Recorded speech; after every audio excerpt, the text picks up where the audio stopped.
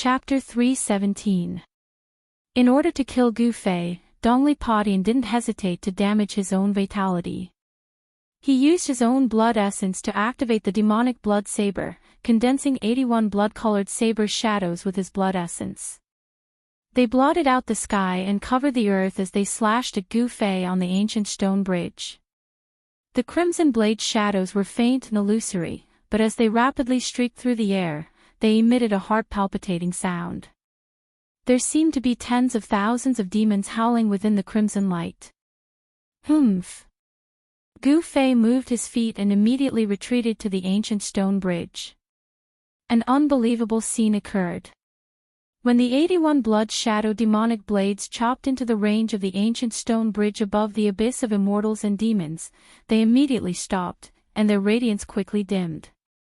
Wah! Donglipodian felt as if he'd been struck by lightning. His body violently trembled and he spat out a mouthful of blood.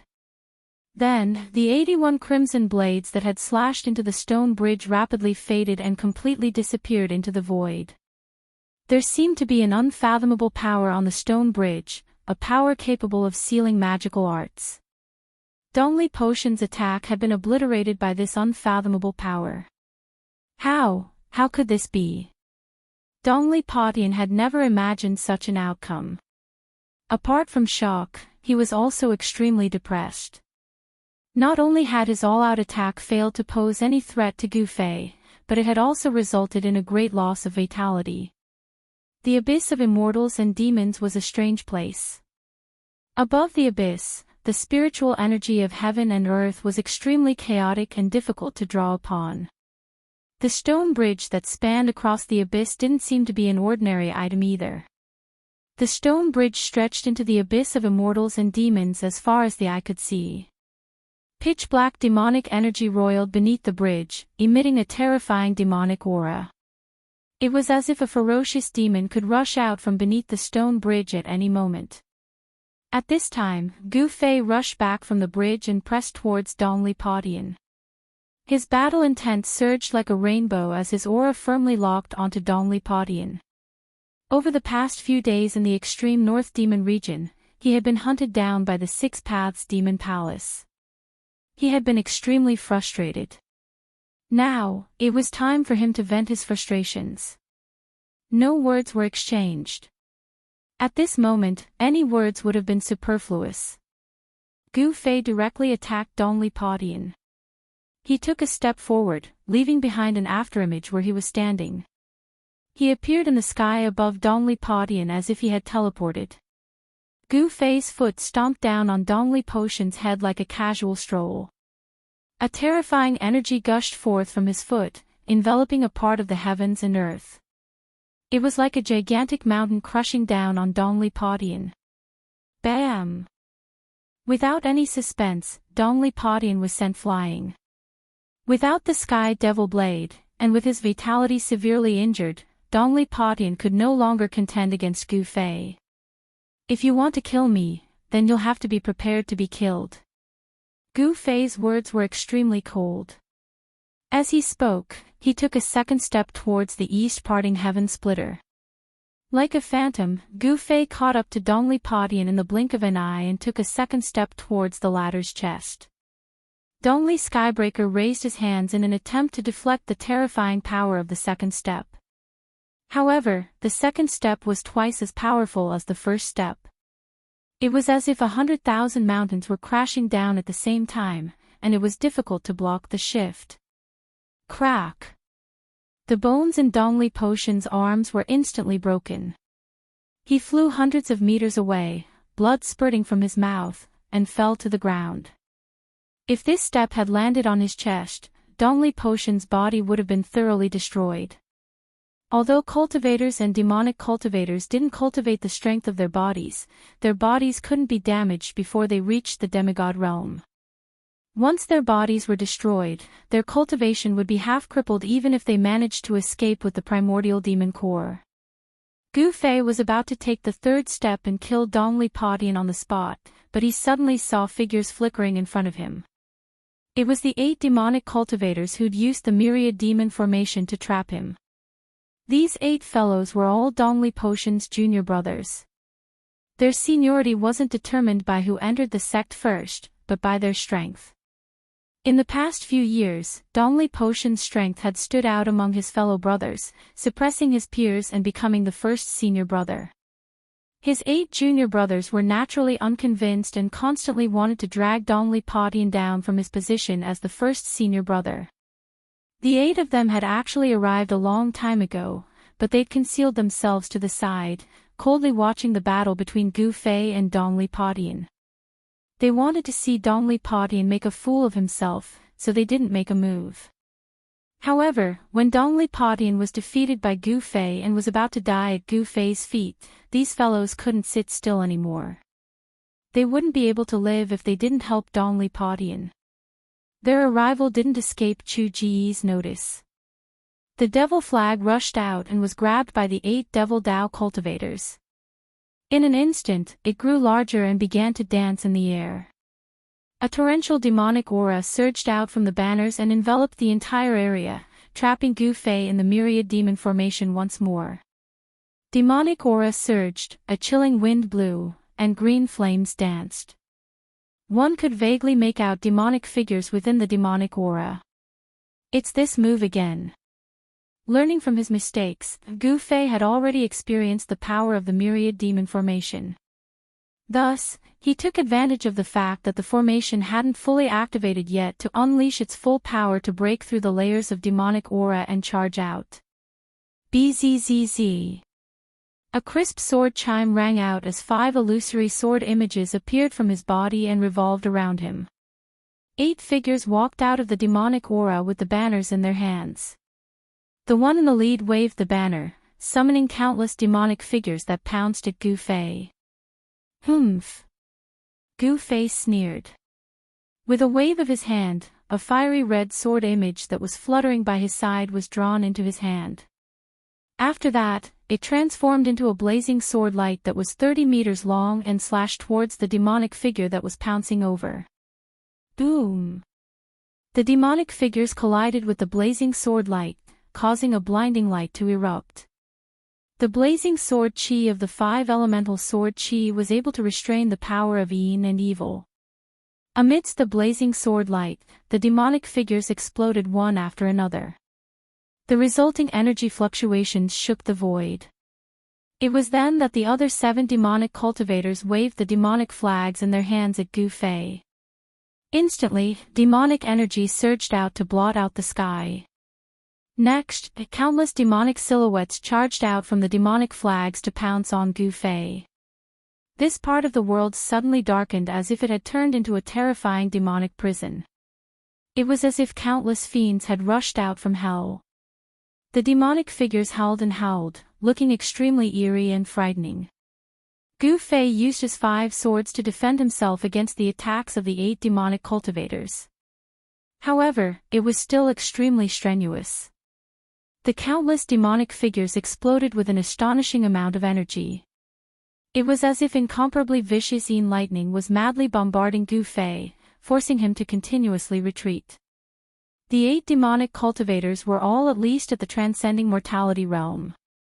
With the 8 of them working together, even Gu Fei found it difficult to deal with them. Gu Fei intentionally retreated towards the ancient stone bridge. He wanted to lure these fellows onto the stone bridge. Don't let him onto the stone bridge. At this time, Dongli Potion's voice rang out from within the demonic aura. At the same time, a powerful wave of energy surged out from the demonic aura. Senior brother, you, Sky Demon Disintegration.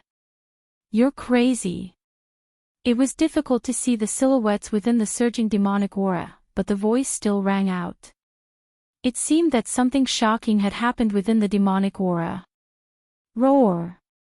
With a furious roar, a crazed silhouette rushed out from the demonic aura and appeared behind Gu Fei in an instant, blocking his path of retreat. The terrifying silhouette was shrouded in demonic aura. A pair of blood-red eyes were faintly discernible within the demonic aura. An energy fluctuation as heavy as a mountain emanated from that person's body. Gu Fei. That person's battle intent surged like a rainbow and his killing intent surged into the sky. He seemed to have uttered those two words through clenched teeth. Gu Fei seemed to hear the sound of teeth grinding. No matter what secret technique you use, you won't be able to change anything. Gu Fei coldly said. He already knew who this person was, but even so, he was still somewhat astonished. In such a short period of time, the heavily injured Dongli Padian seemed to have been reborn. His strength seemed to have risen to an unimaginable level, but he still wasn't Lin Fan's match. Is that so?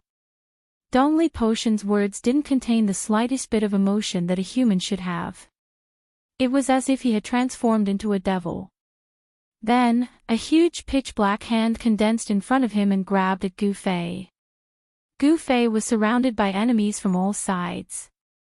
Dongli Padian had also blocked the path to the stone bridge.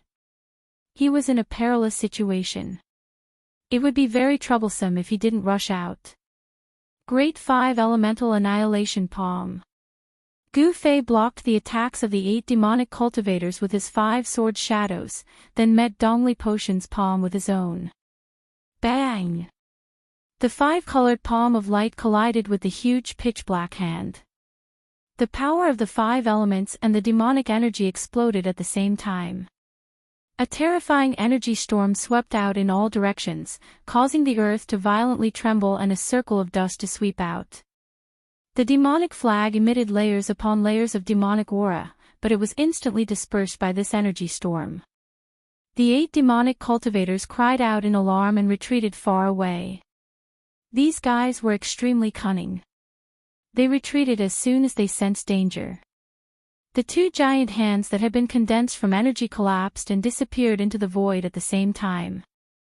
The remaining power that had erupted from them had caused the ground between the 2 of them to sink down, forming a huge pit with a diameter of 100 feet. In this exchange, Gu Fei stood tall like a mountain, while Dongli Padian staggered 3 steps back. He had to admit that he wouldn't be a match for Gu Fei even if he used the Heavenly Demon Disintegration secret art without the Heavenly Demon Saber. What Heavenly Demon Disintegration art? It's just a suso. Gu Fei pressed forward with large strides. He threw a simple punch. His movement was very slow. It looked like an ordinary punch, but the powerful oppressive feeling was like the edge of a blade. It forcefully cut off a few feet of sand from the ground, causing smoke and dust to billow. The 8 demonic cultivators who retreated felt a dull pain on their faces, as if they were being scratched by a blade. Yi Shiwen's right fist erupted with a dazzling golden radiance. The astral wind was vast and mighty.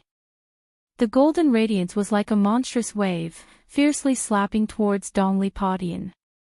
This was the metal element fist of the 5 elements fist. It wasn't a magical technique, nor was it a magical technique. However, it was even better than magical techniques and magical techniques. It was a true martial arts combat skill. Such a combat skill would be hard to find in the younger generation. This book. Chapter 318. Dongli Padian felt an unprecedented pressure. At this moment, a sense of helplessness arose in his heart. His opponent was like an undefeatable god of war. His opponent's strength had far exceeded Dongli Potion's imagination. Although Gu Fei's golden fist was advancing slowly, it had sealed off all of Dongli Potion's escape routes. The moment he dodged, the fist that contained the boundless power of the metal element would arrive in an instant and deal him a fatal blow. You bunch of trash. Chu Ji's furious voice resounded in the sky, if you don't kill that brat, I'll kill you all. Chu Gu, who was fighting with Minister Dan, noticed the situation over here and couldn't help but be enraged. However, he was being held back by Minister Dan and couldn't escape for the time being. The pressure was as heavy as a mountain. Gu Fei was like a terrifying ancient divine mountain as he moved forward. The power of the metal element fist shook the void and illuminated the heavens and earth with a golden radiance. Boom! Without any suspense, Gu Fei's fist energy was unstoppable. Dongli Patian was sent flying and landed on the stone bridge behind him with traces of blood seeping out from the corner of his mouth. He was somewhat dejected and disheartened. The Sky Demon disintegration secret technique had increased his strength by 2 levels, reaching the peak of the 6th sky of the Ascended Realm. However, he still couldn't contend against Gu Fei. It seemed like his opponent's cultivation was indeed a level higher than his. This was the embodiment of absolute strength. Dongli Patian's defeat wasn't undeserved. Gu Fei had firmly suppressed his opponent, but he didn't relax in the slightest. He continued to press forward and threw another punch at Dongli Patian. He didn't want to give his opponent any chance to turn the situation around. Earth Element Fist. A dusky aura enveloped this part of the world, as if the world had returned to primal chaos. A terrifying Earth Elemental Fist energy surged forward, enveloping Dongli Skybreaker on the ancient stone bridge. After hearing Chu Ji's words, Dongli Patian's 8 junior brothers instantly became ferocious and charged towards Gu Fei. Who? The devil flag fluttered in the wind, and green flames gushed out from the surface of the flag. The devil chi blotted out the sky, and a terrifying power surged out from the devil flag, condensing into numerous devil shadows, rushing towards Gu Fei. No one doubted Chu Ji's words. Even if these people were his disciples, if they made a mistake or disobeyed his orders, their fates would be miserable. One word from Chu Gu was enough to force Dongli Patian and the others to fight Gu Fei to the death. Infernal hell. Dongli Patian wasn't one to sit and wait for death. He waved his hands and a terrifying power surged out from the profound mysteries, blocking the way forward. However, Dongli Patian's body shuddered violently when the vast amount of energy formed a giant vortex in front of him. He spat out a mouthful of blood, and the spell he'd condensed instantly dispersed. The grayish aura that covered the sky and covered the earth also quickly dimmed when it rushed into the ancient stone bridge. There seemed to be an unfathomable power on the stone bridge that suppressed all power. Not only spell arts, but even martial arts and battle techniques were being suppressed. However, Gu Fei's fist energy was as heavy as a mountain. Although it was weakening, it still struck Dongli Patian. Bang! Dongli Patian was sent flying. At this time, Gu Fei made his move, raising his speed to the limit as if he'd teleported. Swish! He disappeared from where he was standing. He rushed onto the ancient stone bridge and instantly caught up to Dongli Skybreaker, who had been sent flying. He threw a punch at Dongli Skybreaker's chest. Dongli Patian was shocked out of his wits and raised his arm to block. Crack! The bones in his arm broke once again, and he fell heavily onto the bridge. He slid backward for 20 to 30 feet before he managed to stabilize himself. Not only had Gu Fei broken out of the 8 demonic cultivators' encirclement, but he'd also stepped onto the stone bridge and knocked Dongli Patian back with a single punch. The 8 demonic cultivators waving their flags were inwardly shocked. None of them had expected Gu Fei to be so strong. Dongli Patian was forced to retreat, blood seeping out of the corner of his mouth. By now, everyone had realized that there was something strange about this stone bridge that spanned across the abyss of immortals and demons. On the stone bridge, Gu Fei's martial arts and battle techniques had been affected by the unfathomable power of the abyss and couldn't leak out of his body.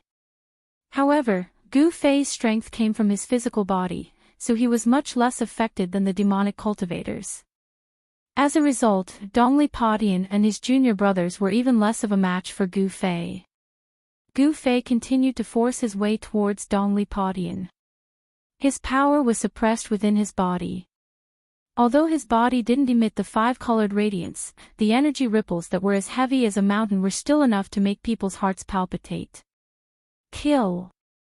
The 8 demonic cultivators roared, waving their flags as they charged onto the stone bridge. However, the moment they set foot on the stone bridge, Gu Fei abruptly retreated, leaving behind an afterimage. Pang! Pang! Pang! The first 4 demonic path cultivators that rushed onto the ancient stone bridge were immediately sent flying away. The other 4 demonic path cultivators were shocked. They only saw the shadows of fists flashing in front of them as 4 fists smashed into them almost at the same time. The 4 demonic cultivators immediately waved the demonic flags in their hands and blocked in front of them. Pang! The demonic flags that were surrounded by demonic chi instantly collided with the incoming fist. The ferocious fist energy sent the 4 demonic cultivators flying as if they'd been struck by lightning. What's going on? Our magic power seems to be suppressed. The legend of the abyss of immortals and demons seems to be true. The 8 demonic cultivators who'd stepped onto the stone bridge were instantly sent flying by Gu Fei, but they weren't surprised by Gu Fei's strength. What made them inexplicably shocked was that the moment they stepped onto the ancient stone bridge, the surging demonic power in their bodies was quickly suppressed. It seemed that even the demonic flag in their hands could not display the power it should have, as if it had become an ordinary object. However, when they were sent flying by Gu Fei, the feeling of their cultivation being suppressed immediately disappeared as if it had never existed. The stone bridge spanned across the abyss of immortals and demons. It was impossible to see the end of it, and no one knew how far the other side was. Below the stone bridge was the violent demonic aura, and the power of heaven and earth was extremely chaotic. On the stone bridge, Gu Fei's cultivation was also suppressed. This situation seemed to be similar to the situation in the virtual sky world, where there was also a mysterious power that imprisoned the cultivator's cultivation. Those who entered the virtual sky world, whether they were transcending mortality cultivators or peerless void controlling cultivators, were all confined to the self-awakening realm. The feeling of being suppressed and unable to exert their power, of being unable to use their divine abilities and Taoist techniques, was something that those transcending mortality cultivators who'd entered the virtual sky world would remember for the rest of their lives. Inside the virtual sky world, Gu Fei didn't feel depressed because his cultivation hadn't broken through to the transcending mortality realm. But now, standing on the stone bridge, he felt suppressed. He strode toward Dongli Padian, who was constantly retreating. He wanted to use a battle skill to kill Dongli Padian, but he felt that all of his power was imprisoned inside his body, making it difficult for him to use a sure kill battle skill. At this time, the advantage of having a powerful physical body showed itself. Although Gu Fei couldn't use powerful battle skills, the strength of his physical body alone was enough for Gu Fei to contend against cultivators below the 6th layer of the transcending mortality realm. Pushing off the ground with both feet, Gu Fei shot forward like an arrow. His speed was as fast as the wind and lightning. This was the power of his physical body. In the blink of an eye, he arrived in front of Dongli Padian. Bang! His fist landed on Dongli Potion's abdomen. Dongli Potion's body immediately arched like a prawn, and he coughed up a mouthful of blood. Dongli Padian took a punch from Gu Fei. He felt as if his internal organs were about to be displaced. His internal organs felt like they were about to be overturned. He immediately suffered from internal injuries. Blood spurted out from his mouth and nose. Gu Fei followed up with an elbow strike, ruthlessly striking Dongli Potion's arched back. Bang! Dongli Potion's body came into intimate contact with the ground. Gu Fei's physical body was extremely tyrannical, and his close-quarters combat experience was even more abundant. In an instant, he had knocked Dongli Padian to the ground with lightning speed. In a battle against a cultivator, it was a nightmare for both cultivators and demonic cultivators to be forced into close quarters. Cough, cough. Dongli Padian coughed up mouthfuls of blood. His body had suffered serious injuries, and his spine had almost been fractured by Gu Fei's fierce elbow strike. I already said that no matter what secret technique you use, it won't change anything.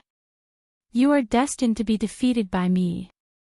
Gu Fei coldly said as he stepped on Dongli Potion's head.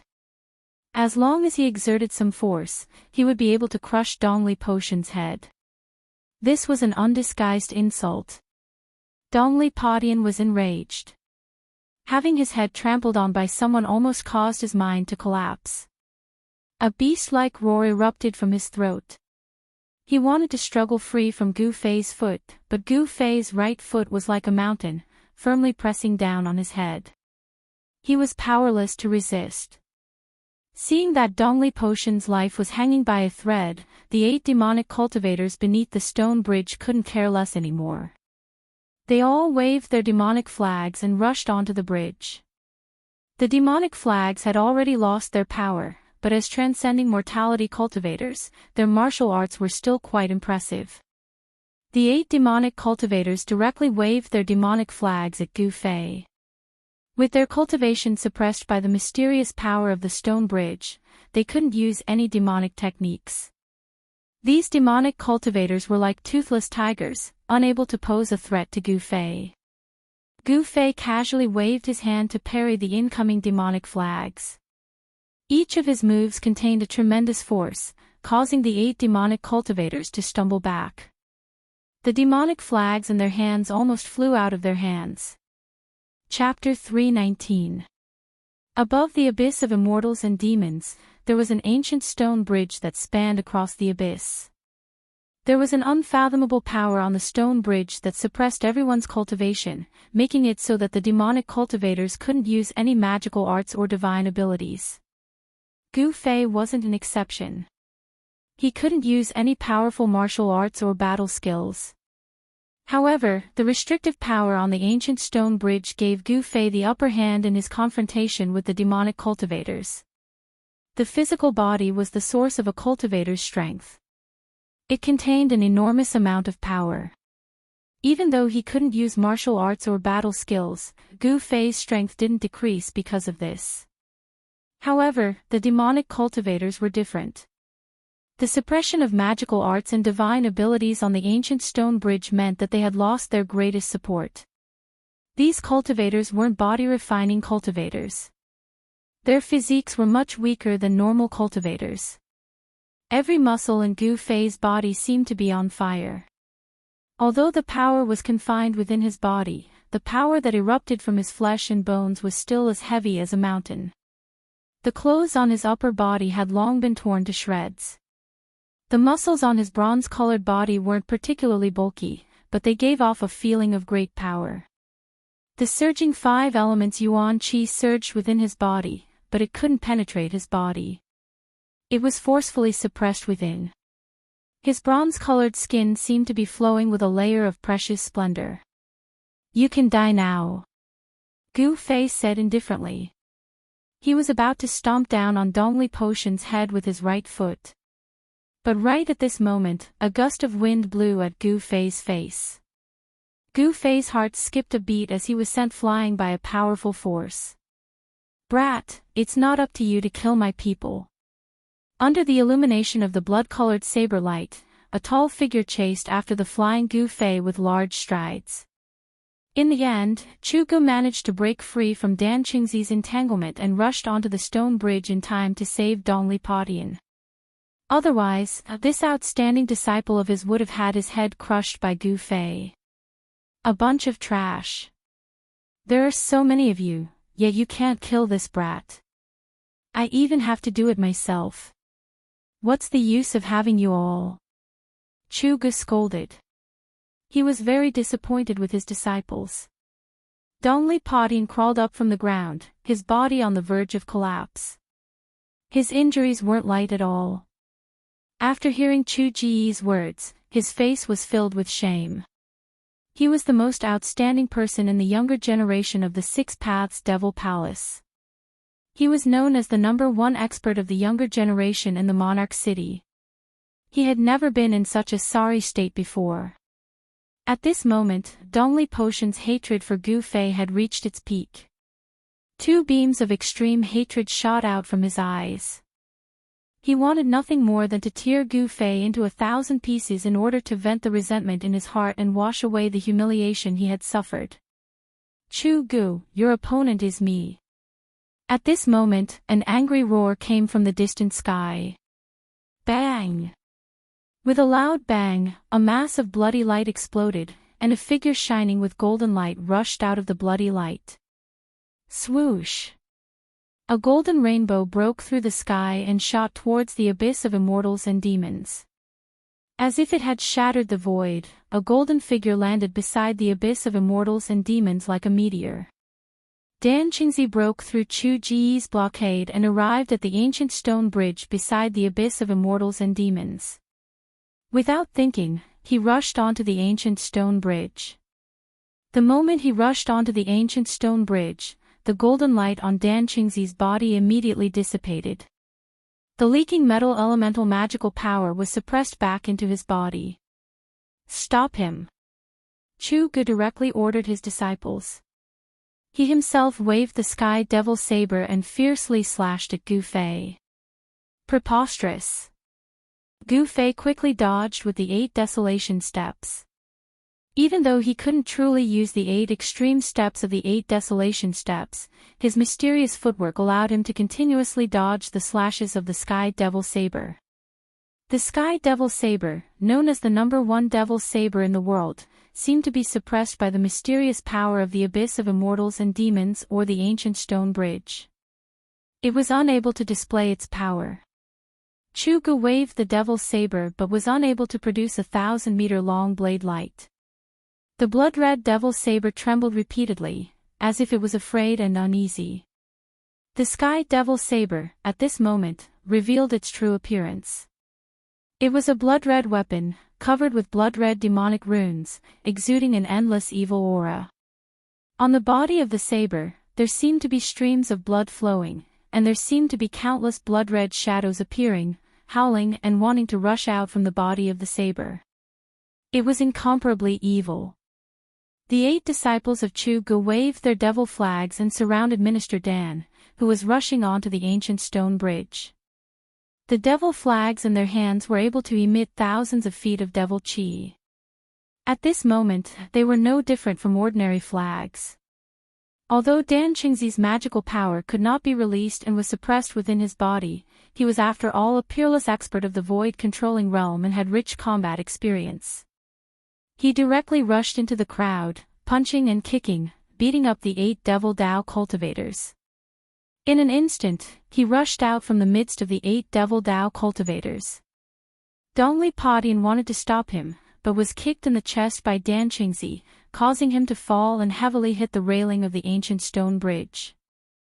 If it wasn't for the railing of the ancient stone bridge, Dongli Padian would have fallen into the abyss of immortals and demons below the ancient stone bridge. Even so, Dan Qingzi's kick made him spit out a mouthful of blood, and his expression was extremely weary. The abyss of immortals and demons was an evil place.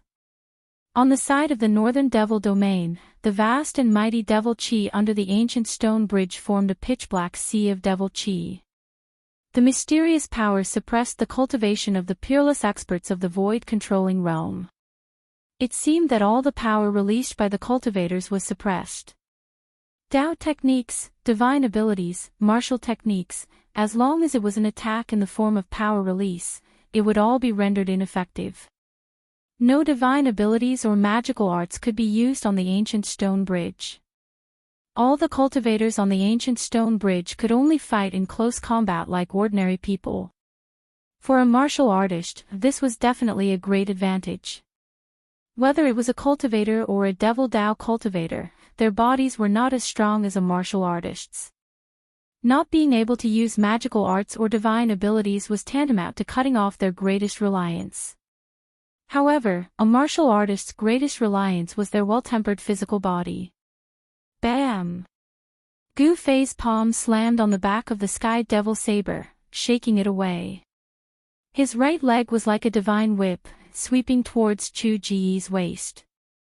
When he saw that Chu Gu couldn't use magical arts or divine abilities on the ancient stone bridge, Gu Fei immediately felt relieved and decisively counterattacked. Close combat was a martial artist's strength. Damn it! Chu Ji's knee struck Gu Fei's sweeping right leg. Gu Fei's right leg struck Gu Fei's knee. It was like 2 pieces of divine iron violently colliding, and the sound of metal colliding rang out. This was a collision of pure physical strength. Chu Ji's body had been transformed by the demonic god's blood from God Demon Island and had also become incomparably powerful. Gu Fei felt as if his right leg had struck an incomparably hard iron stone. The powerful recoil caused his right leg to go numb. Gu Fei decisively retreated. He was very surprised. Chu Ji's body was so strong that it didn't seem to be any weaker than his own. The power that erupted from Chu Ji's body seemed to be even stronger and more ferocious than his own. Just as Gu Fei was being forced back by Chu Gu, Minister Dan arrived. He took out an ancient sword from his magic treasure pouch, and with a tch sound, he directly stabbed it towards Chu Ji's back. Magic treasures were ineffective. On the ancient stone bridge, only such an attack could injure the other party. Chu Gu spun the heavenly devil saber and flipped it towards Minister Dan's ancient sword.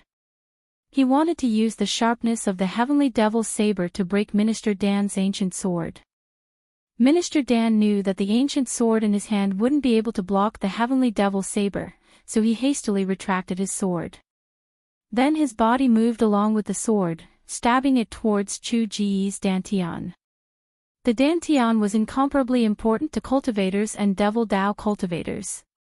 This was because it was where the Dao nascent and devil nascent resided. It was the source of power for cultivators and devil Dao cultivators. Chu Ji's devil nascent had long since been devoured by a nameless devil god descendant on God Demon Island. He had spent a great deal of effort to use his second primordial spirit to cultivate a devil nascent again, and he viewed it as more important than his own life. Seeing Minister Dan's sword stabbing towards his dantian, Chu Gu couldn't help being infuriated. At the same time, his hands sank and the heavenly devil saber slashed downwards, blocking Minister Dan's ancient sword.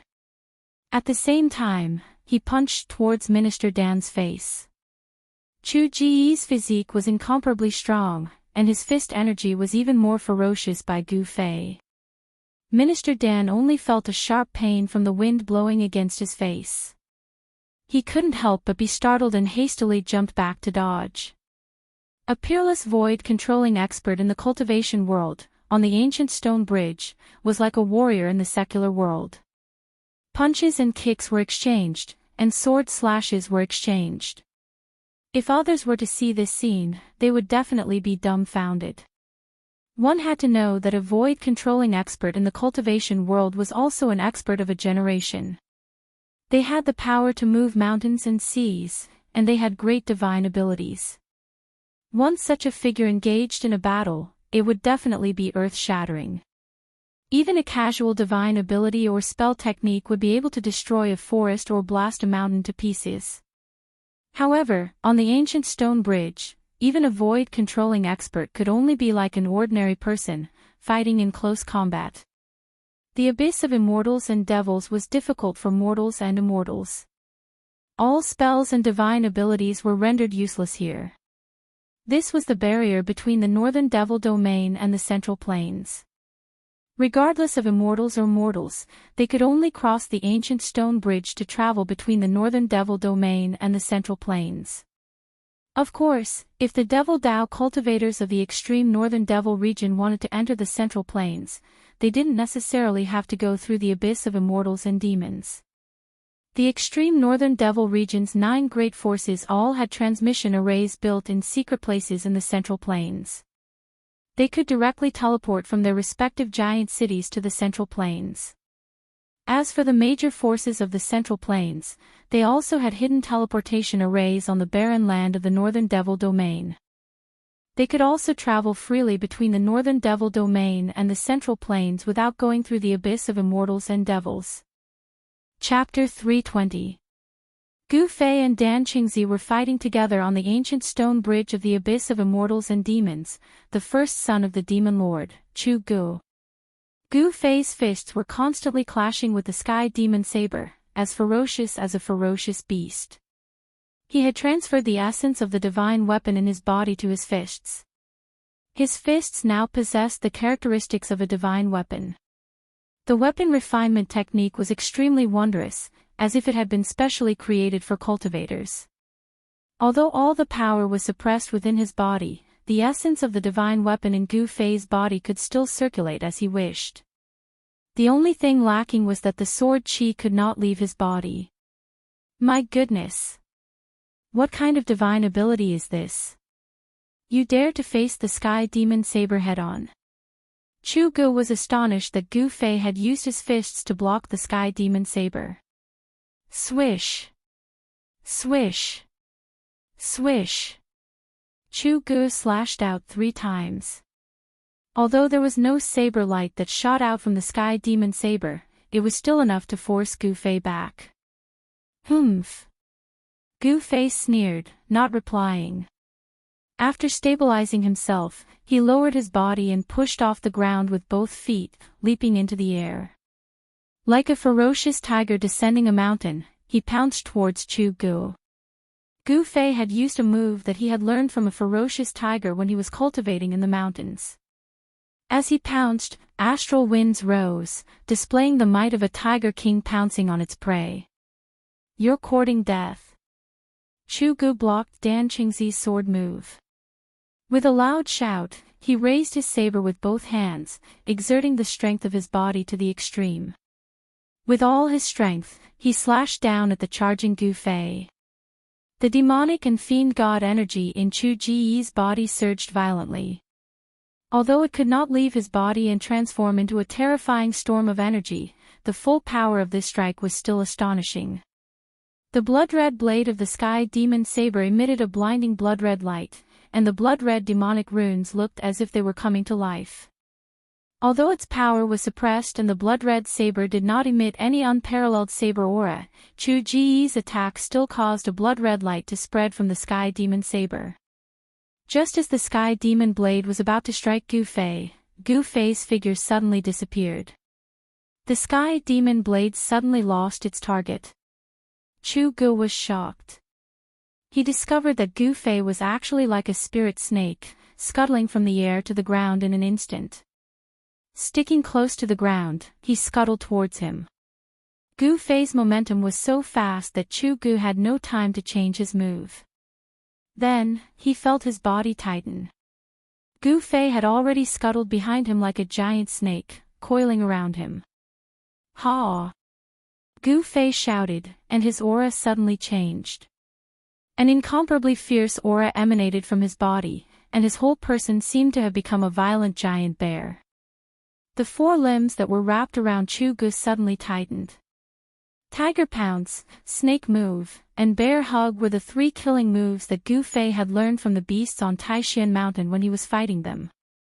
Chu Gu, who was being hugged by Gu Fei in a bear hug, felt as if all the bones in his body were being crushed, and there was a series of crackling sounds coming from his body.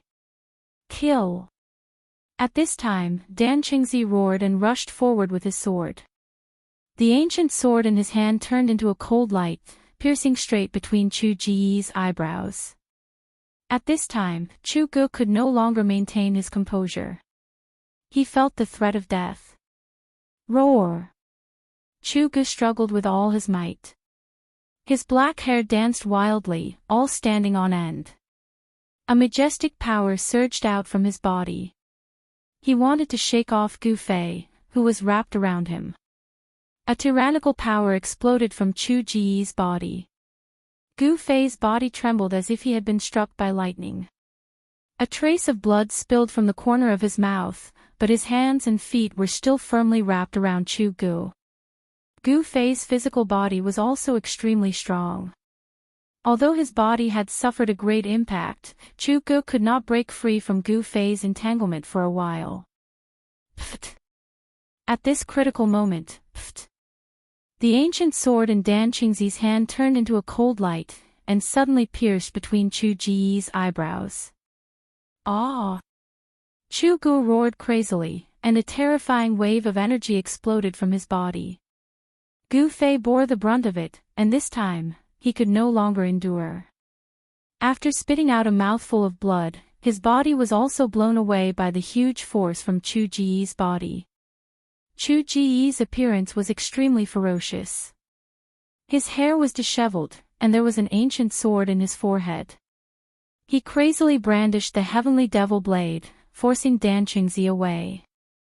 Dan Qingzi's ancient sword was nailed to Chu Ji's forehead. That ancient sword didn't seem to be an ordinary object, as it could actually stab Chu Gu. If it was an ordinary cultivator, they would have died long ago. However, Chu Gu didn't die. The blood of the fiend god made him nearly immortal. To kill him, one needed to use special methods. Chu Ji's hair was a mess, and his eyes were flickering with an ominous light. His expression became extremely crazed.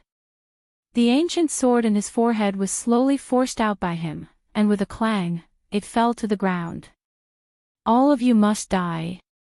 Chu Gu roared crazily, a violent aura emanating from his body, as if a terrifying demon had awakened within him. Chu Gu seemed to have sunk into madness. Both Gu Fei and Dan Qingzi were shocked. They noticed that there wasn't a single drop of blood coming out from the sword in Chu Ji's forehead. Instead, the hole was healing at a visible rate. It wasn't just Gu Fei and Dan Qingzi, even Dongli Padian and his junior brothers were frightened by this scene. The 8 demonic cultivators that Dan Qingzi had knocked to the ground couldn't be bothered with moaning in pain as they scrambled away. The heavily injured Dongli Padian also struggled to move his body away from the stone bridge. Let's go. At this time, Minister Dan could also see that something was wrong with Chu Gu. He rushed to Chu Ji's side, pulled him up, and rushed towards the central plains. At this time, Chu Ji's pupils emitted a heart-palpitating bloody light. The whites of his eyes had turned as black as ink, faintly suffused with demonic energy. These were the eyes of a demonic god, a sign that Chu Gu had sunk into a frenzied state of slaughter. Although the sword in his forehead hadn't killed Chu Gu, it had driven him into a state of madness. In his frenzy, Chu Gu only had one thought: kill. Kill. Kill. Any living thing that came his way would be slain by him. Roar. Chu Gu roared like a crazed demon as he chased after Dan Qingzi and Gu Fei with the Sky Devil saber in hand. On the stone bridge, the peerless Void Realm experts had lost their ability to fly and could only rely on their legs to run. Dongli Padian heaved a sigh of relief when he saw Chu Gu chasing after Gu Fei and Dan Qingzi. He seemed to know what had happened to Chu Gu. It had to be said that the immortal demon abyss was truly wide, and the stone bridge was truly long. Gu Fei and Dan Qingzi had been running on the bridge for half an hour, but the demonic energy was still surging beneath the bridge. There was still no end in sight. Behind them, Chu Gu carried the number 1 demonic saber under the heavens and roared like a wild beast. His body emitted a boundless baleful aura as he chased after them. After running for another 10 li, Gu Fei suddenly felt an incomparably comfortable immortal aura wash over him. Then, he saw a bizarre scene. The rumbling, pitch-black demonic aura under the ancient stone bridge had disappeared. It was replaced by a white mist with an immortal aura and a faint glow. At the place where the demonic aura and the immortal aura intersected, a black line extended into the sky. Only now did Gu Fei understand why this bottomless abyss was called the Immortal Demon Abyss. It was a bizarre place where both demonic and immortal aura coexisted. What Gu Fei didn't know was that the abyss of immortals and demons was actually one of the few ominous lands in the Tinglong continent.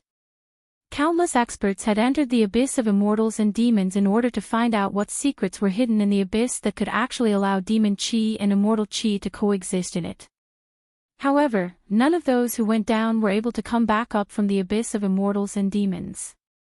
Without exception, none of them returned. No one knew what dangers lay beneath the immortal demon abyss. No one knew what kind of misfortune would befall those who entered the abyss. Over time, the immortal demon abyss became a dangerous and ominous place that no one was willing to go down. Very quickly, Gu Fei and Dan Qingzi rushed from one side where the demonic energy surged to the side where the immortal aura lingered. The end of the stone bridge was still in sight. The power in his body was still forcefully suppressed within his body. He could not use any Dao techniques or divine abilities. They were still ineffective. The immortal chi below the ancient stone bridge was incomparably chaotic. It was difficult for him to use it. Oh no! Suddenly, Dan Qingzi's expression changed. Then, Gu Fei saw a group of people approaching from the bridge. Because it was far away, he couldn't see how many people there were. "Martial uncle, what's going on?" Gu Fei asked. Although he spoke, he didn't slow down at all. He was still running as if he was flying, closely following behind Dan Qingzi. Dan Qingzi naturally knew what Gu Fei was asking. He replied, "Those are traveling merchants from the Central Plains to the Northern Devil region.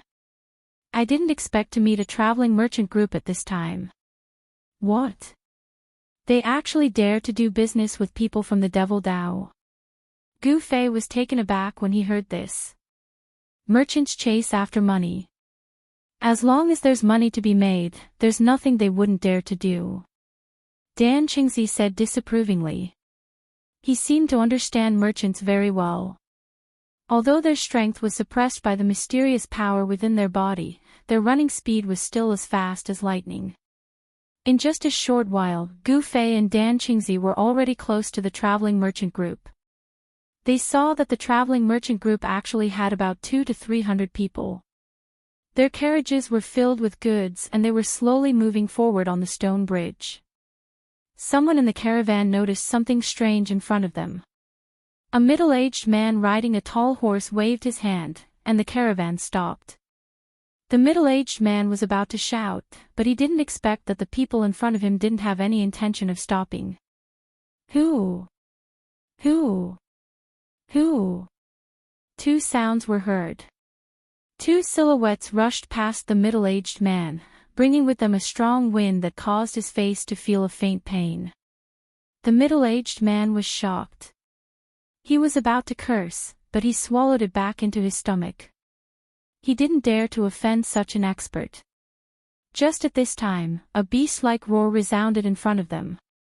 A fierce evil chi surged from the front, and all the horses in the traveling merchant group immediately neighed in fright. Before the middle-aged man who was clearing the path in front of the caravan could see what was happening, he saw a blood-red light infinitely magnifying in his eyes. His last consciousness was forever stuck on that blood-red light that had suddenly appeared. Pang!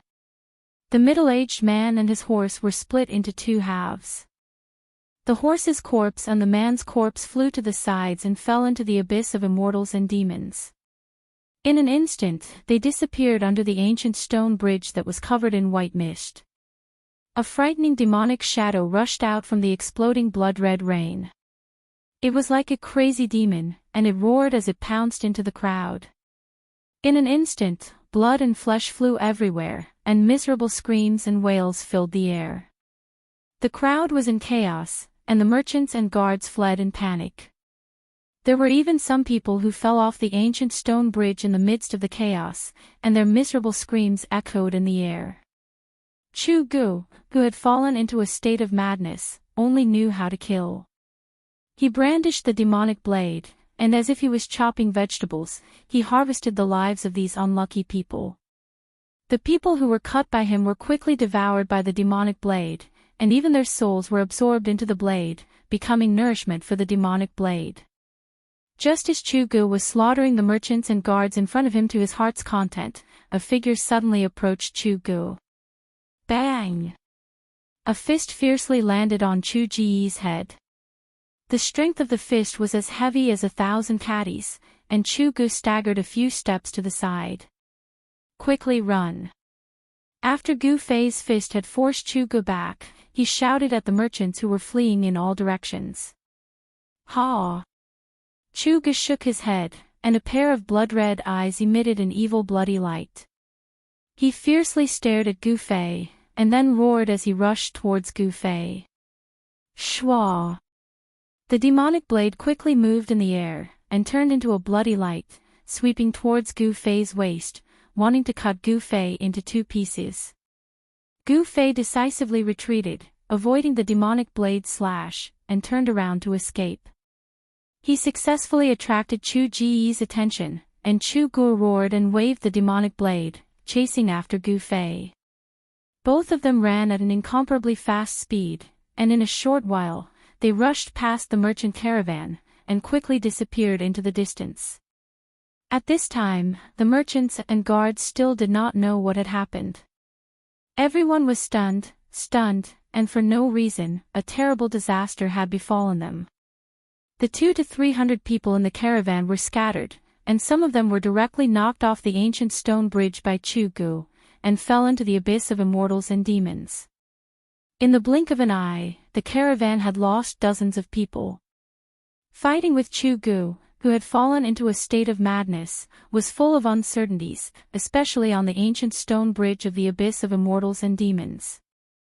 If they fell into the abyss of immortals and demons, they would die, but if they rushed to the other side, the situation would be different. Therefore, Gu Fei and Dan Qingzi rushed forward with all their might. Like this, they ran on the ancient stone bridge for half an hour. At this time, a large piece of land was reflected in Gu Fei's eyes. Chapter 321. Northern Wei was one of the 3 great empires in the Central Plains. It was a super empire that dominated thousands of miles of land in the north. Northern Wei and the Northern Demon region were neighbors, separated only by the abyss of immortals and demons. The abyss of immortals and demons was extremely difficult to deal with. Here, all divine abilities and Tao techniques would be rendered useless. Immortal Qi and demonic Qi coexisted, but they were clearly separated, forming a rare sight in the abyss of immortals and demons. The Northern Mountain Pass was built in front of the ancient stone bridge in the abyss of immortals and demons. Anyone who entered the Northern Demon region from Northern Wei would be strictly interrogated. In fact, other than cultivators and merchants, very few people passed through the Northern Mountain Pass and stepped onto the ancient stone bridge to enter the Northern Demon region. Other than the 9 great cities and the Lost Forest, the Northern Demon region was a barren wasteland covered in frost. It could be said that there was a shortage of resources. In order to make a huge profit, some large merchant groups or merchants would form caravans to enter the Northern Demon region from time to time. Although entering the extreme North Devil region was very risky, under the stimulation of high profits, taking a risk was also worth it. The Northern Mountain Pass was guarded by the Northern Wei elite soldiers. Of course, the soldiers of the mortal world, even if they were elites, would not be able to resist the demonic cultivators from the Northern Demon region. However, it was rumored that the Northern Mountain City, 30 miles behind the Northern Mountain Pass, was guarded by a peerless demonic cultivator. Gu Fei and Dan Qingzi rushed all the way from the ancient stone bridge. Behind them, Chu-gu, who had fallen into a state of madness, chased after them with the Sky Devil blade in hand. One in front, one behind, the 2 of them were as fast as lightning. When they got close to Biling Pass, the soldiers on top of the gate tower noticed them from afar. A horn sounded from the gate tower. Groups of armored soldiers armed with spears rushed out from all over Biling Pass. A group of archers lined up on top of the gate tower, knocked their arrows, and aimed at Gu Fei, Dan Qingzi, and the crazed Chu-gu who were rushing over from the ancient stone bridge. Halt! Otherwise, you will be killed without mercy.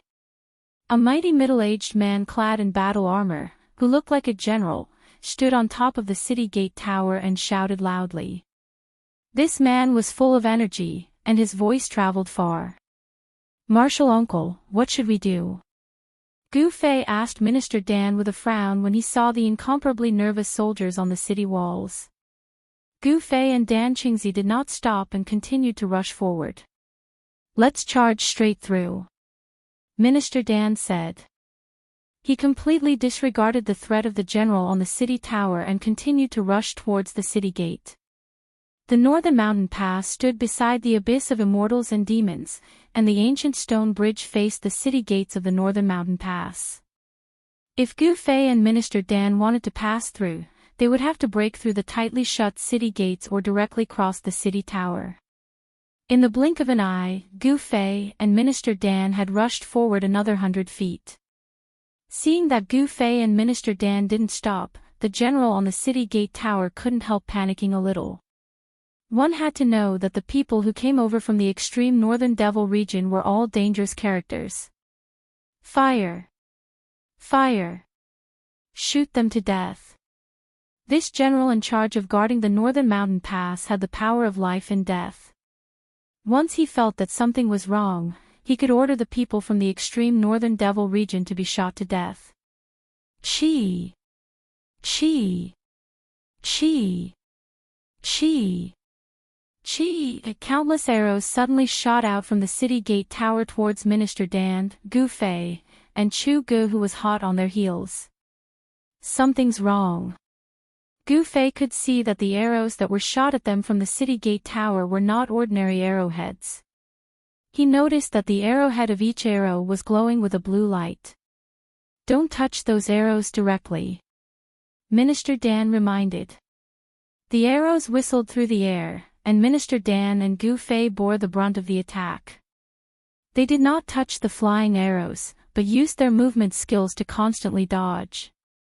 Gu Fei used the 8 desolation steps, and like a phantom, he dodged the densely packed arrows. The flying arrows brushed past his body, but not a single arrow hit him. Boom! Boom!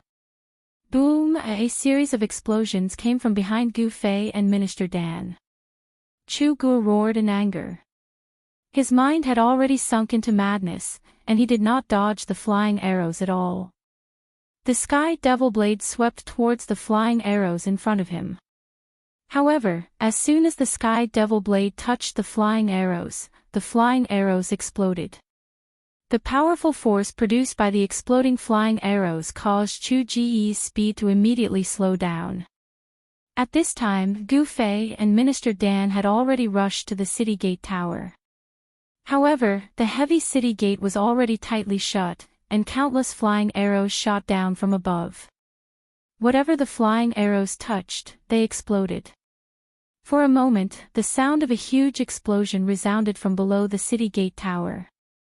The moment Gu Fei rushed out from the ancient stone bridge, a boom! 5-colored 5-elemental chi immediately shot out from his body, and all the flying arrows that were shooting towards him were blocked by the 5-elemental chi. The exploding flying arrows released a powerful force, but it could not shake his protective chi. In an instant, Minister Dan had also recovered the supernatural power of the void-controlling realm. A terrifying wave of supernatural power surged out from his body, and the power he emitted was like a mountain, making people have the urge to look up to him. Go! Minister Dan shouted, and directly wrapped Gu Fei with his supernatural power, and shot up into the sky, wanting to fly over the city gate tower. The general on the city gate tower was almost scared to death, and he stared at the scene with his mouth agape. Under Minister Dan's power, the other soldiers were also extremely shocked and terrified. God! God! God! The general muttered to himself, and suddenly collapsed on the city gate tower. What have I done? How dare I order an attack on a god? The soldiers guarding the northern mountain pass were all mortals, so how could they have seen such an untraceable flying technique of the god of immortals? Just as Minister Dan was about to fly over the northern mountain pass with Gu Fei, an earth-shattering roar suddenly came from below the northern mountain pass. Then, the soldiers on the city gate tower saw a terrifying blood-red light soar up thousands of feet, and it slashed at the god in the sky. The blood-red light filled the sky, and an extremely terrifying and powerful aura spread out, causing the soldiers on the city gate tower to almost have a mental breakdown. Everyone felt a shiver from the depths of their souls, and some even wet their pants in fear. The blood-red light came at a very fast speed, and in just an instant, it had slashed behind Minister Dan and Gu Fei. After escaping from the suppression of the ancient stone bridge, the power of the Sky Demon Blade had also recovered. Damn it! Minister Dan pushed Gu Fei, and the two of them instantly flew to the sides. The 1,000-foot-long sword ray brushed past them, and they barely avoided the terrifying attack. The sword ray shot up into the sky, and no one knew how far it had gone before it gradually weakened and dissipated into the void. However, a murderous aura still enveloped the entire northern mountain pass. Ah! Gu Fei screamed as he fell from the sky. He could not fly yet, and he did not want anyone to know about his secret of having an inner dimension. Therefore, he did not use his spatial energy to reduce the speed of his fall. Bang! Gu Fei landed heavily on the roof of a house below, and with a loud bang, he smashed a large hole in the roof, and fell into the house. A few soldiers who were hiding in the house rushed out of the house, and cursed as they fled in all directions, looking for another place to hide. Gu Fei rushed out of the house, and was just in time to witness the shocking scene. Boom! With a loud bang, the entire gate tower exploded, and the soldiers on top of the gate tower were instantly turned into a bloody mist by the terrifying force. They did not even have the chance to scream before they were killed in an instant. A terrifying demonic shadow rushed into the pass from the exploded gate tower, and the entire northern mountain pass was immediately filled with a monstrous demonic aura. The heavens and the earth were plunged into darkness, and it was as if night had fallen in an instant. At this moment, everyone within a radius of 10 miles felt a boundless and terrifying aura. Everyone looked towards the direction of northern mountain pass in unison, and they saw a monstrous demonic aura surging violently at the location of northern mountain pass. The terrifying aura was coming from there. A few figures immediately rushed out from northern mountain city, which was 30 miles away. Some even soared into the sky and flew towards northern mountain pass. The unusual movements at northern mountain pass had alerted the powerhouses who were stationed in northern mountain city. The terrifying figure shrouded in demonic aura had 2 spots of blood-red light coldly scanning in all directions.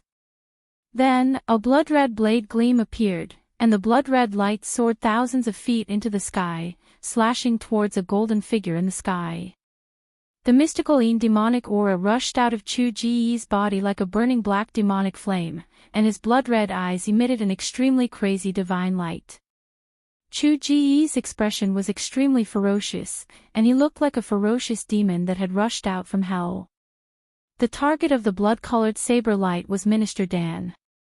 Even though Chu Gu was in a frenzy, he could sense a powerful aura from Minister Dan. Subconsciously, Minister Dan became Chu Ji's target to kill. Swoosh! Minister Dan was like a golden shadow, and he suddenly transformed into a dozen illusory figures. He dodged the slash of the heavenly demon blade's 1,000-foot blade gleam, and charged towards Chu Gu. Rumble!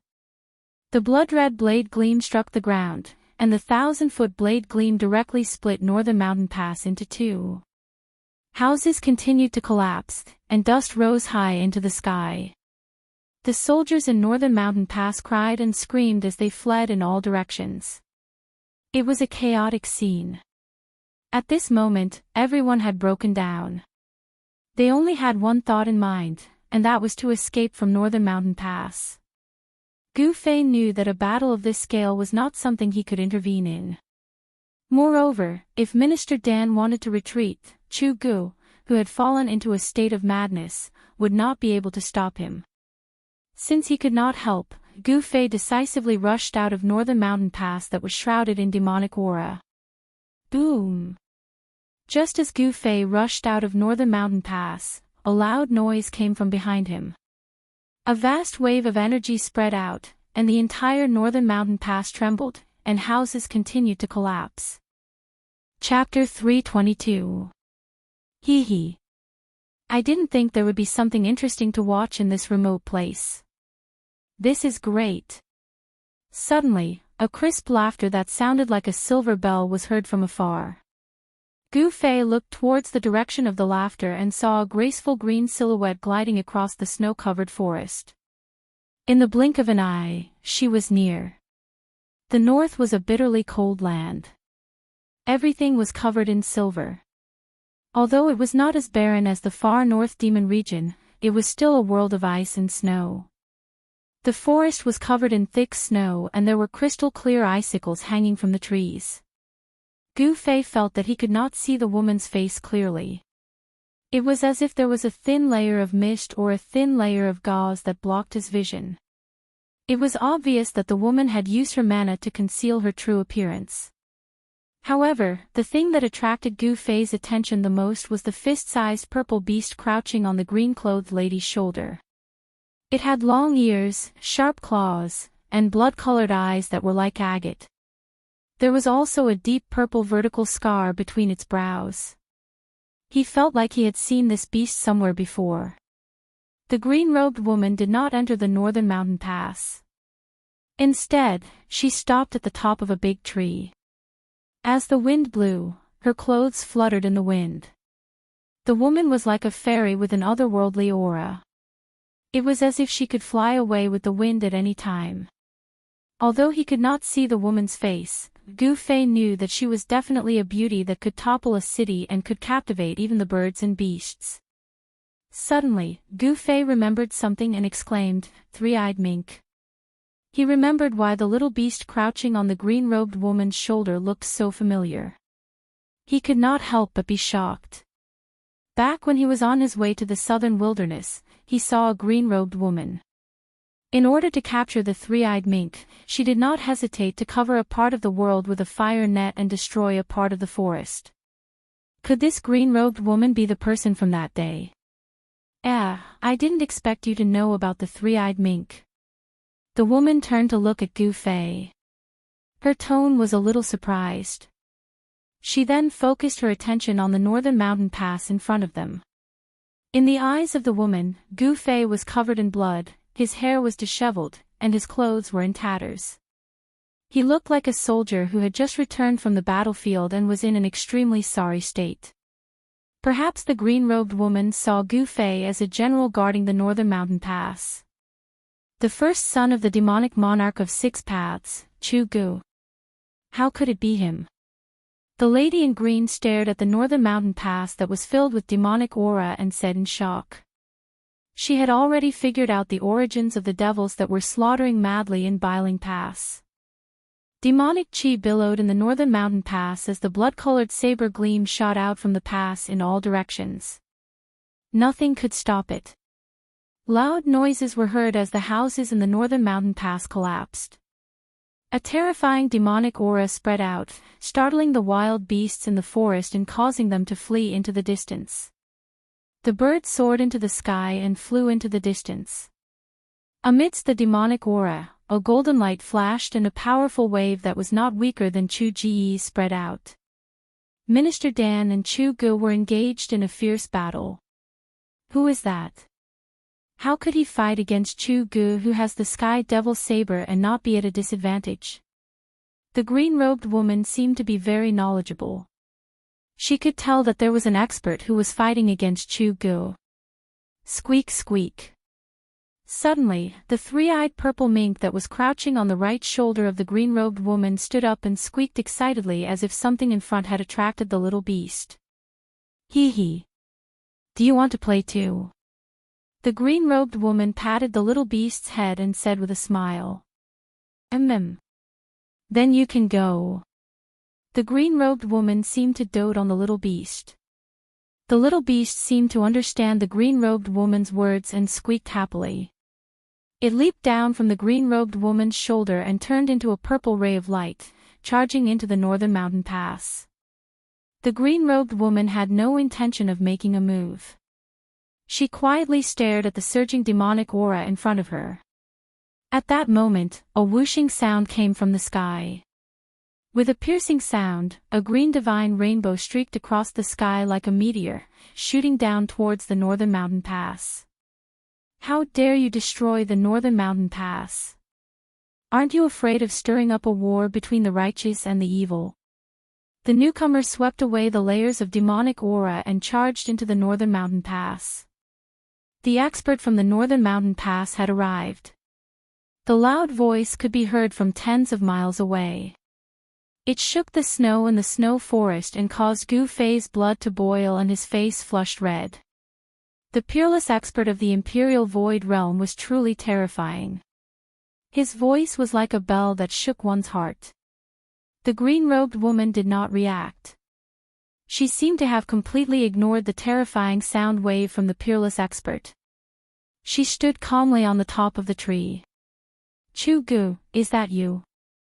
A cry came from the northern mountain pass that was filled with demonic aura. The peerless expert who had just charged into the northern mountain pass seemed to be shocked. Chu-gu, have you lost your mind? The expert roared in anger. There was a flash of blood in the demonic aura. He seemed to be in great trouble. He really has lost his mind. Let's work together to take him down. Minister Dan's voice was heard. Minister Dan of the Taishan sect. All right, let's work together to take down this demon, the peerless expert said. Boom! A terrifying wave of energy suddenly burst out from the northern mountain pass. It was like a huge wave of energy that spread out. The gate that connected the northern mountain pass to the northern mountain pass collapsed and dust flew into the sky. The peerless expert attacked with all his might. The power was earth-shattering. The 10-feet-tall city wall was like snow under the scorching sun. It was instantly pushed down by the surging energy storm. Dozens of figures rushed out from the northern mountain pass. The people who rushed out were the soldiers of the Yen Kingdom who were guarding the northern mountain pass. Most of them were affected by the battle between Minister Dan and Chu-gu. There were countless casualties, and less than 50 of them rushed out from the northern mountain pass. However, the dozens of soldiers who rushed out of the northern mountain pass were not able to escape their tragic fate. Wisps of black qi seeped out from their bodies. It was the Xian-yin demonic qi. The eyes of the soldiers turned blood red. Demonic tattoos appeared on their faces and hands. It was as if there were thousands of little insects crawling under their skin. It was extremely terrifying. Hee, roar. The soldiers who rushed out of the northern mountain pass screamed in pain as if they had gone mad. Their hands constantly scratched and tore at their bodies. Their heads and scalps were torn off, and their flesh was a bloody mess. Then, the dozens of soldiers began to fight in a frenzy on the snowy ground. These soldiers were just ordinary people. It was difficult for them to resist the invasion of the demonic aura. They had been demonized and lost their rationality. They had become demonic creatures that did not know pain or life or death. Ashes to ashes, dust to dust. Rest in peace. The green-robed girl flicked her hands and dozens of sparks flew out from her hands. They crossed a distance of hundreds of feet and accurately hit the bodies of the dozens of demonic soldiers. Boom! Almost at the same time, the dozens of soldiers were engulfed in flames. In the blink of an eye, the dozens of soldiers were turned into ashes. Gu Fei looked at the scene in shock. He was extremely shocked. What kind of fire was this? It was so domineering that it burned a person into ashes in an instant. Swoosh! Swoosh! Swoosh! Just as the green-robed girl killed the dozens of demonic soldiers, 5 or 6 figures rushed over from the main road to northern mountain city. A powerful aura immediately spread over. Gu Fei felt that none of these people's cultivation was lower than his. Where did so many masters come from? Gu Fei could not help but be shocked. He did not know that Northern Mountain City guarded the main road from the northern demonic region to the Central Plains. There were often masters standing guard in the city to deal with sudden incidents. Northern Mountain Pass and Northern Mountain City were the first checkpoints from the northern demonic region to the Central Plains. Not only did the Northern Yen Empire pay attention to them, but the cultivation world also paid close attention to them. Not only did they have to guard against demonic creatures from the northern demonic region, they also had to prevent large numbers of demonic cultivators from the northern demonic region from entering the Central Plains. The Northern Mountain City was filled with spies from various righteous forces. If anything happened at Northern Mountain Pass, the entire cultivation world would know immediately. The 5 or 6 figures that rushed over from the main road stopped in the distance. Everyone stared in shock at Northern Mountain Pass that was shrouded in demonic aura. No one dared to move forward. The battle within Northern Mountain Pass was no longer something they could interfere with. People continued to rush over from the main road. Soon, more than 10 people gathered in the snow forest. None of these people were weak. They were at least in the transcending mortality stage. Gu Fei felt that some of them had even reached the 8th or 9th heaven of the transcending mortality stage. These people were definitely the strongest among the transcending mortality stage cultivators. With Gu Fei's current strength, he could fight against a cultivator at the 7th heaven of the transcending mortality stage. If he encountered a cultivator at the 7th or 8th heaven of the transcending mortality stage, he would have to retreat. The cultivators from Northern Mountain City also noticed Gu Fei and the green-robed lady standing on top of the tree. However, no one went forward to speak to Gu Fei and the green-robed lady. Everyone's attention was attracted by the overwhelming demonic aura in front of them. Ah! It's the three-eyed divine mink. It's an evolved spiritual beast. Suddenly, an exclamation came from Northern Mountain Pass. Then, a purple figure rushed out from the demonic aura. Where do you think you're going? A loud shout came from the demonic aura. A giant green hand broke through the layers of demonic aura and grabbed at the purple figure. Humph! The green-robed lady scoffed and disappeared from the top of the tree. In the next moment, she reappeared hundreds of feet away. The purple figure that rushed out from the demonic aura landed on her shoulder. Then, the green-robed lady stretched out her right hand and pushed forward. Boom! A loud sound was heard. The giant green hand instantly collapsed. A terrifying energy wave swept out and swept up the thick snow on the ground. Snowflakes danced in the air. The green-robed lady calmly retreated. It was not that she was no match for the attack, but that she retreated on her own accord. Chapter 323. The Northern Mountain Pass was now in ruins. 3 peerless cultivators of the Empyrean realm were fighting with their lives on the line. The terrifying energy ripples from their battle shook heaven and earth. The overwhelming demonic chi enveloped the world, and the extremely cruel and evil demonic chi made people tremble with fear. Aside from the mysterious green-robed lady who fought against the peerless cultivator from the Northern Mountain Pass, no one else could see what was going on in the Northern Mountain Pass. Chu Gu, who had fallen into a state of madness, seemed to have turned into a terrifying demon. He slashed at the 2 peerless cultivators with his saber. Thousands of feet-long saber rays shot out from the demonic aura from time to time. The saber aura from the heavenly demon saber was extremely terrifying. Everywhere the saber ray passed through, not only did it devour all the spiritual chi in the surroundings, but it also severed all vitality, causing the trees to wither. The cultivators who were watching the battle from hundreds of feet away were forced to retreat. Only the mysterious green-robed lady seemed unafraid of the saber aura from the heavenly demon saber. She stood at the top of the tree and watched the battle unfold before her. The three-eyed divine mink crouched on the lady's right shoulder. If it were not for the lady's timely intervention, the little beast would have been captured by the peerless cultivator. A demon. Gu Fei was shocked that the peerless cultivator had called out the mysterious woman's identity. Moreover, the mysterious woman did not deny it. The other cultivators who rushed over from the Northern Mountain Pass were also shocked when they heard the peerless cultivator's words. After all, the lady in green was in the form of a human. If she was truly a demon, then she was a demon that could shapeshift. A demon that could shapeshift would have a terrifying cultivation base. She would at least be at the Empyrean realm of the human race.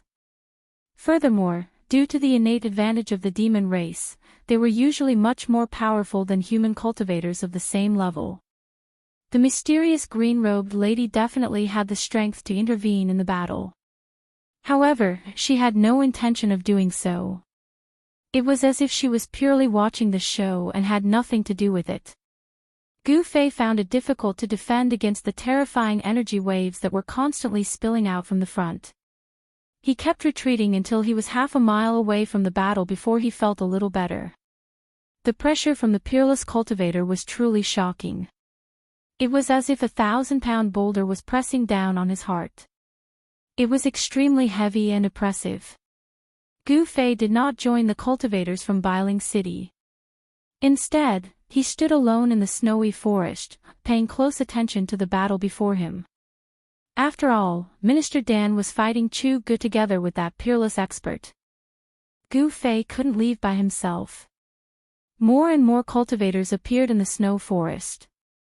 The Northern Mountain Pass was not far from Northern Mountain City. The cultivators in Northern Mountain City had already sensed the abnormality at the Northern Mountain Pass and were heading towards the Northern Mountain Pass. Gu Fei sensed several powerful auras appearing in the snowy forest. At first, he did not care, but soon, he felt that someone was watching him. The few experts who exuded powerful auras approached Gu Fei intentionally or unintentionally. There was one person on each side, and they were actually surrounding Gu Fei. Who are these people? Gu Fei's heart trembled. The 4 people who were slowly approaching him seemed to be no weaker than him. Gu Fei moved carefully in the snowy forest. He moved towards the person on the left who seemed to be the weakest. He had no chance of winning against 4 people alone. Everyone's attention was attracted by the battle before them. No one noticed the silent scene that was happening in the snowy forest. Swoosh! Gu Fei suddenly pushed off with both feet on the snowy ground and flew towards the person on the left. While he was in the air, his right hand had already pressed forward. Rumble! There was a violent tremor. Surging golden yuan qi surged out from Gu Fei's right hand. The violent power shook the void.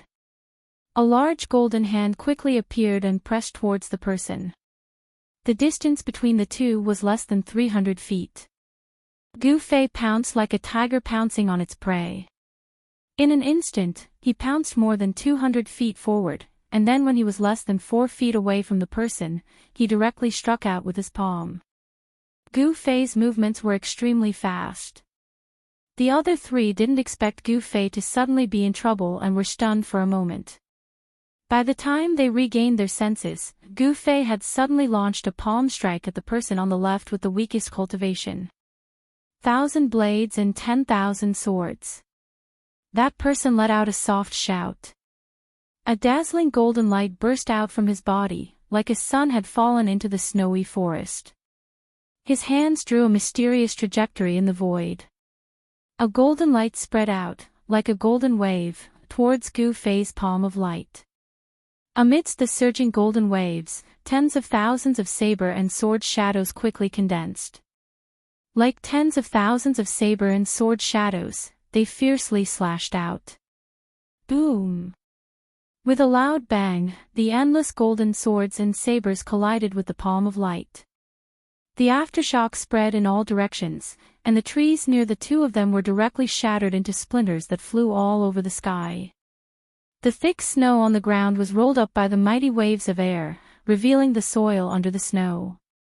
5 elements magical power, you are from the Beitang clan. Gu Fei recognized the terrifying magical power of this person at a glance. He did not retreat, instead, he strode forward. He sent out another palm strike, and the man was pushed back by the violent force of the palm strike. His mask was wet, and it was obvious that he had suffered internal injuries. These 4 masters did not show their true faces. Their faces were covered with black scarves. Gu Fei could already see that among these 4 people, there was a graceful young woman dressed in white. Just as Gu Fei was about to charge out of the encirclement after forcing that person back with an absolute advantage, the masked woman moved. Swoosh! She directly disappeared on the spot. The next moment, she directly crossed a distance of tens of feet and appeared behind Gu Fei. Without saying a word, the veiled woman waved her hand and a dazzling golden blade of light shot out. It was like a golden heavenly blade that slashed down on Gu Fei Li. The terrifying power of the divine ability seemed to draw on the power of the metal element between heaven and earth. The nearby spiritual qi seemed to be sucked dry in an instant and gathered on the golden blade of light. Roar! Gu Fei shouted angrily. A powerful force suddenly burst out from his body. He used the 8 desolation steps. It was as if he had teleported. In an instant, he rushed forward more than 300 feet. Bang! The unparalleled golden light blade fiercely struck the ground. The snow mixed with the soil was sent flying, and a 10 feet deep trench appeared on the ground. At this moment, the other cultivators in the snow forest had already sensed that something was wrong. However, no one cared about the battle between Gu Fei and the 4 people. Battles between cultivators were too common. However, a battle between peerless masters was rare. No one would miss it. It was very beneficial for cultivators in the transcending mortality realm to be able to watch a battle of this level. They might be able to comprehend many things from it, which would be very helpful for their cultivation to have a breakthrough, especially for cultivators in the 8th or 9th heaven of the transcending mortality realm. Just as Gu Fei dodged the masked woman's slash, a tall man who was approaching Gu Fei from the right took out a black bow that was surrounded by a black aura. It was a ghost bow that was refined with black bones. The entire bow looked like a spine. The black aura was not devil chi, but the eerie and terrifying occult ghost chi. The tall man in black pulled the bowstring of the black bone ghost bow in his hand. The pitch-black ghost bow glowed with a faint black light. The spiritual energy of heaven and earth surged towards the ghost bow. A faint black arrow appeared as the ghost bow was pulled. A powerful wave of energy spread in all directions with the tall man as the center. The tall man was immediately surrounded by a dense ghost chi, as if he had turned into the 9 serenities of hell. Gu Fei felt the danger. All the pores on his body opened. He did not dare to stay any longer. He rushed into the depths of the snow forest as if he had turned into a phantom. At this moment, the tall man had already pulled the ghost bow and shot an arrow at Gu Fei's back. The faint arrow's shadow was extremely fast. It caught up to Gu Fei in an instant. A gloomy aura enveloped Gu Fei. The ghost arrow, which was surrounded by black aura and seemed to be possessed by thousands of evil spirits, had already shot behind Gu Fei. Gu Fei was shocked. He tried his best to dodge to the side, but he only managed to avoid the vital parts of his back. Gu Fei only felt a chill on his shoulder. Then, he felt an extremely cold and evil energy shooting into his body. The black arrow did not penetrate Gu Fei's shoulder. Instead, it sank into Gu Fei's shoulder and entered Gu Fei's body. In an instant, Gu Fei's skin turned purplish black. Wisps of black aura seeped out of his pores. Then, faint and illusory ghost shadows appeared on Gu Fei's body. He seemed to be haunted by thousands of evil spirits. He looked extremely ferocious and terrifying. Roar! Gu Fei howled in pain. He felt as if there were countless ants gnawing at his internal organs and flesh. It also felt as if there were countless evil spirits tearing at his body. He was in extreme pain. The profound Yin ghost chi almost froze Gu Fei's blood. Gu Fei's vision darkened. He staggered forward for dozens of feet and almost fainted. When the 4 masked men saw that Gu Fei had been hit by that extremely evil arrow, they did not seem to be in a hurry to attack. Instead, they slowly surrounded Gu Fei. Humph!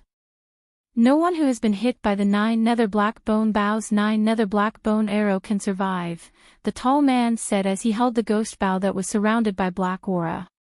Wah! Gu Fei roared. Suddenly, a powerful sword chi exploded from his body.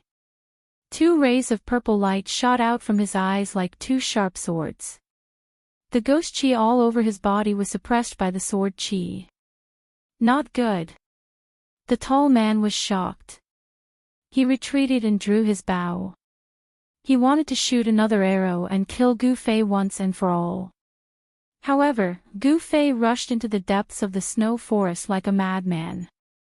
Chapter 324. Inside the Northern Mountain Pass, the demonic chi that shrouded the entire Northern Mountain Pass had mostly dissipated. With Minister Dan and the peerless expert joining forces, they gradually gained the upper hand. However, even though Chu-gu was in a frenzy, the sky demon saber in his hand was still extremely powerful.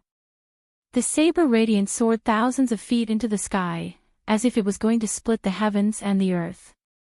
Nothing could stop it, and it was still difficult to determine the victor. No one was interested in the battle between Gu Fei and the four mysterious men.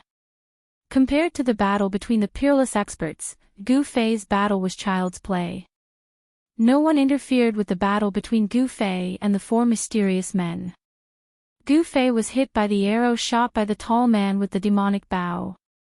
The ghostly arrow sank into Gu Fei's body, as if countless evil spirits had followed the arrow and rushed into Gu Fei's body.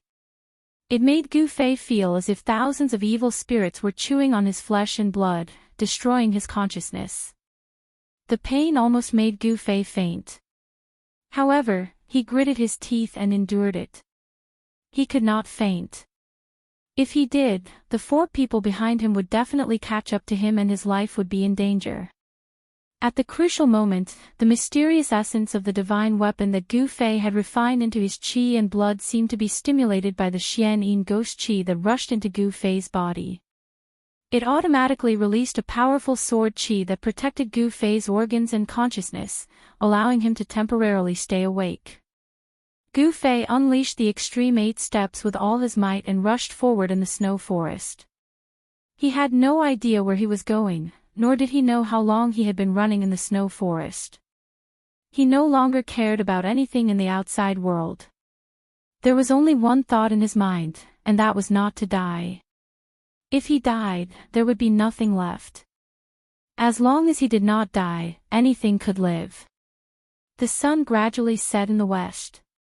Gu Fei ran for his life in the snow forest for 6 to 10 hours, from noon to dusk, and from dusk until the stars appeared in the sky. 8th Step Extreme. Among the cultivators of the same level, there was absolutely no one who could match him. The four mysterious experts behind him were left far behind by Gu Fei. Under the erosion of the Xian-yin ghost qi, Gu Fei's consciousness gradually began to become drowsy. He did not even know that he had rushed into a jungle. Finally, when he was exhausted, he collapsed in a patch of grass. Preposterous. That kid was struck by the netherworld blackbone arrow, so how could he still run for so long?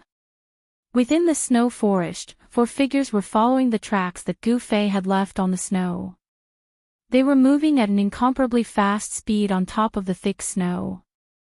Boss Dongfang, your 9 nether blackbone bow can't be an imitation, right? The 4 of them stopped under a big tree. The masked woman in white glanced at the bone bow in the hands of the tall man and said indifferently, "Beitang Yu, do you want me to shoot an arrow at you?" The tall man said unhappily. As he spoke, he actually pulled the string of the black bone bow in his hands. It was as if a ferocious spirit was vaguely roaring within it. "All right, can the 2 of you work together peacefully for once? I don't care if you kill that kid or not. However, if that kid doesn't die, you won't have a good life." A middle-aged man in purple with a black saber on his back said impatiently. He was also masked and had a strand of silver on his forehead. "Humph." The tall man that the masked woman called Boss Dongfang coldly snorted and put down the black bone bow in his hands. The tracks that Gu Fei had left behind on the snowy ground were very obvious. Therefore, these people were not in a hurry to chase after him. This was because Gu Fei had been struck by the netherworld blackbone bow. Boss Dongfang was right. Ever since the netherworld blackbone bow had been refined by that powerful ghost cultivator, no one had been able to escape with their lives from the netherworld blackbone arrow. The netherworld blackbone bow was not very famous in the cultivation world of the Tinglong continent. However, in the ghost palace of Plentiful City, it was an extraordinary ghost cultivator magic tool. Legend has it that when the netherworld blackbone bow was refined, the powerful ghost cultivator did not hesitate to slaughter the people of an entire town. He extracted the souls of tens of thousands of people and smelted them into the ghost bow. Network, the souls of those people were smelted into the ghost bow. Not only did they never come back to life, they were also used to slaughter living beings day and night. Over time, the resentment, baleful energy, and death energy of the ghost bow gathered and became a murderous weapon. Only an expert at the 7th or 8th heaven of the transcending mortality realm could pull the bow and arrow. If it was an ordinary person or a cultivator at the awakening self realm, as long as they touched the black bone bow, their soul would be instantly extracted by the black bone bow and then devoured. The Dongfang clan used countless manpower and resources and paid a great price to obtain this netherworld black bone bow. Let's continue. Before I see that brat's corpse, I will always feel uneasy. Another middle-aged man with white hair said. As he spoke, he pulled off the black cloth covering his face. The middle-aged man who was hit by Gu Fei's 2 palms and vomited blood was Beitang Yi, who had not been seen for a long time. That day outside the Dragon Emperor city of the southern wasteland, Gu Fei fought with Beitang Ao and Beitang Yi. Although he was seriously injured, he also injured Beitang Yi, who was at the transcending mortality realm, with his martial arts battle skills. That battle could be said to be extremely dangerous and unbelievable. Gu Fei, with his awakening self-realm cultivation base, had injured Beitang Yi, who was at the transcending mortality realm. There was a huge gap between the two of them. Everyone who paid attention to that battle thought that the Supreme Mystery Sect had produced a disciple with unlimited potential. They were already in the depths of the snow forest, far away from Biling Pass. They could no longer sense the fluctuations of energy coming from Biling Pass, so there were definitely no outsiders here. The other 3 mysterious experts also pulled off the masks covering their faces. The tall Dongfang clan's eldest brother was a rugged man. Beitang Yu was a beautiful woman with a cold expression. She seemed to be around 27 or 28 years old. As for the middle-aged man with a black saber on his back and a strand of silver hair floating in front of his forehead, his appearance was not outstanding. His face was a bit pale, as if he had not seen the sun for a long time. Age didn't mean anything. In the cultivation world, the most unreliable thing was a cultivator's appearance. Often, a young man with white teeth and red lips was an old monster who had cultivated for hundreds of years. Obviously, the Beitang clan and the Dongfang clan already knew that not only did Gu Fei not die in the virtual sky world, but he had also come out. The 2 experts of the Beitang clan, the eldest brother, and the middle-aged man with the saber continued to follow the traces left by Gu Fei. After walking for hundreds of miles, they noticed that the ice and snow around them gradually decreased. Vegetation began to appear on the ground, and some large stones could be seen everywhere on the snowy ground. The forest became lush. After chasing for more than 100 miles, the shadows of the ice and snow could no longer be seen. Beitang Yu and the others entered a dense forest where ferocious beasts could be seen everywhere. What's going on? Dongfang clan's eldest brother and the others became cautious. Something's wrong. Beitang Yu glanced around, her cold face revealing a solemn expression. She faintly felt that there seemed to be something wrong in this forest. The 4 of them gradually slowed down, and the traces left by Gu Fei in the forest gradually decreased. If it weren't for the 9 nether black bone bow in Dongfang clan's eldest brother's hand, which could sense the mysterious Yin ghost aura in the air, they would have long lost the direction in which Gu Fei escaped. We're not going south.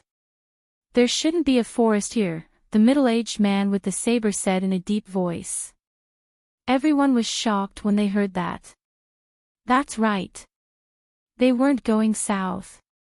The area thousands of miles north of the northern Yan Empire was a world of ice and snow. It was impossible for a forest to appear. They seemed to have broken into a mysterious place. The weather here was pleasant, and there was no ice and snow. Birds and beasts could be seen everywhere in the forest. It seemed to be an oasis full of vitality. Beitang Yu and the others, however, couldn't feel happy. They had entered an unknown area, and they had no idea what unknown dangers there were. Do we still want to chase? The middle-aged man with the saber said. Entering a forest that shouldn't have appeared for no reason made him feel a little uneasy. Of course. If he's dead, I want to see his corpse. Beitang Yi said with a resolute tone, glancing at the middle-aged man with the saber. If they didn't take advantage of this great opportunity to kill Gu Fei, if Gu Fei didn't die, then their Beitang clan would be out of luck. Dongfang clan also had a reason to kill Gu Fei, so Dongfang clan's eldest brother also nodded. Only the higher-ups of Dongfang clan knew what happened in the virtual sky world. That brat must die. Dongfang clan's eldest brother was also one of the insiders. Hee. If you want to chase, I don't have any objections, but I can't accompany you, the middle-aged man with the saber suddenly said with a low chuckle. Dongfang clan's eldest brother and the others couldn't help but change their expressions. Dongfang clan's eldest brother said with a sullen expression, "Old Hey, what do you mean?" "I don't mean anything. If you want to kill that brat, it's your two clans' business. It's not worthwhile for me to offend the master of this place," the middle-aged man with the saber said coldly. The middle-aged man with the saber seemed to have realized something, but he was just an outsider. He wasn't stupid enough to take risks for Dongfang clan and Beitang clan. What? The master of this place? Dongfang clan's eldest brother and Beitang you couldn't help but be shocked. At this time, a crisp laughter came from the depths of the forest. In the dark night, it seemed so abrupt, and everyone was shocked. He's right. If you're tactful, you should leave immediately. The crisp and sweet-sounding voice rang out again. Judging from the voice, it seemed to be the voice of a young girl. We're looking for an injured friend. After we find him, we'll naturally leave. Beitang Yu said. Everyone immediately understood Beitang Yu's intention. That's right. We have no intention of offending the master of this place. Have you seen our friend? Dongfang clan's eldest brother said. Although he looked like a straightforward man, he was no less attentive than a woman. Chapter 325. Under the night sky, the northernmost city of northern Yen, Bailing City, was brightly lit. Cultivators were constantly entering and exiting the city gate. The atmosphere in Bailing City was oppressive. It was as if a storm was brewing, shrouding the entire city. Bailing City had not been so lively for many years. The battle during the day had attracted the attention of the entire cultivation world of the Tinglong continent. Cultivators who received the news gathered at Bailing City from all directions. The news of a demon coming out from the far north demonic zone had not only killed all the guards at Bailing Pass, but also completely destroyed Bailing Pass. The news of him fighting with two peerless experts had already spread throughout the city. At night, the inns and restaurants in Bailing City were bustling with activity. A large number of cultivators had rushed into Bailing City and almost all the inns in the city had been booked. Some of the big sects and forces even spent a lot of money and booked the entire inn. The happiest people in Bailing City were probably the innkeepers. It was easy to earn money from cultivators. After all, cultivators were pursuing the path of immortality. They did not care much about money. In the bustling eastern area of Bailing City, there was the largest, tallest, and best restaurant in the city. Every floor of the restaurant was fully occupied. Everyone was toasting and chatting about the past and present. The atmosphere was extremely lively. However, the most popular topic was the battle between the three peerless experts at Bailing Pass during the day. Elder Qin, have you heard? The demon from the other side of the abyss of immortals and demons is coming out. No way. I heard that the demons from the other side of the abyss of immortals and demons have an agreement with the cultivation world of the Central Plains. They are not allowed to come out at will. Would the demons from the far north demonic zone dare to break the agreement? Didn't you see? The number of cultivators in the city is several times more than during the day. It seems that all the major forces of the cultivation world of the Central Plains are here. I'm afraid they are going to start a war with the demons from the far north demonic zone. It can't be. The ones who spoke were two middle-aged cultivators in green robes. Most of the people outside the hall were cultivators. Although they spoke very softly, many people still heard them. Miss, is what they said true? If you bring this servant along during the day, this servant can also experience those so-called peerless experts. In the private room, a green-clothed woman was drinking by herself. Beside her stood a young maid. This little maid was wearing a light green dress. She looked very cute, especially her pair of black eyes, which were full of spirituality, like two shiny black gems. However, she did not seem to be human. She had a pair of long, furry ears. Those were the ears of a beast. She was a demon that could already transform. If others were to see that someone was actually able to order around a greater demon that had taken human form as a maidservant, it would surely cause them to be extremely dumbstruck and shocked. One must know that a demon that could take human form could already be called a great demon. This kind of great demon strength was extremely terrifying, and it was sufficient to be mentioned in the same breath as the human peerless experts of the void-resisting realm. Cultivators of the royal void realm among the humans were peerless experts who could soar into the sky without the help of any external objects. They were people who stood at the pinnacle of the cultivation world's pyramid. If I were to bring you along, then the world would really be in chaos. The mysterious woman said. On her right shoulder was a fist-sized purple beast. It was the three-eyed sable. This three-eyed sable was currently holding a pigeon egg-sized, fiery red crystal in its claws and chewing on it. Crunch! Crunch! The incomparably hard crystal was actually chewed off by the little beast in small bites and swallowed into its stomach. In just a short while, the pigeon egg-sized fiery red crystal was more than half eaten by the little beast. Unfortunately, this servant came a bit too late. The little maid said with disappointment. It's not too late. Something seems to have happened to that demon Chu-gu. He has fallen into madness and fled into the depths of the snow forest. If you want to find someone to fight with, you should still be able to find him. The green-clothed woman said indifferently. Network, really? Then I'm going. When the little maid heard this, her eyes immediately lit up. She seemed to be extremely excited.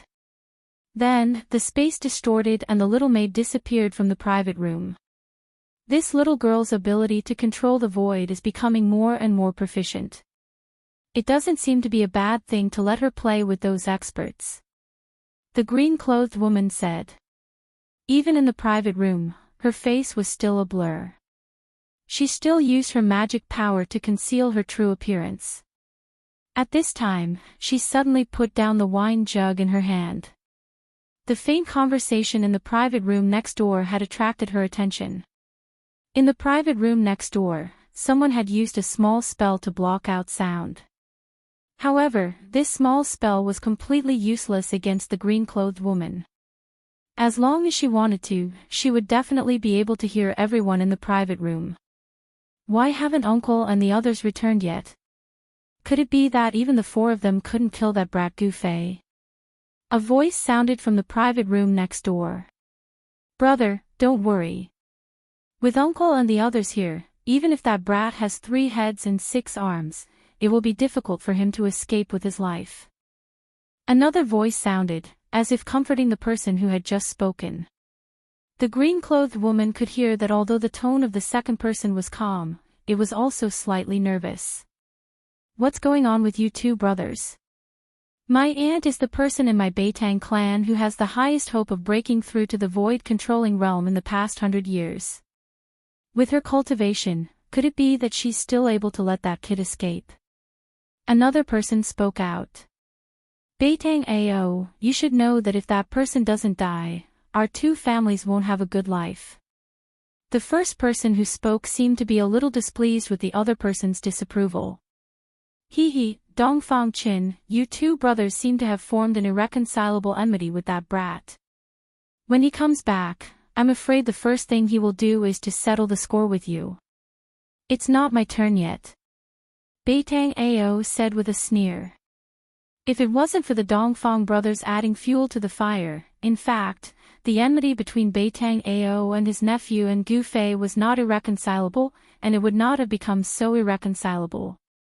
The three young cultivators in the private room next door were the Dongfang brothers and Beitang Ao. What do you mean by that? Dongfang Qin said in a deep voice. His tone was frighteningly cold. He seemed to have been angered by Beitang Ao's words. All right, all of you talk less. Right now, we should unite and solve this big problem in front of us. Dongfang Long advised. Humph. Beitang Ao sneered and no longer spoke. You. Dongfang Qin was furious. This Beitang Ao was looking down on others too much. Everyone's strength was about the same, but Beitang Ao was as arrogant as his name suggested. This made Dongfang Qin very unhappy. Brother. Dongfang Long said again. I know. I won't lower myself to the same level as some people. Dongfang Qin said. The people in the private room next door seemed to be very unhappy. Everyone was silent. After a while, the three young cultivators left the restaurant on bad terms. The human world is really complicated. You and I are deceiving each other. It's not like us demon race, where everything is based on strength. It's much simpler. The green-robed woman reached out her hand and touched the small head of the purple marten on her shoulder and lightly said. At this time, the three-eyed marten had already chewed all the fiery red crystal in its claws. Its eyes were half closed, and it leaned comfortably on the neck of the green-robed woman. It was certainly not a coincidence that the Dongfang brothers and Beitang Ao came to Bailing City. It could even be said that they had been preparing for this assassination for several months. It turned out that half a year ago, the head of Taishan sect, Daoist Xiantian, and several elders of the sect, who had long been indifferent to worldly affairs, used the primordial spirit lamp left by Gu Fei as a guide. They used the three realms six paths soul-searching technique and learned that not only was Gu Fei not trapped in the virtual sky world, but he had also come out. In the past 2 or 3 years, Gu Fei's primordial spirit lamp had not been extinguished, which had become a worry for Dongfang Qin. If he hadn't stopped them in the space passage, Gu Fei would not have been trapped in the virtual sky world. As long as Gu Fei's primordial spirit lamp was not extinguished, he could not have a moment of peace. Among his fellow disciples, eldest senior brother Li Lingfeng and the head's disciple Ziyu, as well as some disciples from other branches who were originally inferior to him, had already broken through the shackles of the self-awakening realm, successfully condensed their core of the way, and broke through to the transcending mortality realm. Dongfang Qin, on the other hand, was restless. It was difficult for him to devote all his attention to cultivation, and it was difficult for his cultivation to advance. In the past 2 or 3 years, he had watched his fellow disciples successfully reach the core formation realm, but he himself was blocked at the last hurdle of the self-awakening realm. This made Dongfang Qin very ashamed. If Gu Fei did not die, his worry would not go away. His cultivation would probably always be shackled at the self-awakening realm, unable to advance even an inch. When he learned that Daoist Xiantian had sent Dan Qingzi with the primordial spirit lamp to go down the mountain to find Gu Fei, Dongfang Qin immediately took action. He absolutely could not let Gu Fei return to Taishan sect. If Gu Fei returned to Taishan sect alive, he would die without a burial place. The crime of murdering a fellow disciple was enough for him to pay with his own life, and it would also bring shame to the Dongfang family. This kind of thing absolutely could not happen. That was how the 4 mysterious experts had ambushed Gu Fei and killed him outside Bailing Pass. However, the 4 experts of the older generation were now in big trouble. In order to chase after Gu Fei, they inadvertently broke into a jungle that was impossible to appear in the snow-covered northern region. Ask the owner of this place to come out and talk. Beitang Yu's eyes shone brightly, sweeping in all directions, but she could not find any trace of the mysterious girl in the forest. I know where the friend you are looking for is. In the forest, it suddenly became incomparably quiet. Other than the voices of the crowd, there was no other sound.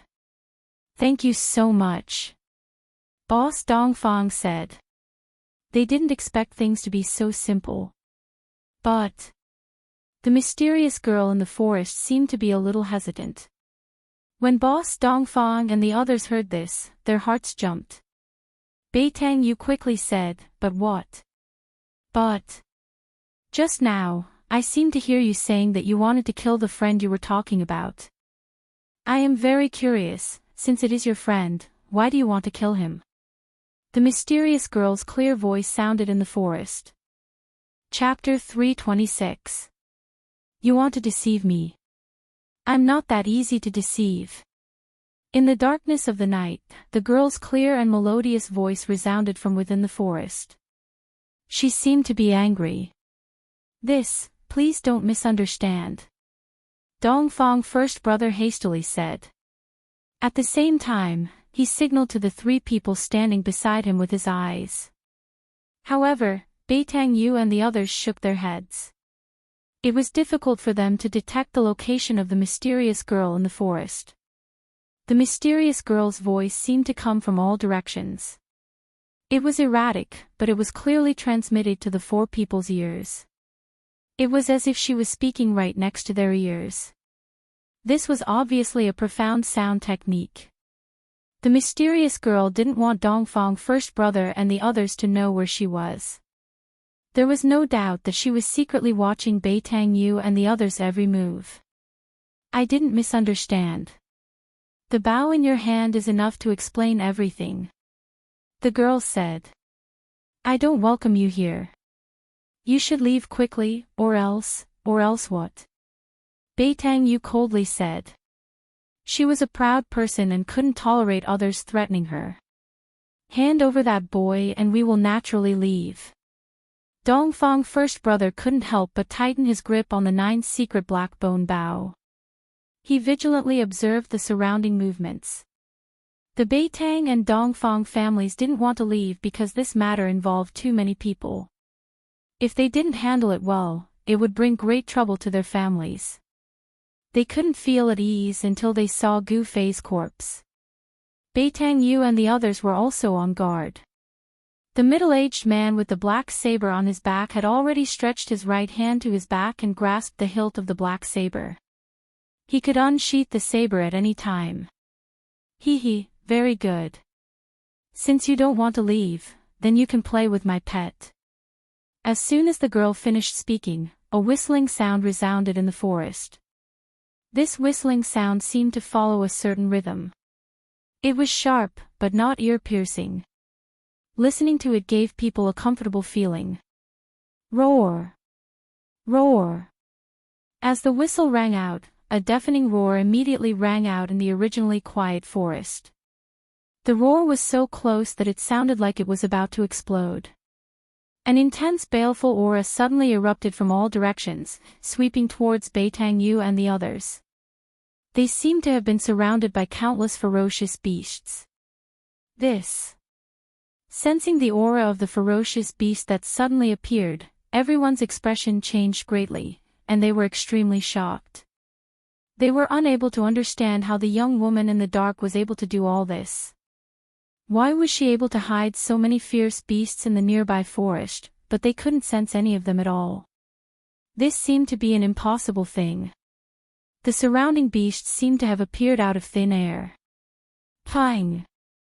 A golden light suddenly shot out from the forest in front of them. A giant golden wolf with wings on its back rushed out. The wolf's body was about 2 zhang long and nearly 1 zhang tall. Its entire body was flashing with a golden light, and a pair of golden wings that were about 4 to 5 zhang long spread out, stirring up gusts of wind.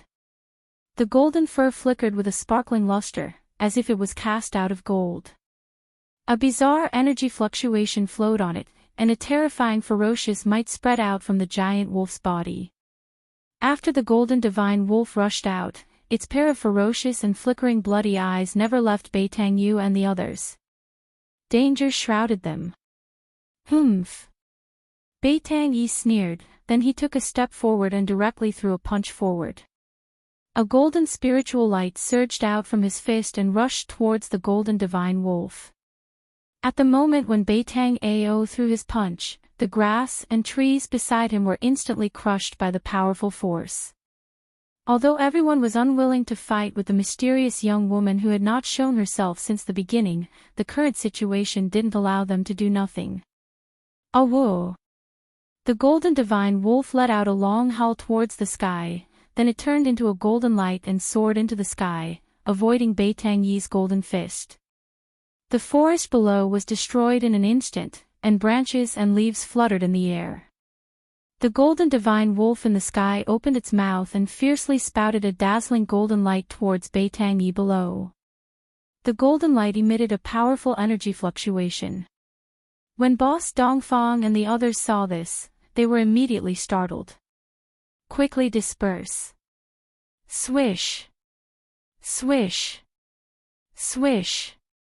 Boss Dongfang, Beitang Yu, and the middle-aged man with a blade on his back simultaneously rushed to the side. Roar! Beitang Yi roared in anger. He didn't dodge, instead, he took a step forward and threw his fists upwards to meet the golden light that was bombarding down from the sky. Boundless energy fluctuations were emitted from Beitang Yi's two fists.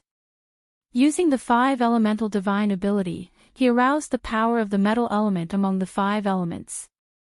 The power of the metal element that was drifting in the world rapidly converged towards Beitang Yi's fists. Beitang Yi's fists seemed to have turned into 2 dazzling golden suns, illuminating the heaven and earth. The surrounding forest was unceasingly smashed by the mighty and terrifying energy. Boom! With a loud sound, a dazzling golden light burst out from the forest. The forest shook violently, and a wave of energy swept out from the center where the 2 terrifying energies collided. The powerful energy fluctuation wreaked havoc in the forest, and a large area of forest was instantly destroyed. Leaves fluttered in the air, and wood chips filled the sky.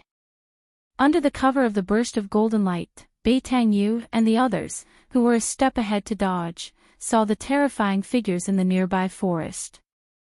However, the nearby vicious beasts didn't seem to have any intention to attack them. The young woman in the dark was controlling the forest. This wasn't good, the initiative was completely in the hands of the mysterious young woman in the dark.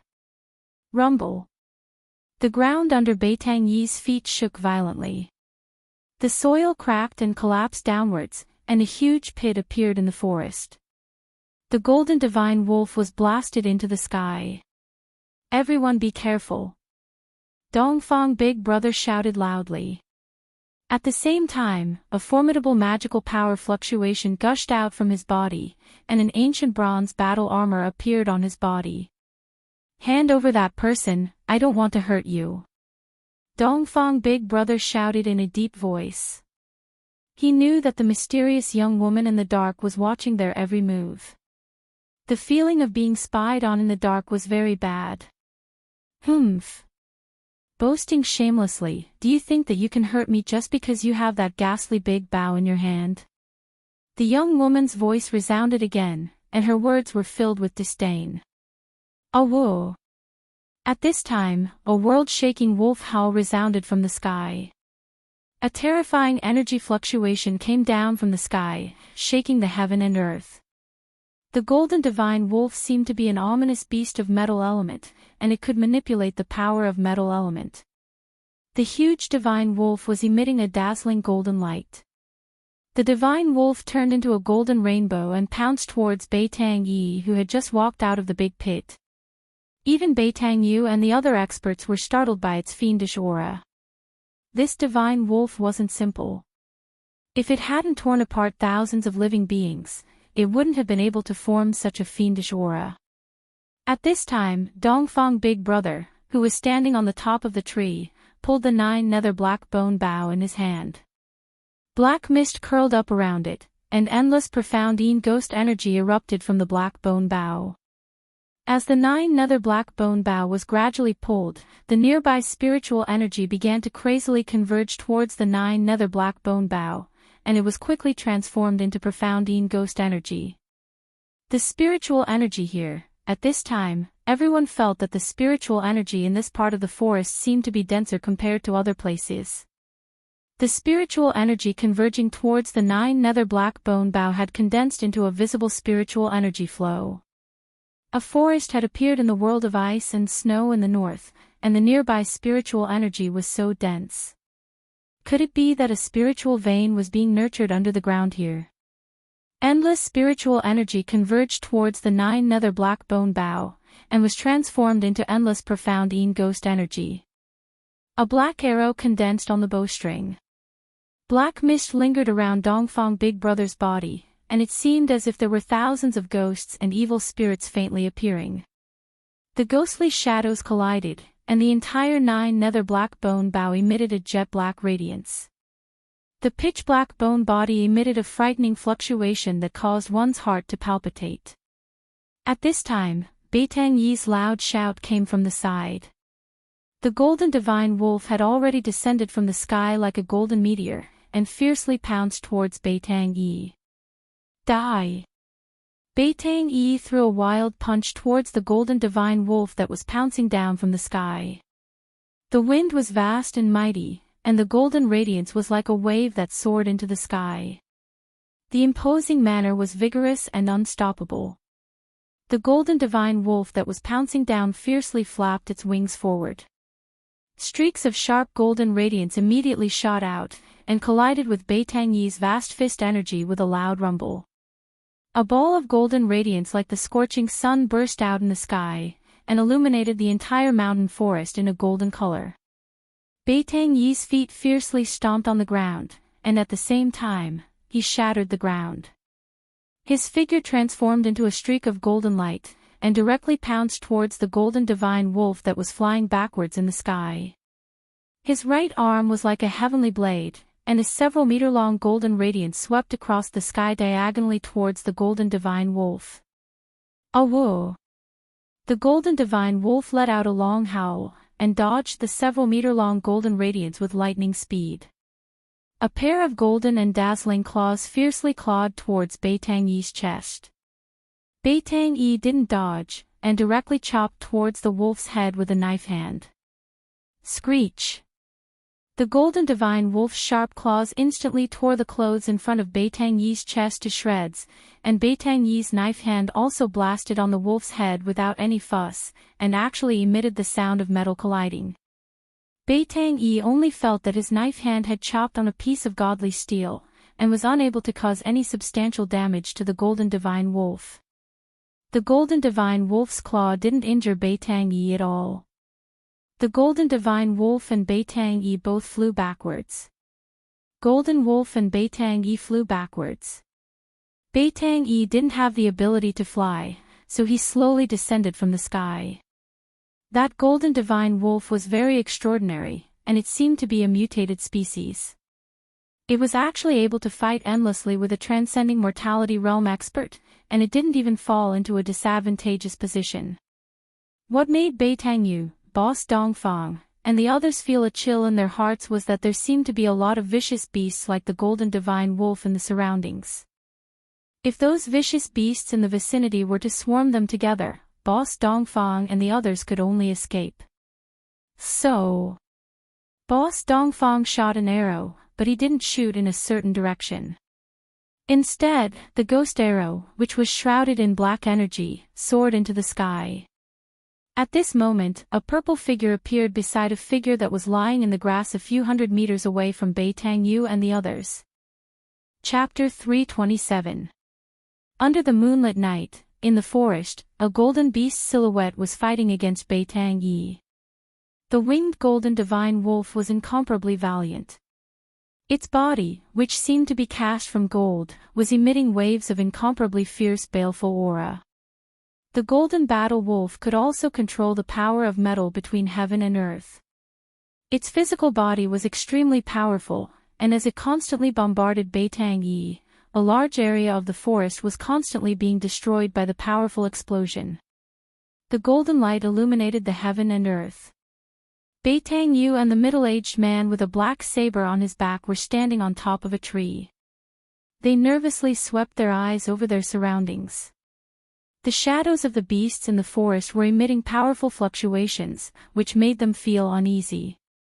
The whistle only rang for a while before it stopped. The shadows of the beasts in the nearby forest didn't attack Beitang Yu and the others, as if they were waiting for an order. At this time, the tall and big boss Dongfang had already pulled open the 9 nether black bone bow. The spiritual qi in the surroundings was vast and mighty, unceasingly converging towards the man and the bow standing on top of the tree. The spiritual qi here seemed to be very dense.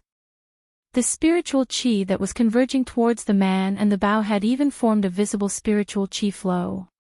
When the endless spiritual qi converged on the 9 nether black bone bow, it was instantly transformed into profound ghost qi. Around Boss Dongfang's body, ghost qi lingered, gloomy and terrifying, as if he had turned into a ghost domain. The endless profound ghost qi condensed into a ghost arrow with black qi lingering around it. Boss Dongfang let go of the arrow. Whoosh! The ghost arrow soared into the sky, emitting a dreadful whistling sound like the wailing of ghosts. It flew towards the southeast corner, leaving behind a black shadow in the void. Although Boss Dongfang didn't know the exact location of the girl in the dark, the profound ghost arrow was able to sense the ghost qi on Gu Fei's body. Boss Dongfang didn't want to make a move against the mysterious girl in the dark. His arrow wasn't used to deal with the mysterious girl, but to kill Gu Fei. A purple figure appeared next to Gu Fei, who had fainted in the grass when eldest brother Dongfang shot the arrow. Just then, a sharp, ear-piercing sound that sounded like the howls of thousands of ferocious spirits rang out from the sky. What is that? The purple figure hurriedly looked in the direction of the voice. The moonlight shone on this person's face. Her skin was creamy white, her eyes were like autumn water, her nose was straight, and her lips were red and moist. This was a young girl dressed in purple, so beautiful that it was suffocating. She was slender and elegant, her dress swaying gently in the night wind, and 2 purple hair ribbons hanging down her back. She was like a fairy from the 9 heavens who had descended to the mortal world. A trace of astonishment flashed in her limpid eyes. She saw an arrow wrapped in black qi flying towards the young girl.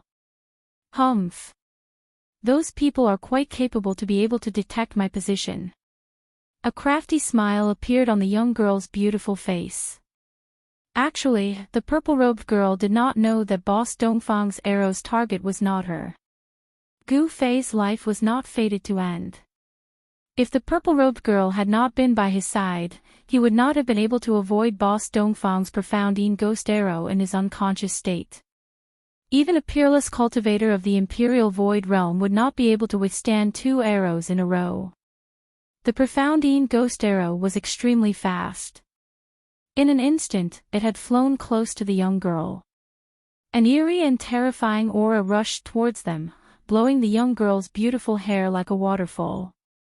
The purple-clothed girl pointed a finger and a golden light immediately shot out from her slender jade-like finger. Bang! A muffled sound rang out and the golden light instantly collided with the profound ghost arrow that was shot out. The profound ghost arrow exploded in an instant.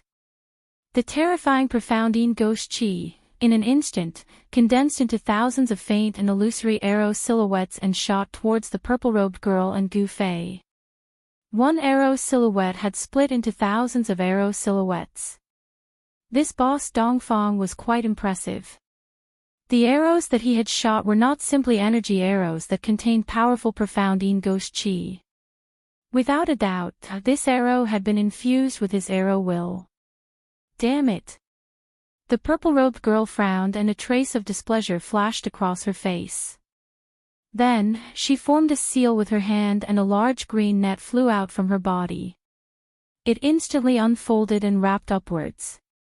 The large net shrouded the heavens and the earth and emitted a powerful energy fluctuation. Rays of dark green light shot out from the net. The thousands of profoundine ghost arrows shot onto the large net and exploded in an instant, turning back into a dark and eerie profoundine ghost chi. The Xianine ghost chi was swept away by the emerald green light that surged out of the big net, and it immediately dissipated in the void. The thousands of faint and illusory profoundine arrow shadows were all caught by the dark green net that was spread out, and then they were refined by the dark green light in the net. Outrageous. If I don't show them what I'm made of, they will think that I'm a pushover. The purple-robed girl waved her hand and the large net immediately shrunk and flew back into her hand.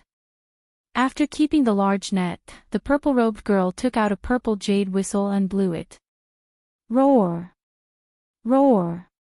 When the fierce beasts in the forest heard the whistle, they immediately roared. The sound was deafening, and terrifying beast shadows rushed out from all directions. Not good. Beitang Yu and the others were shocked. Roar! A furious roar came from behind Beitang Yu. A huge black ape rushed over from the distance and slapped the tree trunk that Beitang Yu was standing on. Bang! The sound of wood splashing was heard. The large tree that needed several people to wrap their arms around was broken by the black ape's slap and fell down from the sky. Rumble!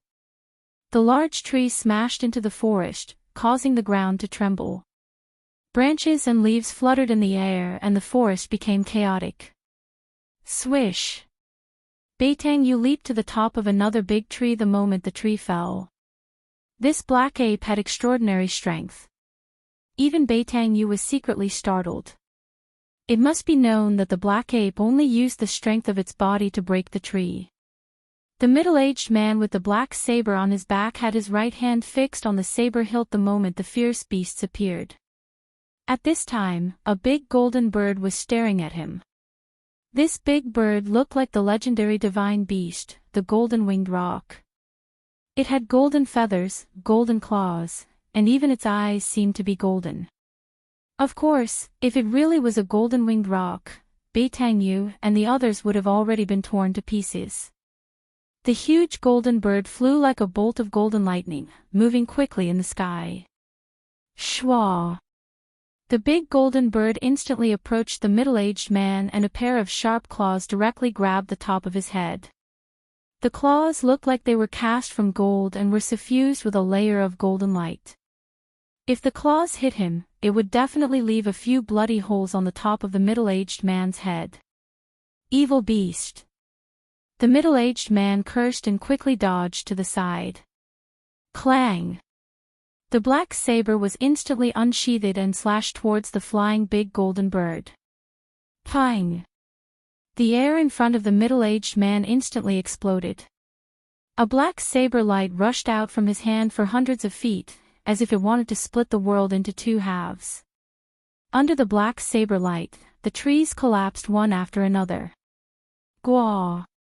The big golden bird let out a cry and its flying speed suddenly increased to the limit. It rushed out from under the middle-aged man's terrifying saber light. Boom! The black saber light slashed down on the forest below. The earth shook, the soil suddenly rushed into the air, and the trees collapsed one after another. A hundreds of feet long saber mark appeared in the forest. A few golden feathers floated down from the sky. The big golden bird seemed to be frightened by the middle-aged man's heaven-shaking saber light and fled far away. Hurry up and leave. At this time, everyone heard the anxious voice of Dongfang Big Brother. Right at this moment, a few incomparably powerful and ferocious auras surged out from the depths of the forest. Boom! Boom! Boom! It was as if a huge creature was rushing out from the depths of the forest, causing the entire forest to shake. Everyone's expression changed. These fierce beasts were already difficult for them to deal with. If a few more king of fierce beasts came, then they would not be able to leave this place. Swish! Swish! Swish! Silhouettes flashed, Dongfang Big Brother and the others hastily rushed back the way they came. Beitang Yi's cultivation was obviously the weakest among the four. He was entangled by the golden battle wolf and the single-horned snake, and it was difficult for him to get away. Upon seeing this, Beitang Yu immediately rushed down from the tree. She swept away the single-horned snake with a kick and blasted away the golden battle wolf with a punch. Then, she grabbed Beitang Yi and rushed out. Under the moonlit night, the 4 human cultivators were running on top of the trees in the forest as fast as the wind and lightning. Countless terrifying beast shadows were chasing from behind. The beast roars shook the entire forest. The other birds and beasts in the forest were frightened and fled in panic. Wherever they passed, the forest was in chaos. At this time, several terrifying beast shadows arrived near the purple-robed girl.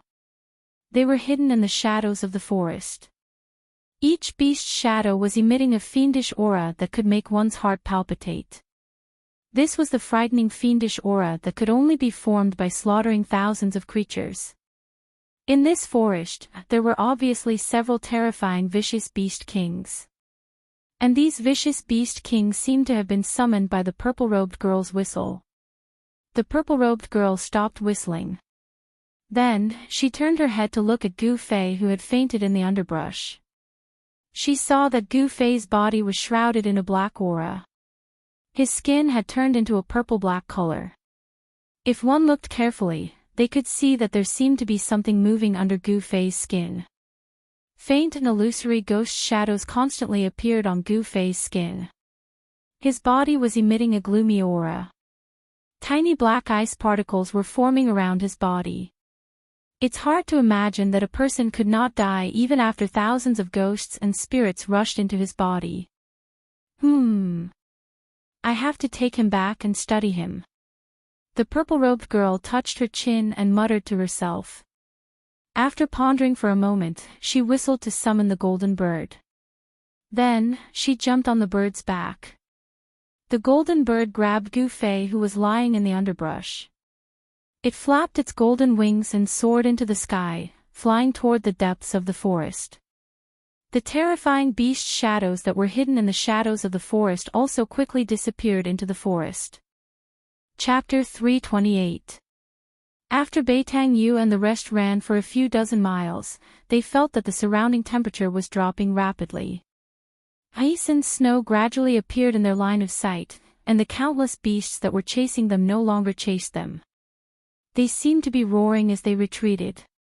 And they rushed out of the forest and entered the snowy forest.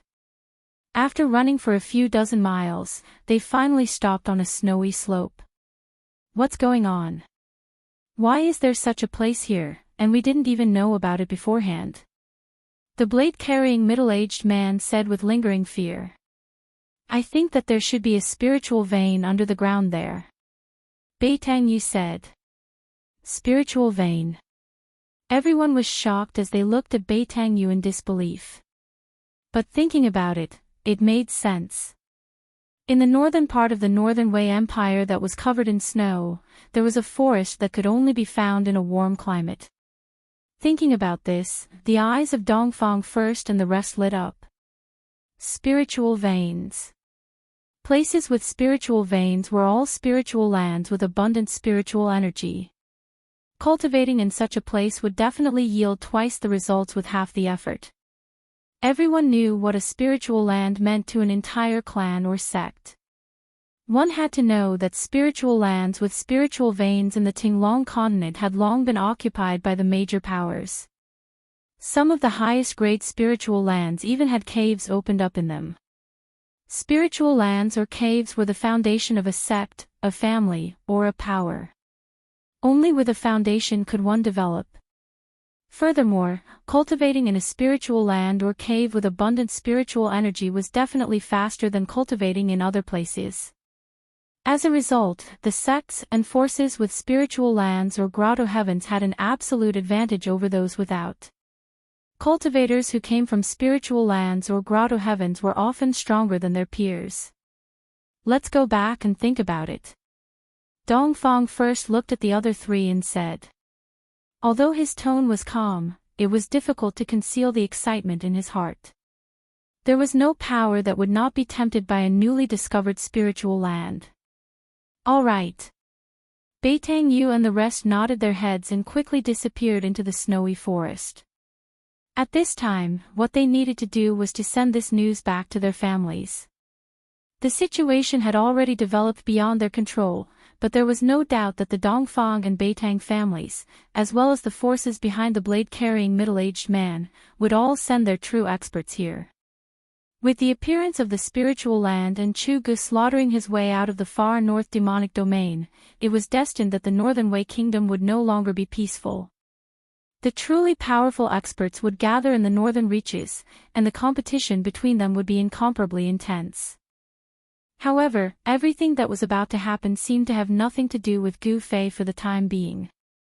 Gu Fei, who had fallen into a coma, was in a daze. Sometimes, he felt that he was riding on the clouds and roaming in front of the Nine Heavens Palace. Sometimes, he felt that he had fallen into an abyss. He was surrounded by ghosts and ghosts, as if there were countless devils and ghosts wandering around him, as if they wanted to swarm him and tear him to pieces. After an unknown period of time, Gu Fei felt that his consciousness seemed to have returned. There seemed to be a mysterious force that pulled his wandering divine sense back. He slowly opened his eyes and felt a piercing pain in his eyes. He hurriedly closed his eyes. He knew that this was because he had not seen light for a long time, and his eyes were stimulated by the light. After his eyes adapted for a while, Gu Fei could see a blurry scene in front of him. A slender figure appeared in his eyes. "You're finally awake. It seems that my method was effective." A crisp voice sounded in Gu Fei's ears. It was like the song of a lark, pleasing to the ears. Gu Fei could hear the joy in the girl's voice. He finally saw the person in front of him clearly. It was a beautiful girl dressed in purple. Her features were exquisite to the extreme. She didn't seem to be very old, not even 20 years old. However, in the eyes of cultivators, being young or old meant nothing.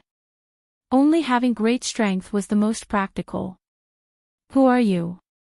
Why am I here?" Gu Fei's voice was hoarse.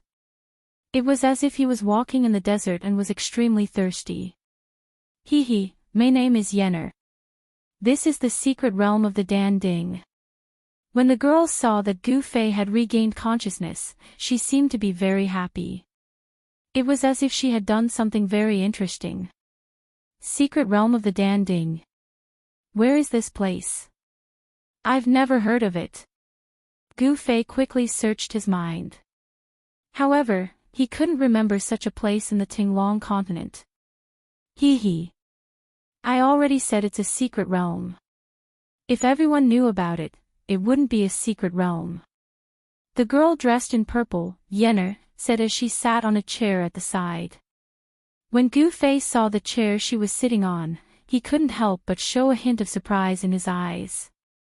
This was because he felt that the chair that the girl dressed in purple, Yenner, was sitting on, was actually carved out of the highest grade purple jade. The entire purple jade chair was flowing with a faint layer of purple light. It seemed to contain an endless amount of spiritual energy. It was very extraordinary. Gu Fei looked around again. He felt that the place he was in seemed to be a cave that was built out of jade. As far as his eyes could see, there were all kinds of jade that were flowing with a crystal clear light.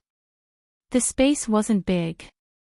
It was only 5 or 6 feet in circumference. However, the walls seemed to be built out of a whole piece of white jade. Moreover, there were no cracks on the white jade walls. It was so smooth that one could see one's reflection. The jade chair, the jade table, and the bookshelf by the wall were all made out of the highest grade jade. Only in the middle of the room, there was a huge bronze cauldron that was more than 10 feet tall. In the entire room, it seemed that the bronze cauldron, which was still emitting traces of green smoke, was the only thing that wasn't made out of jade. Gu Fei couldn't help but exclaim at the generosity of the owner of this place. The highest grade jade usually contains spiritual energy. This was common knowledge in the world of cultivation. Jade that contained spiritual energy was very rare. However, the room in front of him seemed to be built entirely out of jade that contained spiritual energy. The spiritual energy in the entire room was very abundant. Sometimes, one could even use the naked eye to catch traces of spiritual light that were emitted from the spiritual energy. Now it's my turn to ask you. Who are you? Why are those guys chasing after you? The clear and melodious voice of the purple-clothed girl, Yennefer, rang in Gu Fei's ears, causing him to come back to his senses. My name is Gu Fei. It's a long story. I have a grudge against those people. Gu Fei said. In front of this innocent girl, he didn't want to lie. Then I'll call you Old Gu. Yennefer smiled. Gu Fei only felt that his eyes lit up. This purple-clothed girl named Yennefer was like a little fairy that didn't eat the food of the mortal world. When she smiled, it was like 100 flowers blooming at the same time. It was breathtaking. At least, that was what Gu Fei thought. However, he didn't have the slightest bit of blasphemy in his heart. Old Gu. Gu Fei smiled bitterly and asked, Am I very old? Hee, you're not old. In fact, you're very old. Do you want to see what you look like now? The purple-clothed girl's face revealed a sly smile. Ah! Upon hearing this, Gu Fei couldn't help but be shocked. He only now realized that he didn't seem to notice anything strange about his body after he woke up. At this time, when the purple-clothed girl, Yennefer, said this, his whole body became cold. He felt that he couldn't see inside his body. His divine sense seemed to be completely imprisoned by some kind of power. What's going on?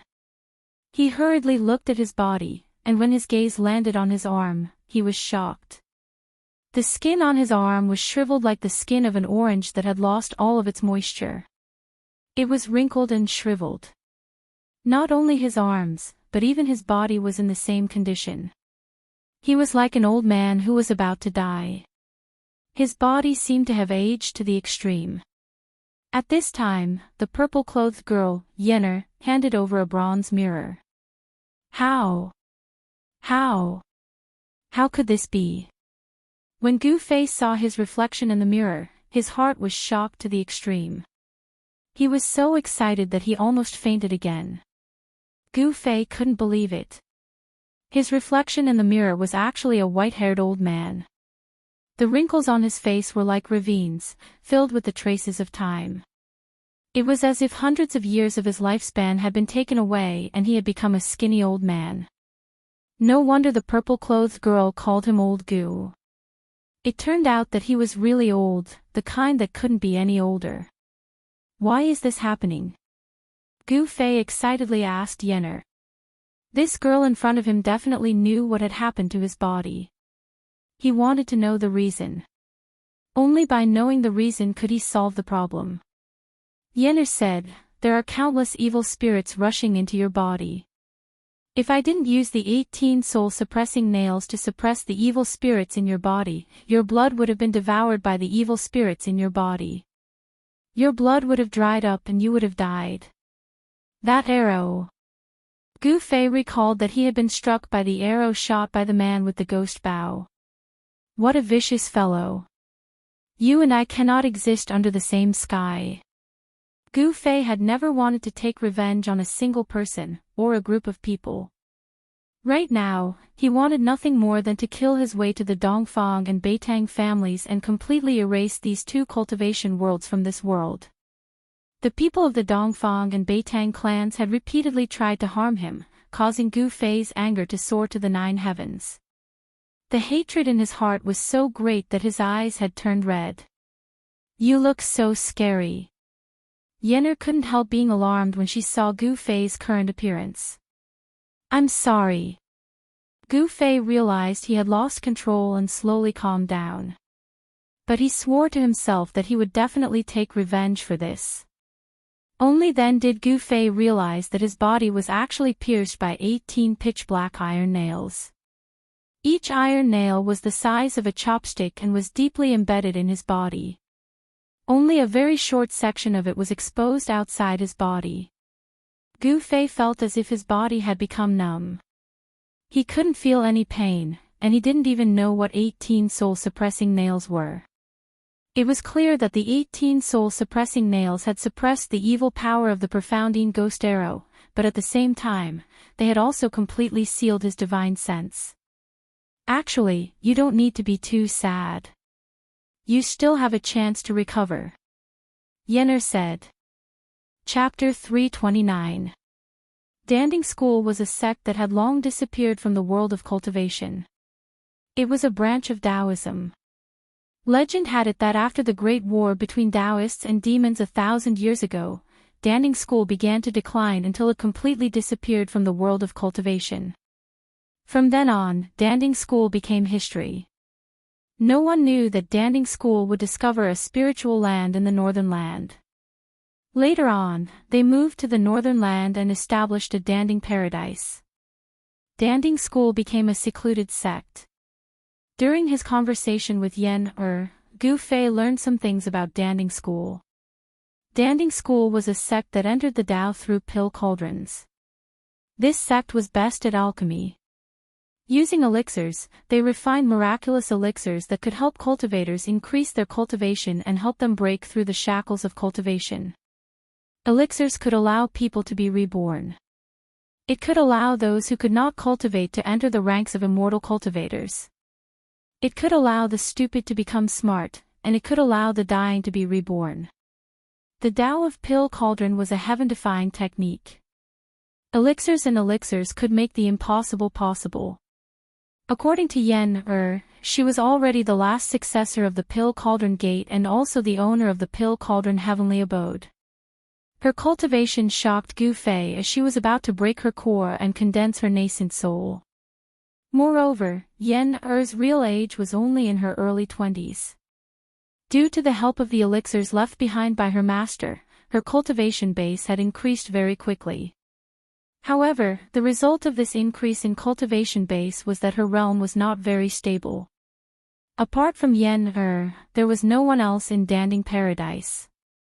On this day, after Gu Fei took a qi-gathering pill refined by Yenner, he immediately felt relaxed. He could even feel the qi-gathering pill turning into a stream of heat in his dantian and flowing throughout his body. The spiritual energy transformed from the qi-gathering pill was nourishing his old body. However, Gu Fei's body was like a leaking bowl. Before long, the spiritual energy transformed from the qi-gathering pill would be devoured by the countless souls imprisoned in his body. The 9-nether blackbone bow was definitely an incomparably evil and terrifying ghostly weapon. Even though Gu Fei's life force was incomparably vigorous, and he had the essence of the divine weapon refined into his blood and qi, the blood and qi in his body were still drying up day by day. The evil spirits and ghostly aura were devouring his life force, causing his life force to fade away at every moment. The qi-gathering pill could only replenish the lost life force in Gu Fei's body, so that Gu Fei could continue to live, and not die of his blood and qi being devoured by the yin spirits and ghost qi. Actually, this was also a risky move. Gu Fei taking the qi-gathering pill was undoubtedly equivalent to using the spiritual energy of the pill to feed the ownerless spirits in his body. Those ownerless yin souls would continue to devour the spirit qi transformed from the qi-gathering pills, and the yin soul ghost qi would gradually become stronger. When the 18 soul-subduing nails on Gu Fei's body could no longer suppress those yin souls, there would only be one outcome for Gu Fei, and that was death. It was a beautiful morning, and Yenner had already run off to God knows where. Gu Fei walked out of the immortal's cave. His body was trembling, and he looked exactly like an old man whose body was in decline. With a head full of white hair, wrinkled skin, and emaciated body, Gu Fei's body no longer had that exuberant life force. His body was like a withered old tree that had lost its vitality, and it looked like it would collapse at any time. Gu Fei already knew that the Danding School's Immortal's Cave was built in the belly of a jade mountain. Below the jade mountain was a spirit vein, and around the jade mountain, there was a qi-gathering array laid by the Danding School. The chi-gathering array could not only gather the spirit chi from all directions, but it could also restrain the spirit chi emitted by the Jade Mountain spirit vein, preventing it from spreading. This is really a good place. Gu Fei stood outside the entrance of the Immortal's cave and looked around. He didn't even breathe, but was inhaling and exhaling the spirit chi. The spirit chi here was really too thick, and he could even see the colorful green lights floating between the flowers and trees. Gu Fei soon discovered that the other places on the mountain seemed to have been reclaimed into a square of spiritual fields, and the spiritual fields were planted with spiritual herbs. Purple gold ginseng, fire dragon grass, scarlet fruit. Gu Fei recognized a few spiritual herbs, but he had never seen most of the spiritual herbs planted in the spiritual fields. Even in the ancient books that he had read in the sect, there were no relevant records about them. Every spiritual herb was surrounded by spirit chi, and under the nourishment of sufficient spirit chi, each spiritual herb was extraordinary, and seemed to have matured for hundreds of years. Gu Fei sat in front of the Immortal's cave and looked up at the rising sun. He couldn't help but feel a myriad of emotions in his heart. A few days ago, he was still a young expert with extremely lofty ideals. He was thinking about how to revitalize the Green Spirit Peak, and how to pass on the Green Spirit Peak's orthodoxy. But now, with his deteriorating body, it was difficult for him to even walk down the mountain. Gu Fei thought a lot, looking back on the path of his growth until now. He was bullied on Taishan Mountain, and then he was proud at the 9 Vein Trials. Then he went to the virtual sky world, and then he escaped from the devil's territory in the far north. It seemed that he never really stopped to rest. Suddenly, Gu Fei felt a little tired, not physically, but mentally. The path of the strong was not easy to walk. It was full of thorns and bumps, and one careless mistake could lead to injury or even death. Looking at the beautiful scenery in front of him, the floating clouds in the sky, and the red-crowned cranes and spiritual birds soaring in the sky, Gu Fei felt an unprecedented peace in his heart. There was no fighting here, no mutual deception, no intrigue, and no need to always be on guard against the attacks of enemies hiding in the dark. This was a pure land, a paradise outside of the world. He didn't know how long he sat on the white jade steps in front of the cave. Suddenly, Gu Fei saw a figure flash on the bamboo path at the foot of the mountain. A purple figure walked out of the bamboo forest. "You look good today." Soon, Yan arrived in front of Gu Fei. Gu Fei stretched lazily, then stood up and said, "Have you found a way to cure me?" Gu Fei was very direct. It's not difficult to cure you, but..." Yan wanted to say something but stopped. A trace of imperceptible cunning flashed in her black jewel-like eyes. Gu Fei could no longer keep calm. He hurriedly asked, "But what? What are your concerns? Just say it." Gu Fei was always thinking about how to revitalize his deteriorating body. However, he knew that unless he could dispel the yin and ghost aura in his body, there might be a glimmer of hope. Why are you in such a hurry? I will definitely cure you. Don't worry." Yan patted Gu Fei's shoulder and said. In fact, she was already calculating in her heart. "Then when do we start?" Gu Fei was very anxious. He couldn't wait to get out of his current predicament. His deteriorating body had almost made him lose the will to fight. "When do you want to start?" Yan looked at Gu Fei and asked with a smile. "Of course, the sooner the better," Gu Fei said. Yan rubbed her chin and took a few steps. She pondered for a moment and said, "I'll say this in advance.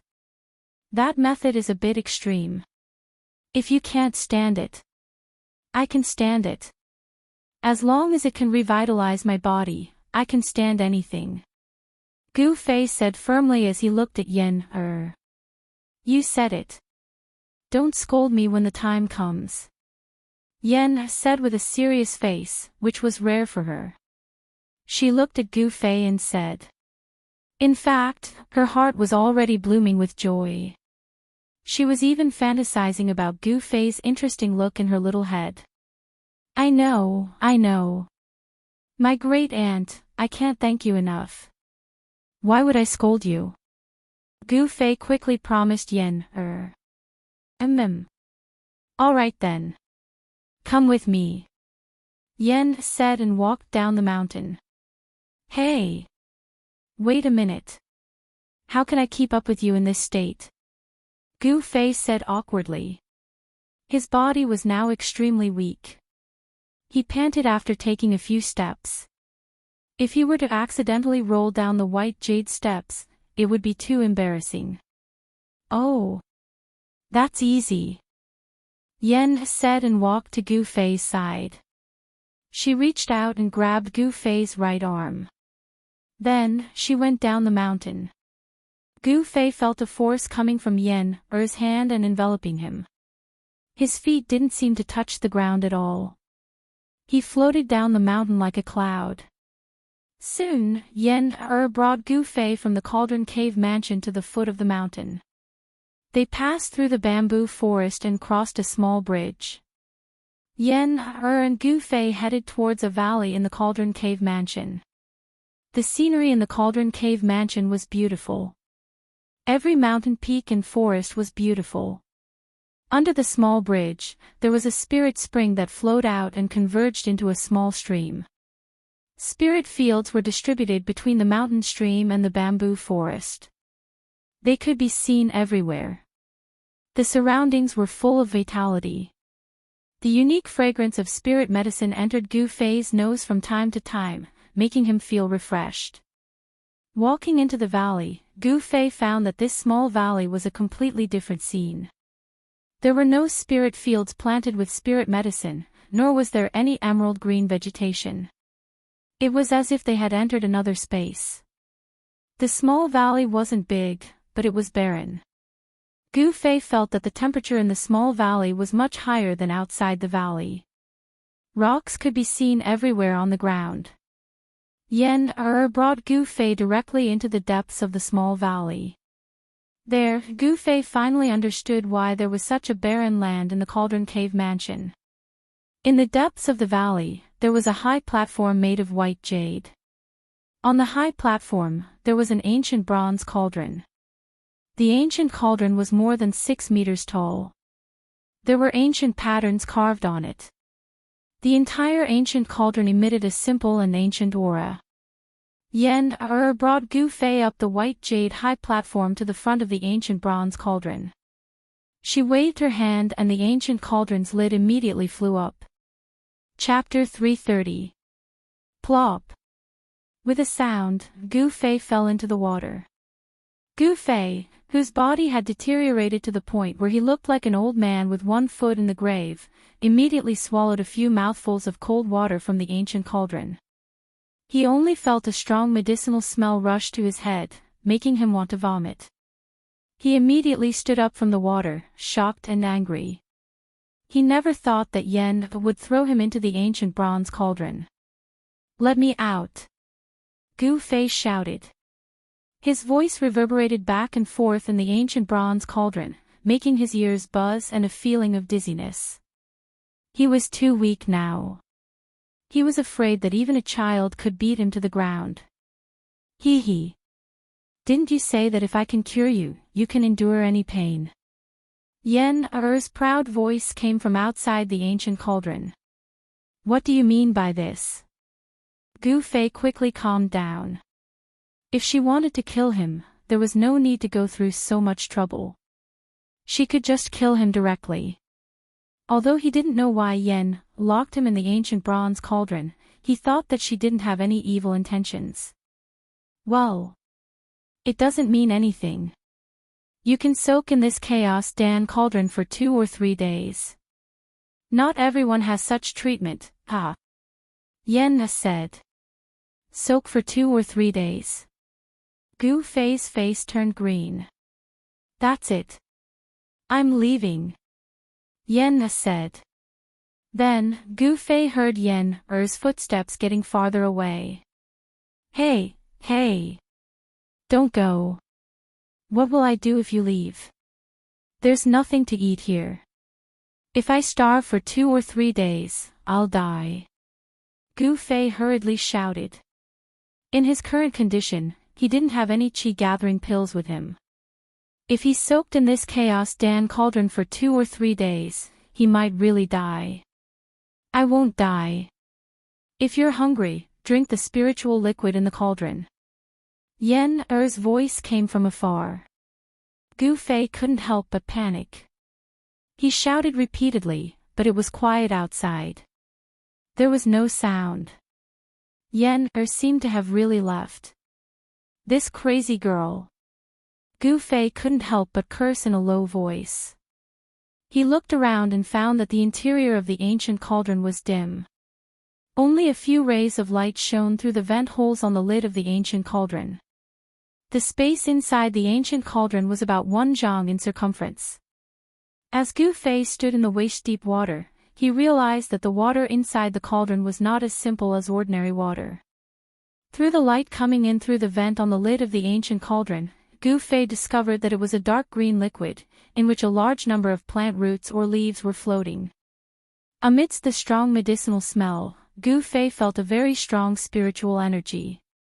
Just now, when he was thrown into the ancient cauldron by Yen Er, Gu Fei drank a few mouthfuls of the dark green liquid in a panic. Could this be the spiritual liquid? At this time, Gu Fei felt that his body was gradually becoming hot. He didn't know if it was because he drank a few mouthfuls of the liquid in the cauldron. The skin on his hands gradually became red, as if there was a hot current running around his body. It was the complete opposite of the ghostly aura that was sealed by the 18 soul-subduing nails. Could it be the spiritual herbs in the cauldron? Gu Fei seemed to have thought of something. He then sat cross-legged in the ancient cauldron, only his head was exposed above the dark green liquid. He tried to circulate his Xian Qi, guiding the spiritual herbs in the cauldron to permeate into his body. Gu Fei's Xian Qi was different from ordinary cultivators. His strength came from his body.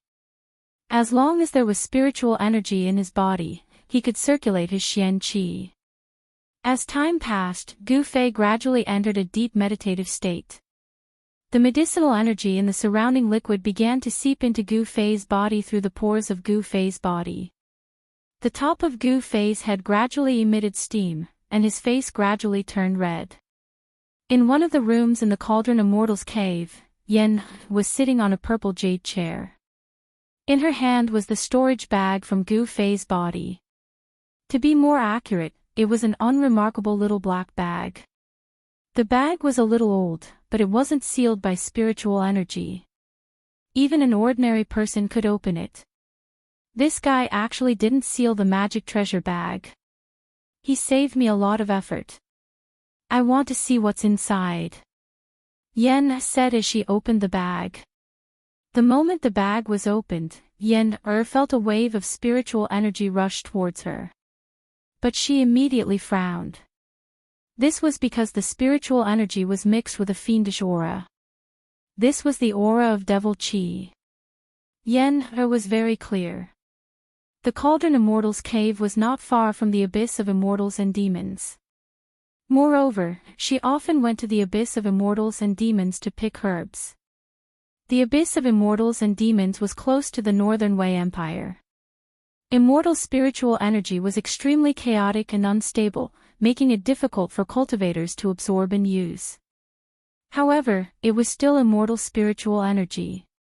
Places where immortal spiritual energy gathered could often breed rare spiritual herbs and even heavenly treasures.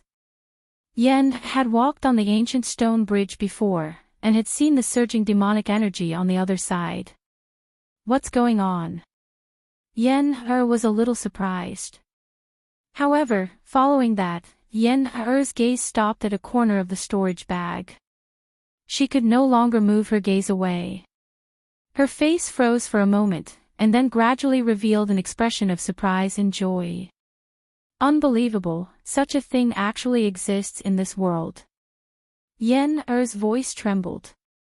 She seemed to be very excited. Then, she reached into Gu Fei's storage bag and carefully took out 3 stalks of grass. They were not ordinary grass, but immortal grass that was surrounded by 9 colored lights. The immortal grass did not seem to have any color, as if it was transparent. However, there were 9 colored lights flowing on top of it. Longevity grass, it really is the longevity grass. It's exactly as described in the ancient records. 9 colored lights. This is a phenomenon that only occurs when an immortal grass matures. Yen muttered to herself. The Dan Ding sect was a sect that cultivated alchemy. There were countless records of all kinds of spiritual essence in the sect. Yen was the last descendant of the Dan Ding sect. Of course, she knew about the 9-colored longevity grass. If a mortal consumes it, they will live for 200 years.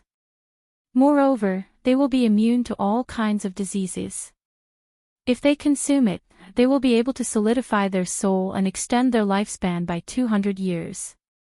Yen muttered to herself as she looked at the 3 stalks of 9-colored grass in her hands. The reason why she had her current cultivation base was completely due to the help of the medicinal pills. Of course, it was also related to her talent. However, there was a fatal flaw in the cultivation base that relied on medicinal pills. That was that the state of mind could not keep up with the cultivation base. Although Yen was at the peak of the 9th heavenly layer of the transcending mortality realm, her state of mind was not proportional to her cultivation base. The power of the 9th heavenly layer had to be controlled by the state of mind of the 9th heavenly layer. Yen was very clear about her own situation.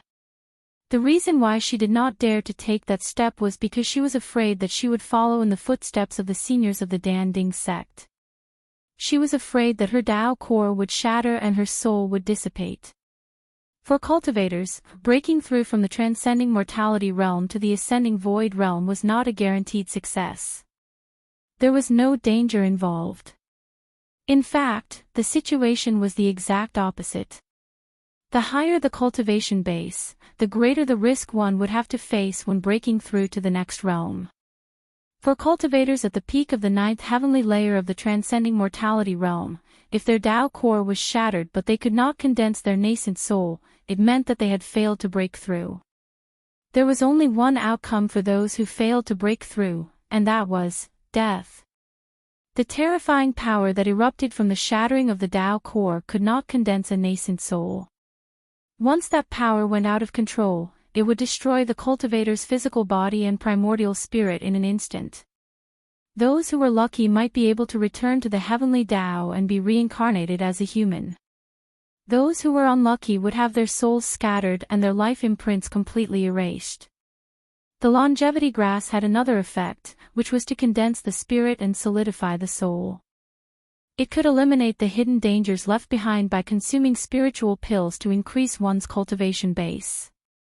This was what Yen urgently needed now. With the longevity grass, she could try to take that step. I didn't expect that kid to have such a spiritual herb of heaven and earth. Where did he get it from? Yen was shocked and couldn't help but be astonished. The longevity grass was a legendary item. For thousands of years, the cultivators of the Dan Ding sect had walked through the endless mountains and rivers of the Tinglong continent, but they had not even seen the shadow of the longevity grass. One could imagine that it was not easy to obtain this kind of spiritual herb of heaven and earth. And it seems like there is a need to find out where this kid came from. Yen thought to herself. However, the longevity grass was in her hands now. It was impossible for her to hand it over. She was already thinking about how to take the longevity grass for herself. Kill Gu Fei. That doesn't seem possible. I have no enmity with him. How can I kill him for no reason? Yen shook her head. Actually, she had always been cultivating in the Dan Ding cave and rarely went out. She had never killed anyone before. Otherwise, Boss Dongfang, Bei Tangyu, and the others who broke into the outer area of the Dan Ding cave would have been torn into pieces by the countless ferocious beasts she controlled. How could they escape so easily? Actually, with Yen Er's cultivation base at the 9th heaven of the transcending mortality realm, it was easy for her to kill Boss Dongfang and the others. Sigh. So annoying. How can I get the longevity grass from that kid legitimately? Yen stood up from the purple jade chair irritably. I got it. After I cure him, this longevity grass will be my reward. Ha! Yen laughed happily. She then carried the 3 9-colored longevity grass and walked into the depths of the cave. The depths of the cave was connected to the underground spiritual vein. It was the place with the densest spiritual energy in the entire Dan Ding cave. The ancestors of the Dan Ding sect had opened up a medicinal herb field there. The real heaven and earth spiritual essence was planted in the medicinal herb field in the depths of the cave. Yen moved the 3 9-color longevity grasses into the medicine field. Spots of spiritual light immediately gathered toward the 9-color longevity grasses. The 9-color glow that lingered around the 9-color longevity grasses became brighter. There's a 9-leaf mysterious ginseng. Alright. This is mine too. Yen took out the 9-leaf mysterious ginseng from Gu Fei's storage bag and planted it in the medicinal herb field. Mysterious sky vine, Juxian fruit, Yin Yang lotus. These are all mine. Yen murmured to herself. She kept taking out heaven and earth spiritual essence from Gu Fei's storage bag and planted them in the medicinal herb field. Chapter 331. Over the past few days, peerless experts had started to appear in the northern region of the Northern Wei Empire. People would occasionally see divine rainbows flying across the sky. There were more and more cultivators in Bailing City. There was a rumor circulating among the cultivators that someone had discovered a spirit vein in the northern lands. It was a spirit land that had yet to be developed. This wasn't a baseless rumor. The appearance of peerless experts in the northern lands was a very good proof. Guest Cloud Inn was one of the best inns in the northern mountain city. However, in the northern mountain city where cultivators gathered, this place seemed a bit deserted. This inn had been completely booked by a cultivation family from the east. The cultivators who entered and left the inn were only disciples of this family or cultivators who were on good terms with this family. There was once a cultivator who was dissatisfied with the fact that the people of this clan occupied this inn all by themselves and came to cause trouble. However, he was thrown out of the inn by an old man who looked like an old servant and wore a small green robe. After the old man showed off his skills, no one doubted the strength of this family from the east anymore and no one came to cause trouble. In a courtyard at the back of the inn, the accumulated snow had already been cleared away. There were some cold-resistant plants planted in the courtyard, and they were still green. The courtyard wasn't big, but everything that should be there could be seen here. There was a pavilion in the fake mountain. The pavilion was covered in a thick layer of snow and a few icicles could be seen hanging down from the roof. There was a pond next to the pavilion, but strangely, the water in the pond wasn't frozen in the cold northern lands. One could even see the figures of koi fishes swimming in the water. There were 4 people sitting at the stone table in the pavilion, 3 men and 1 woman. Boss Dongfang, which senior from the Dongfang family came to the northern lands? A middle-aged man with silver hair and a black blade on his back asked. Boss Dongfang wasn't really the boss of the Dongfang family. It was just a title. There were many people in the Dongfang family who were stronger than Boss Dongfang. In terms of strength, Boss Dongfang would be called Boss Dongfang in the Dongfang family. However, it had to be said that Boss Dongfang was an expert with great potential in the Dongfang family. With his cultivation at the 8th sky of the Ascended Realm, Boss Dongfang was highly regarded by the upper echelons of the family. This is not something I can know. Eldest brother Dongfang replied calmly. Even though he was a disciple with great potential, he had yet to truly step into the core of the Dongfang family. Old Black, it seems like your Saber Emperor's bloodline is determined to obtain that spiritual land. Eldest brother Dongfang suddenly looked at the middle-aged man with a profound gaze. Humph. I wonder which bastard leaked the news, causing all the major powers to want a piece of the pie.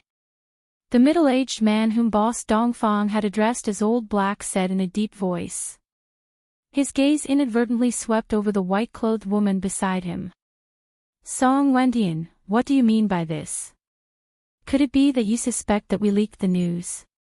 Song Wendian's gaze didn't escape the white-clothed woman's notice. She immediately glared at Song Wendian and shouted. Did I say you guys? The middle-aged man with the saber on his back, Song Wendian, frowned and said unhappily, although my Saber Emperor's bloodline does not have many people like you, I, Black Saber Song Wendian, am not a pushover. The atmosphere in the pavilion immediately became tense as the two of them confronted each other with equal harshness. Alright, both of you should speak less. None of us wish to see such a thing happen. Eldest brother Dongfang said. He was also extremely gloomy. Originally, this was a matter between the three clans. Now, all the major powers of the Tinglong continent had interfered. Song Wendian and Beitang Yu of the Beitang clan seemed to dislike each other. Whenever they were together, they would mock and ridicule each other. There were a few times when the two of them almost started fighting.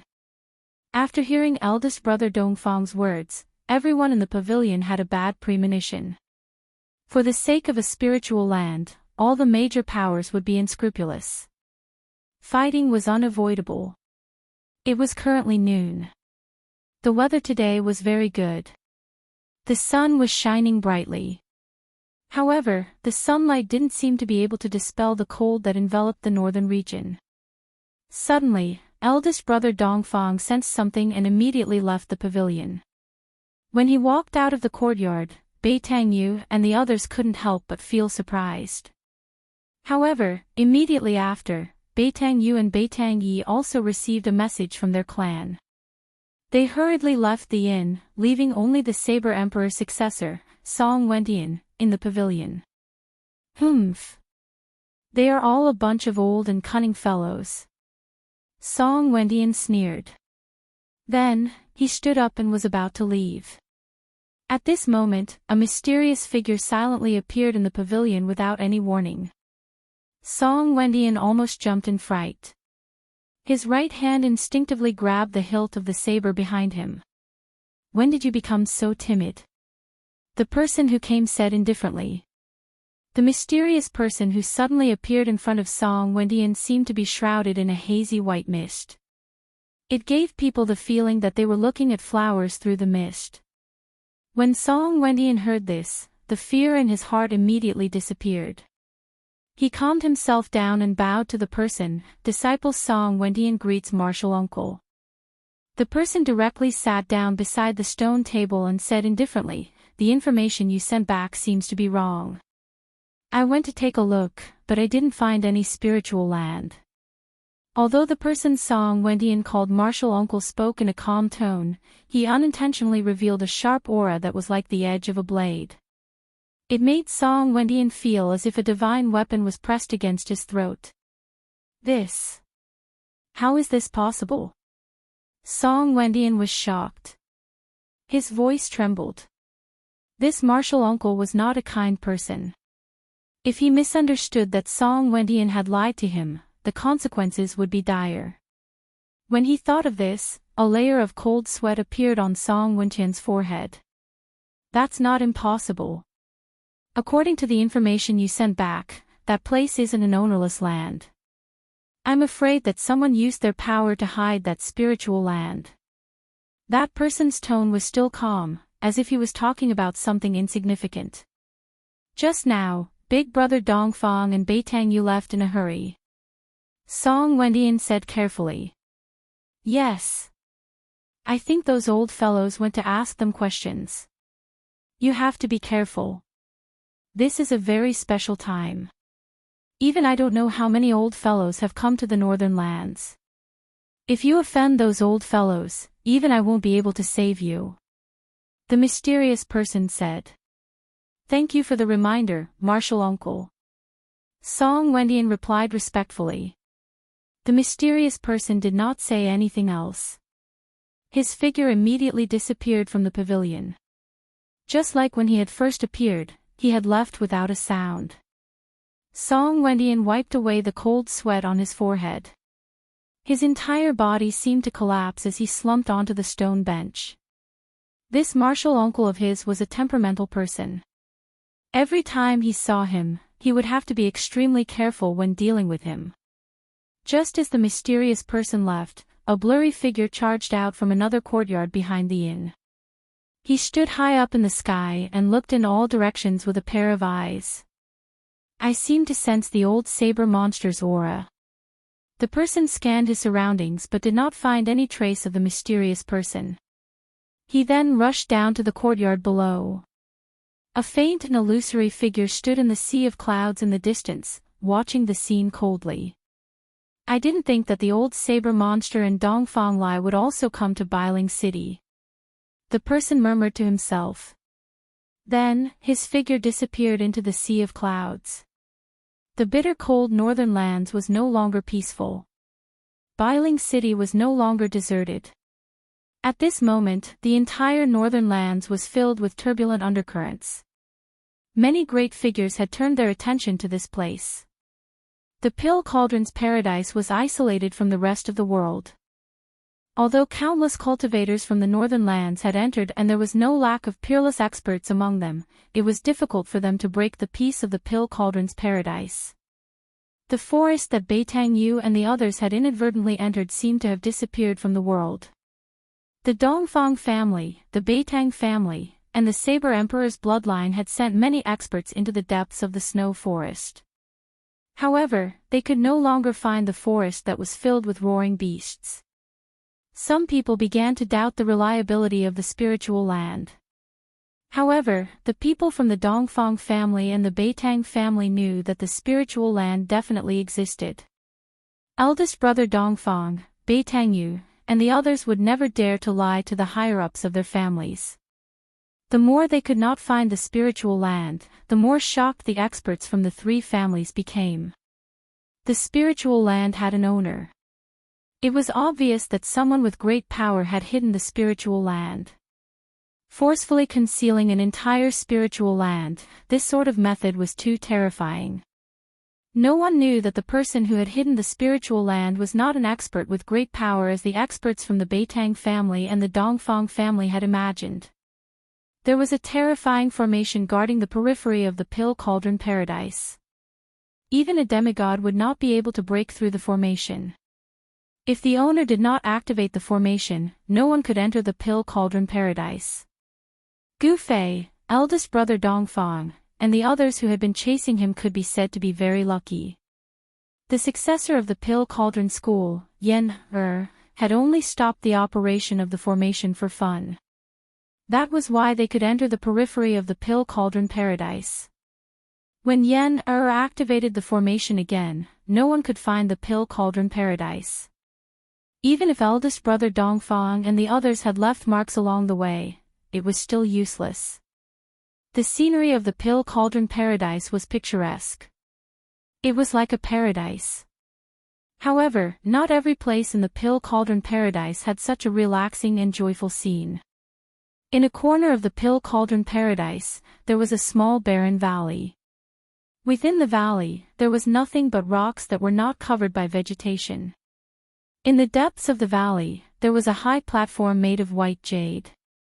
In the sky, there were mysterious runes engraved on it. An ancient bronze cauldron stood on the white jade platform. At this time, the top of the ancient bronze cauldron on the high platform was emitting wisps of hot air. It seemed that something was being refined in the cauldron. However, there was no flame under the cauldron. The hot air seemed to be coming from the ancient bronze cauldron. Chapter 332. Time passed by, and the valley was very quiet. There was no sound.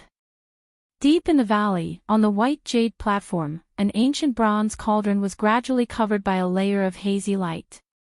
A strong spiritual fluctuation came out of the ancient cauldron, and a fiery aura spread out on the white jade platform. The surrounding temperature was gradually rising. The ancient bronze cauldron on the white jade platform, although it was also a rare treasure, it was not a treasure that had a spirit, and could not automatically refine elixirs. The reason why the ancient cauldron was abnormal was because of the person trapped in it. That person was Gu Fei, who was thrown into the ancient bronze cauldron by Yen-Er. Unknowingly, Gu Fei had already spent 2 days and 2 nights in the ancient bronze cauldron. During this time, Gu Fei was always in a deep state of meditation, and the mysterious arts in his body were constantly running. His body was like a bottomless pit, greedily absorbing the huge amount of spiritual energy contained in the spiritual liquid in the cauldron. His consciousness was in a state of half awake and half dreaming. He could only vaguely sense what was happening in the outside world. This kind of feeling was very unreal, as if he was in the clouds and fog, and could not be accurate. The spiritual energy in the ancient bronze cauldron was rising, and the rays of light were circling around Gu Fei's body. The ancient martial arts cultivation method was indeed extraordinary. Even if his body was extremely weak, Gu Fei could still use a little essence in his body to guide the spiritual energy in the cauldron into his body to expel the yin and ghost qi in his body. For 2 days, he used the spiritual energy in the cauldron to nourish his weak body and gradually wear down the yin and ghost qi in his body. This method seemed to be effective, and he succeeded in expelling a small part of the mysterious yin and ghost qi. Gu Fei found that although this method was effective, the speed of expelling the yin and ghost qi was extremely slow. At this current speed, it would probably take more than 100 years to completely expel the yin and ghost qi in his body. In the ancient bronze cauldron, the spiritual liquid concocted by Yen-Er was full of spiritual qi. Moreover, most of the spiritual herbs dissolved in the spiritual liquid were extremely dry and hot. They gathered together to form a strong yang qi, which happened to restrain the xianing ghost qi in Gu Fei's body. On the morning of the 3rd day, Gu Fei showed no sign of stopping inside the bronze cauldron.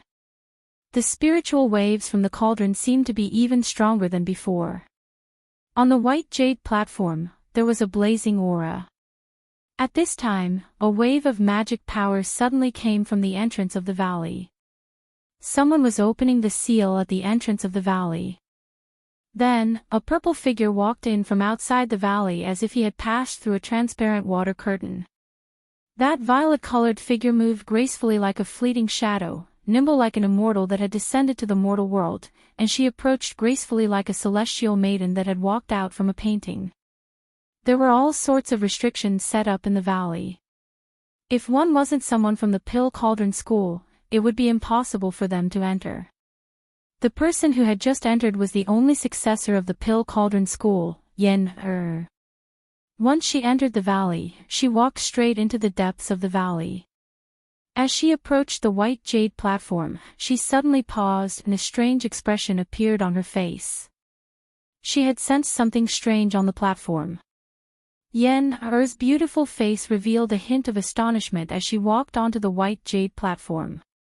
She stared at the steaming ancient bronze cauldron and mumbled to herself, "I didn't expect him to have such a trick up his sleeve. His body is like rotten wood, but he can still attract spiritual qi into his body. Hee, that's good too. It saves me a lot of effort." As Yen-Er spoke, she sat down cross-legged in front of the ancient bronze cauldron and began to form a spell with her hands. Waves of magic power rippled out from Yen-Er's hands. Then, Yen-Er sent rays of light condensed from her magic power towards the ancient bronze cauldron in front of her. The magical light entered the body of the cauldron. Then, the mysterious runes on the ancient bronze cauldron began to light up. Yen-Er seemed to be activating the ancient bronze cauldron. As the rays of light condensed from magic power entered the body of the cauldron, an immeasurably ancient aura began to emit from the ancient cauldron. The surface of the ancient cauldron was covered with runes which formed into countless magic formations that were branded onto the cauldron's body. This magic formation was neither an offensive nor a defensive magic formation. It was a magic formation used for alchemy. Yen-Er was activating the alchemy magic formation on the ancient cauldron and releasing the power of alchemy fire. The ancient bronze cauldron began to emit waves of powerful energy. The runes on the cauldron's body began to appear and the spiritual chi around the white jade platform began to gather towards the ancient bronze cauldron. The alchemy magic formation began to gather the surrounding spiritual chi of heaven and earth and turned it into alchemy fire. Wisps of fire energy began to emerge from the cauldron's body like tiny fire snakes swimming around the cauldron's body. The alchemy magic formation did not release the alchemy fire outwards. Instead, it burned towards the inside of the cauldron. Rumble. The ancient bronze cauldron began to vibrate.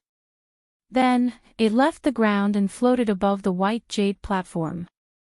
Slowly, it began to rotate. Yen, who was sitting cross-legged on the white jade platform, had a grave expression on her face. She stared at the ancient bronze cauldron in the sky and shot out rays of light. As more and more magic formations were activated, the entire ancient bronze cauldron began to flow with fiery red fire energy. It was not an ordinary fire. Instead, it was the alchemy magic formation on the ancient bronze cauldron. It condensed the spiritual chi of heaven and earth and transformed it into alchemy fire. It was the Taoish true fire. This small mountain valley was actually where the Pill Cauldron School concocted pills. The reason why it was completely barren, without any plants, was because the people of the Pill Cauldron School concocted pills here. The heat released by the people of the Pill Cauldron School had turned this place into a wasteland. As the alchemy magic formation on the body of the ancient bronze cauldron was gradually activated, wisps of fire energy began to seep into the cauldron from the outside. The dark green spiritual liquid in the cauldron began to be evaporated by the fire energy and turned into spiritual mist. As more and more alchemy magic formations were activated, the temperature in the ancient bronze cauldron began to rise rapidly. Gu Fei, who was in a deep meditative state, seemed to feel something strange around him. What's going on? Very quickly, Gu Fei woke up from his meditative state. All he saw was a blurry mist in front of him. Waves of heat surged from all directions, making him feel like he was in a furnace. In reality, he really was in a furnace. Yen, what are you doing? Gu Fei shouted. He felt that something was wrong. The surrounding temperature was still rising rapidly. The high temperature in the cauldron made him feel pain all over his body. His skin felt like it was about to split open. Outside the ancient bronze cauldron, Yen did not answer. In reality, at this moment, she could not speak at all. Yen entire body was filled with spiritual energy. Her movements of summoning spiritual energy became slower and slower. She even felt a wave of exhaustion. She really wanted to stop. However, she could not stop. This was a critical moment. If she stopped, all her previous efforts would be wasted and she would have to start all over again. I still need 10 more alchemy magic formations. Yen clenched her teeth and continued to summon spiritual energy. At this moment, she was sweating profusely. Beads of sweat the size of soybeans rolled down her face and dripped onto the ground. Although she was activating the simplest alchemy fire magic formation on the ancient bronze cauldron, it was still extremely taxing. Wah! Gu Fei's scream came from within the cauldron. He felt as if he had jumped into a volcano. His entire body felt like it was surrounded by magma. The spiritual liquid in the cauldron was boiling. It constantly evaporated due to the high temperature and turned into a spiritual mist. What was terrifying was that the temperature of the spiritual mist seemed to be even more terrifying than the heat that was surging in from all directions. The ancient bronze cauldron emitted an unfathomable force that bound the spiritual mist that was evaporated from the spiritual liquid inside the ancient cauldron. It just happened to envelop Gu Fei. An unfathomable force seemed to be pressing down on Gu Fei. The spiritual mist outside his body drilled into his pores through his body. The spiritual mist formed by the alchemy fire contained pure spiritual energy. However, at the same time, it also contained a terrifying heat. Gu Fei felt as if traces of magma had drilled into his body. From top to bottom, his meridians, his flesh, and even his bones, there were countless fire snakes slithering about. His entire body, from the inside out, was being mercilessly burned. The terrifying pain stimulated Gu Fei's sensitive nerves, causing him to scream and almost have a mental breakdown. Arg! So painful. Stop right now. Gu Fei screamed. Even though his mind was as firm as iron, he could not endure the pain in his body. Good. It's finally done. Yen used the last spiritual technique and shot out the last ray of spiritual light condensed from her spiritual energy. She activated the last alchemy array. Bang! The entire ancient bronze cauldron was immediately covered in a ball of fire. The alchemy array began to operate. Spiritual energy from all directions converged and turned into raging flames. The entire cauldron turned into a huge fireball in the blink of an eye. When Yen heard the inhuman screams coming from the ancient bronze cauldron, she could not help but frown. She thought to herself, didn't this guy say that he could endure any pain? Yen sat paralyzed on the ground and took out a jade bottle from her body. She poured out a medicinal pill and swallowed it. Very soon, her pale complexion, which was slightly pale due to the large amount of magic power she had consumed, began to turn rosy. Hee, you can enjoy yourself in there. I will come back in 3 days. If you are still alive by then, you will have a chance to recover. As she spoke, Yen stood up from the ground and walked down the white jade platform. Poor Gu Fei. He was refined by Yen like a spiritual medicine for alchemy. What was more frightening was that the ancient bronze cauldron produced a great force that bound him to the center of the ancient cauldron. Gu Fei, who was wrapped in layers of spiritual fog, could not die even if he wanted to. It was as if he was being roasted on a fire. He was enduring an inhuman pain that was 100 times worse than death by 1,000 cuts. Inside the ancient bronze cauldron, the spiritual mist surged violently. The spiritual mist constantly seeped into Gu Fei's body through his pores. Gu Fei only felt that his entire body, inside and out, was burning with raging flames. He could even smell the smell of burning. Ah! Ah! Ah! He screamed until he was hoarse. In the end, he could no longer scream. His throat could only make a few sounds of ah, ah, humph, humph. The endless pain he was enduring was not without its benefits. More than half of the ghostly aura that was sealed by the 18 soul-suppressing nails in his body had been dispelled. Using this extreme method to dispel the ghostly aura in his body, although it caused Gu Fei to suffer unprecedented pain, it seemed to be very effective. It was many times faster than the speed at which he dispelled the ghostly aura himself. The ghostly aura in his flesh and blood was gradually dispelled. However, the ghostly aura entwined in his bone marrow showed no signs of dissipating. However, Gu Fei's body clearly changed. Chapter 333. As night fell, Bailing City was still bustling with activity. Cultivators from all over the world gathered in Bailing City. Some of them came for a reason, while others came just to watch the fun. In short, all the cultivators that rushed into Bailing City had various reasons. In the north, other than the snow forest, there were also endless snow-capped mountains. There were no lack of terrifying beasts living in the mountains. It was not a good place to be. Even transcending mortality realm cultivators did not dare to walk into the depths of the snow-capped mountains alone in the dark. On this night with a bright moon and few stars, under the moonlight, 3 figures quickly walked on the thick snow. They did not even leave any footprints wherever they went. In the eyes of ordinary people, this was the legendary lightness technique of stepping on snow without a trace. The cold wind whistled, blowing off the snow on the trees from time to time. From time to time, there were mournful roars of beasts coming from the depths of the snow-capped mountains. These 3 uninvited guests passed through the snow forest and crossed the snow-capped mountains. They lowered their heads and hurried on their way. They seemed to be heading somewhere, not aimlessly. After walking for 100 miles, the three stopped at the foot of a mountain. The bone-chilling wind could not reach here. A young man in a white robe with a simple long saber on his waist took out a map and looked at it.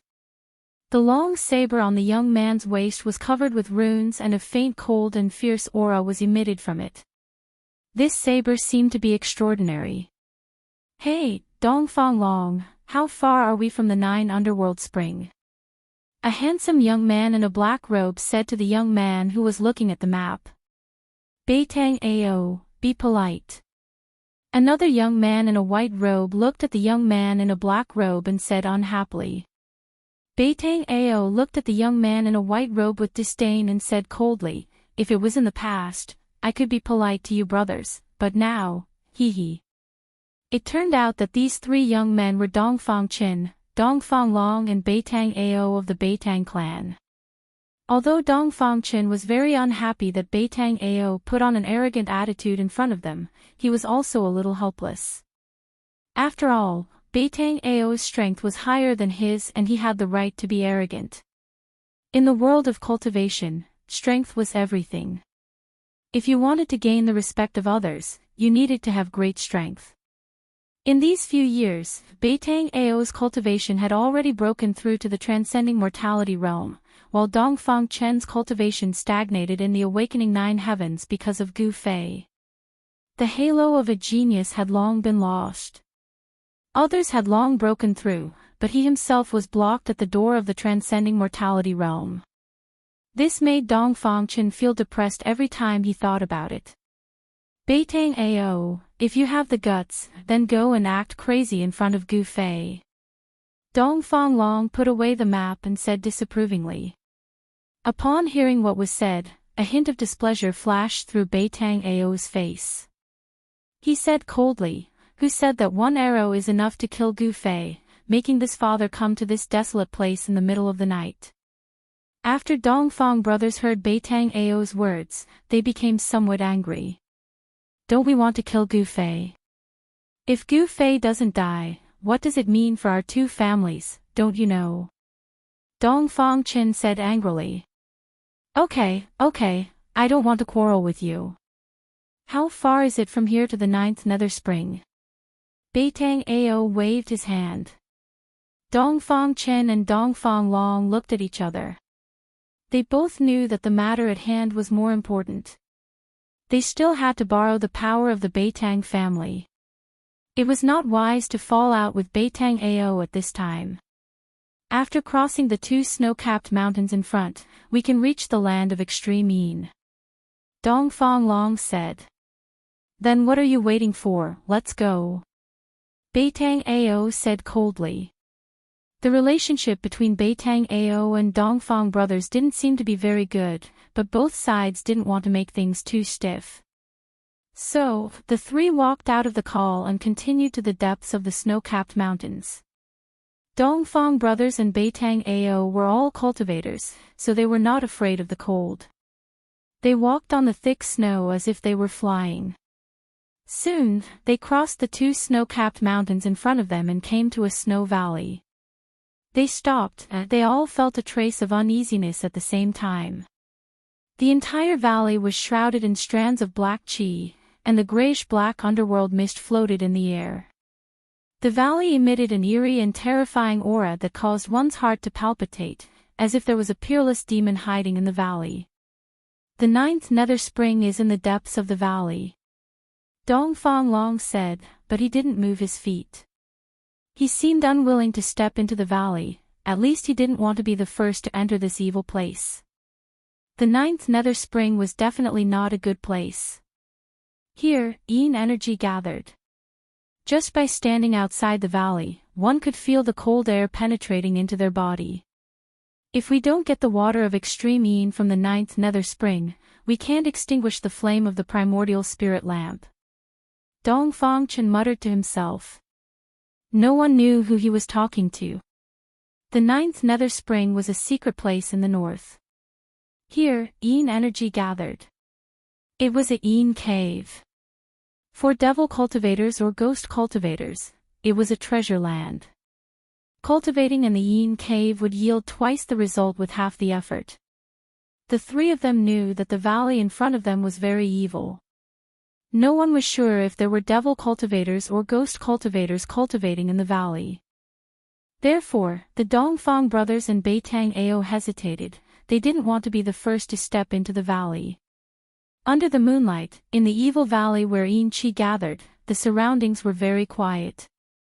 There was not a single sound, not even the sound of the wind could be heard. This kind of absolute silence made people feel incomparably oppressed, as if there was a huge rock pressing down on their chests. Should we go in or not? Dongfang Long said softly. His breathing was a bit rapid, he couldn't calm down. If they couldn't get the water of the ninth nether spring in the valley, they couldn't extinguish the flame of the primordial spirit lamp. Dan Qingzi brought Gu Fei's primordial spirit lamp down the mountain. With the lamp as a guide, he found the northern devil domain. As long as Gu Fei didn't die, the lamp wouldn't extinguish. Because of this, Dongfang Qin knew from Dan Qingzi that Gu Fei wasn't dead, because although the flame of the primordial spirit lamp was very weak, it had never been extinguished. Dan Qingzi was still trying to find Gu Fei. If he found him, Dongfang Chen's secret would be exposed. The crime of murdering a fellow disciple was not small. What Dongfang Chen had done had already violated the rules of the sect and violated the great taboo of the Supreme Mystery Sect.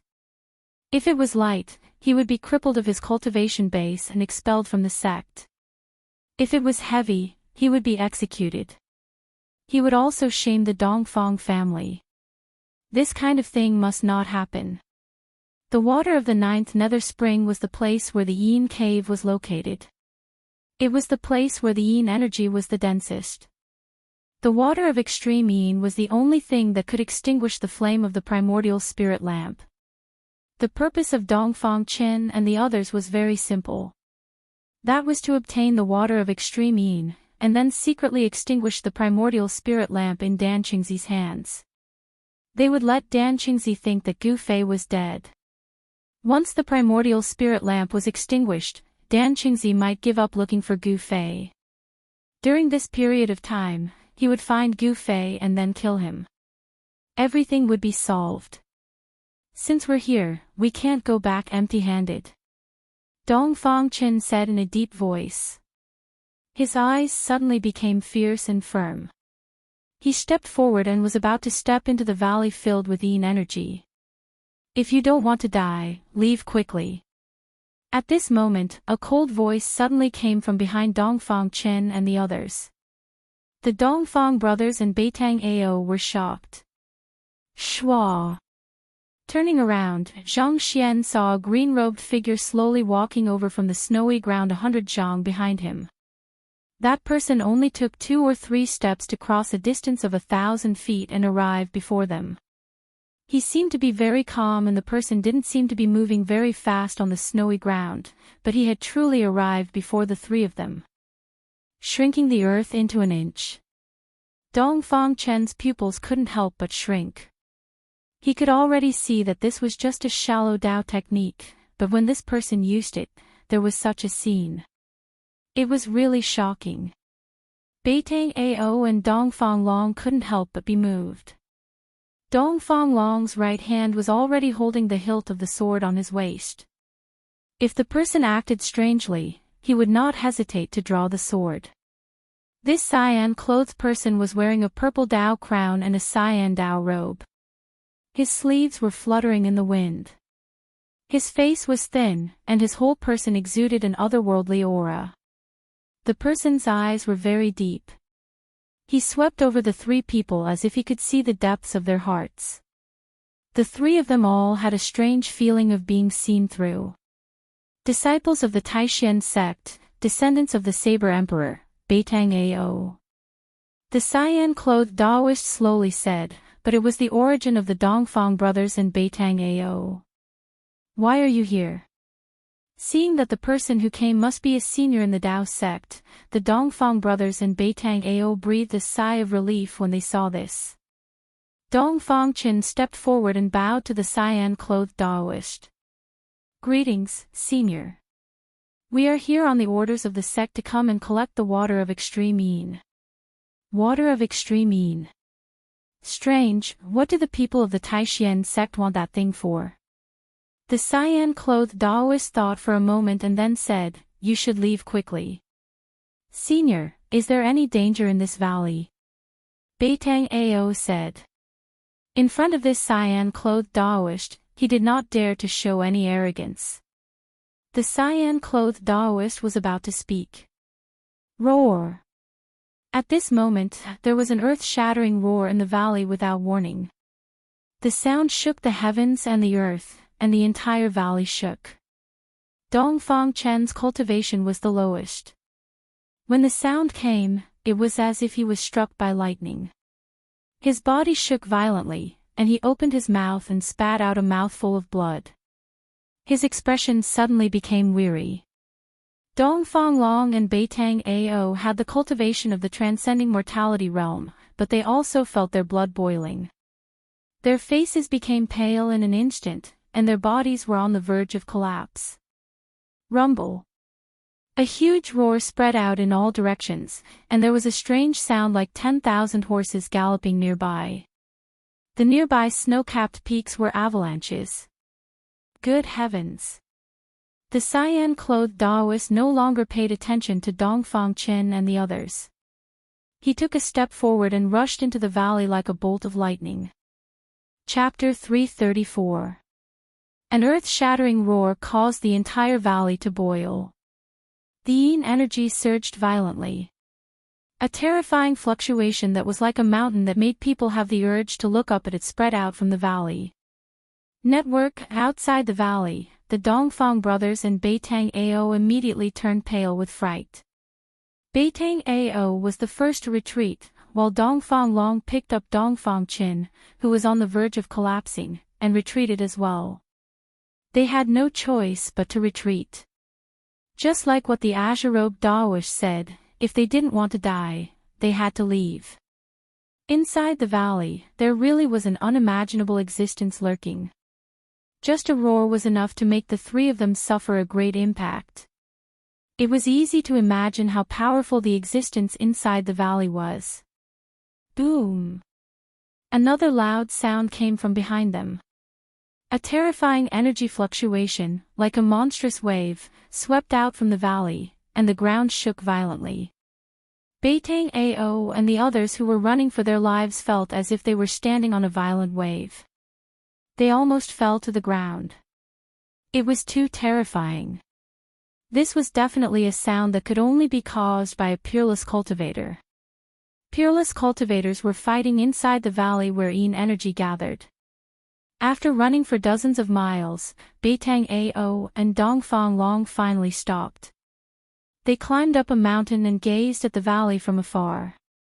A battle between peerless cultivators was definitely a rare sight. They didn't want to miss it. Waves of muffled noises kept bursting out from the valley.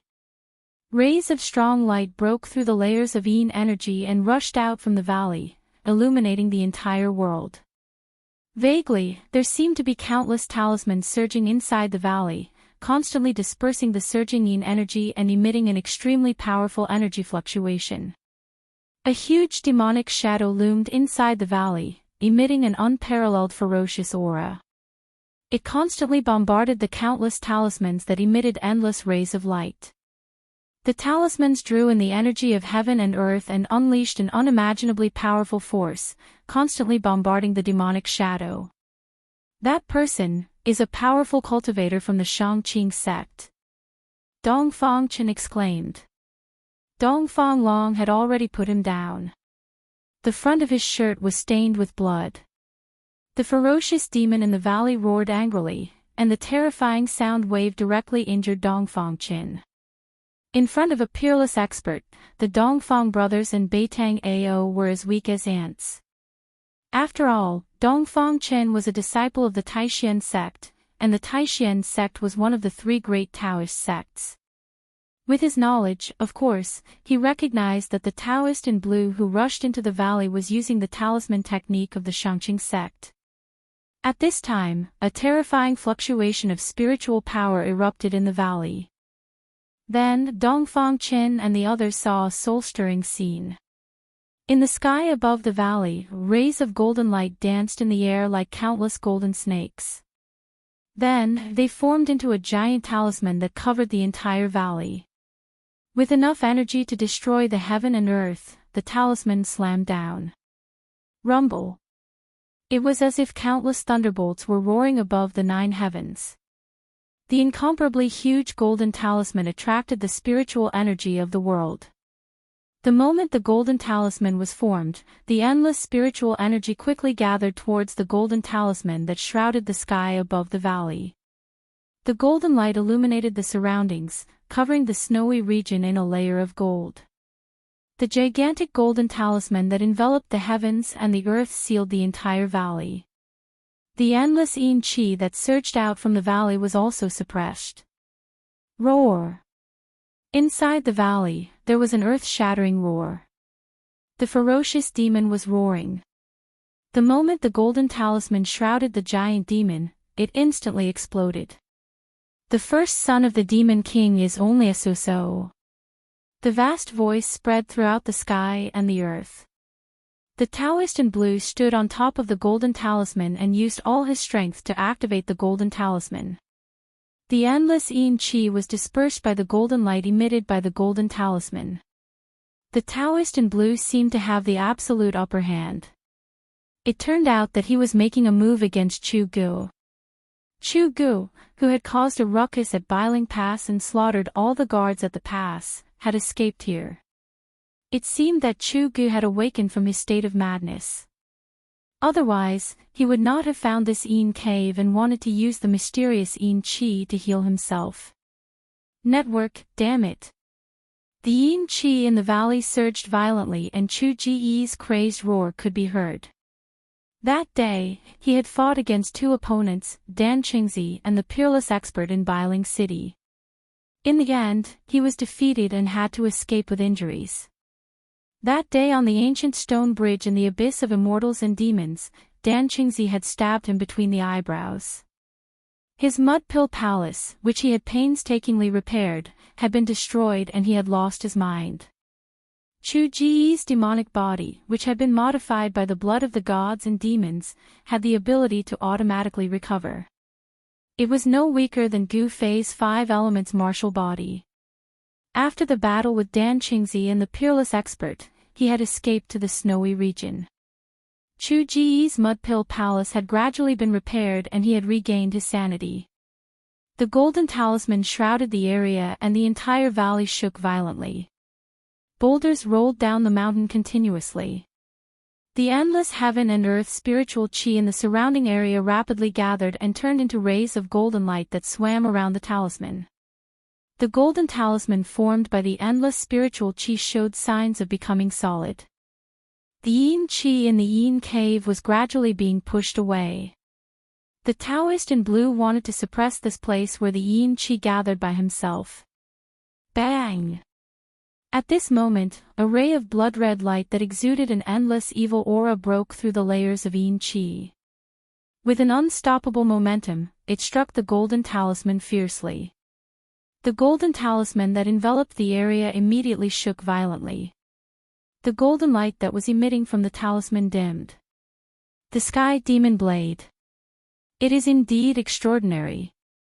The Taoist in blue from the Shangqing sect stepped on the talisman and continued to descend. He did not believe that the talisman, which had gathered the endless heaven and earth spiritual qi, could not withstand the sky demon blade. Using the talisman to draw the power of heaven and earth to form a terrifying attack was the specialty of the Shangqing sect. The Taoist in blue's cultivation was extremely powerful. The golden talisman had actually successfully blocked the sky demon blade's attack. Die! Chu Gu roared angrily in the dark clouds. Suddenly, the yin qi in the valley retreated like the tide. A blood-red demonic blade emitted a blinding blood-red light that had never been seen before. The demonic blade was devouring the endless dark clouds and demonic chi. Break! Chu-gu shouted. The surging demonic chi gathered to form a demonic shadow that was hundreds of feet tall. The demonic shadow held the blood-red demonic blade and slashed upwards with all its might. Swoosh! The blood-red light from the blade shot up to thousands of feet, exuding an endless amount of evil aura. Like a terrifying blood-red ray of light, it seemed to split the void and shatter the heavens and earth. In an instant, it struck the golden talisman that was enveloping the valley. Boom! With a loud bang, golden rays of light shot out and the sky was dyed red. The blood-red light from the blade cut through the golden talisman that was enveloping the valley and struck out from the valley. The 1,000-foot-long blade of light shot straight up into the sky. This slash had gathered an endless amount of dark clouds and devil chi, pushing the terrifying might of the sky demon saber to an unimaginable level. Even the golden talisman that had gathered an endless amount of heaven and earth spiritual chi was cut by this slash. The golden talisman that was cut did not collapse. Instead, it quickly shrank and entered the body of the Taoist in blue. The Taoist in blue suffered a great impact and spat out a mouthful of blood. Swoosh! Without any hesitation, the Taoist in blue turned into a golden ray of light and rushed out of the valley. In the blink of an eye, he disappeared under the night sky. After witnessing the earth-shattering battle between the peerless masters, Dongfang Qin and the others couldn't speak for a long time. It wasn't until the horrifying energy fluctuation in the world gradually calmed down that they recovered from the shock. Dongfang Qin and the others knew that the green-robed Daoist from the Shangqing sect was defeated and the Nine Nether Spring was occupied by the terrifying demon in the valley. The demon was probably hiding in the spring and using the yin qi to cultivate. What should we do? Beitang Ao looked at Dongfang Chen and asked. Dongfang Chen stared at the valley that was surrounded by yin qi. After a while, he said, "What else can we do? We came here for nothing."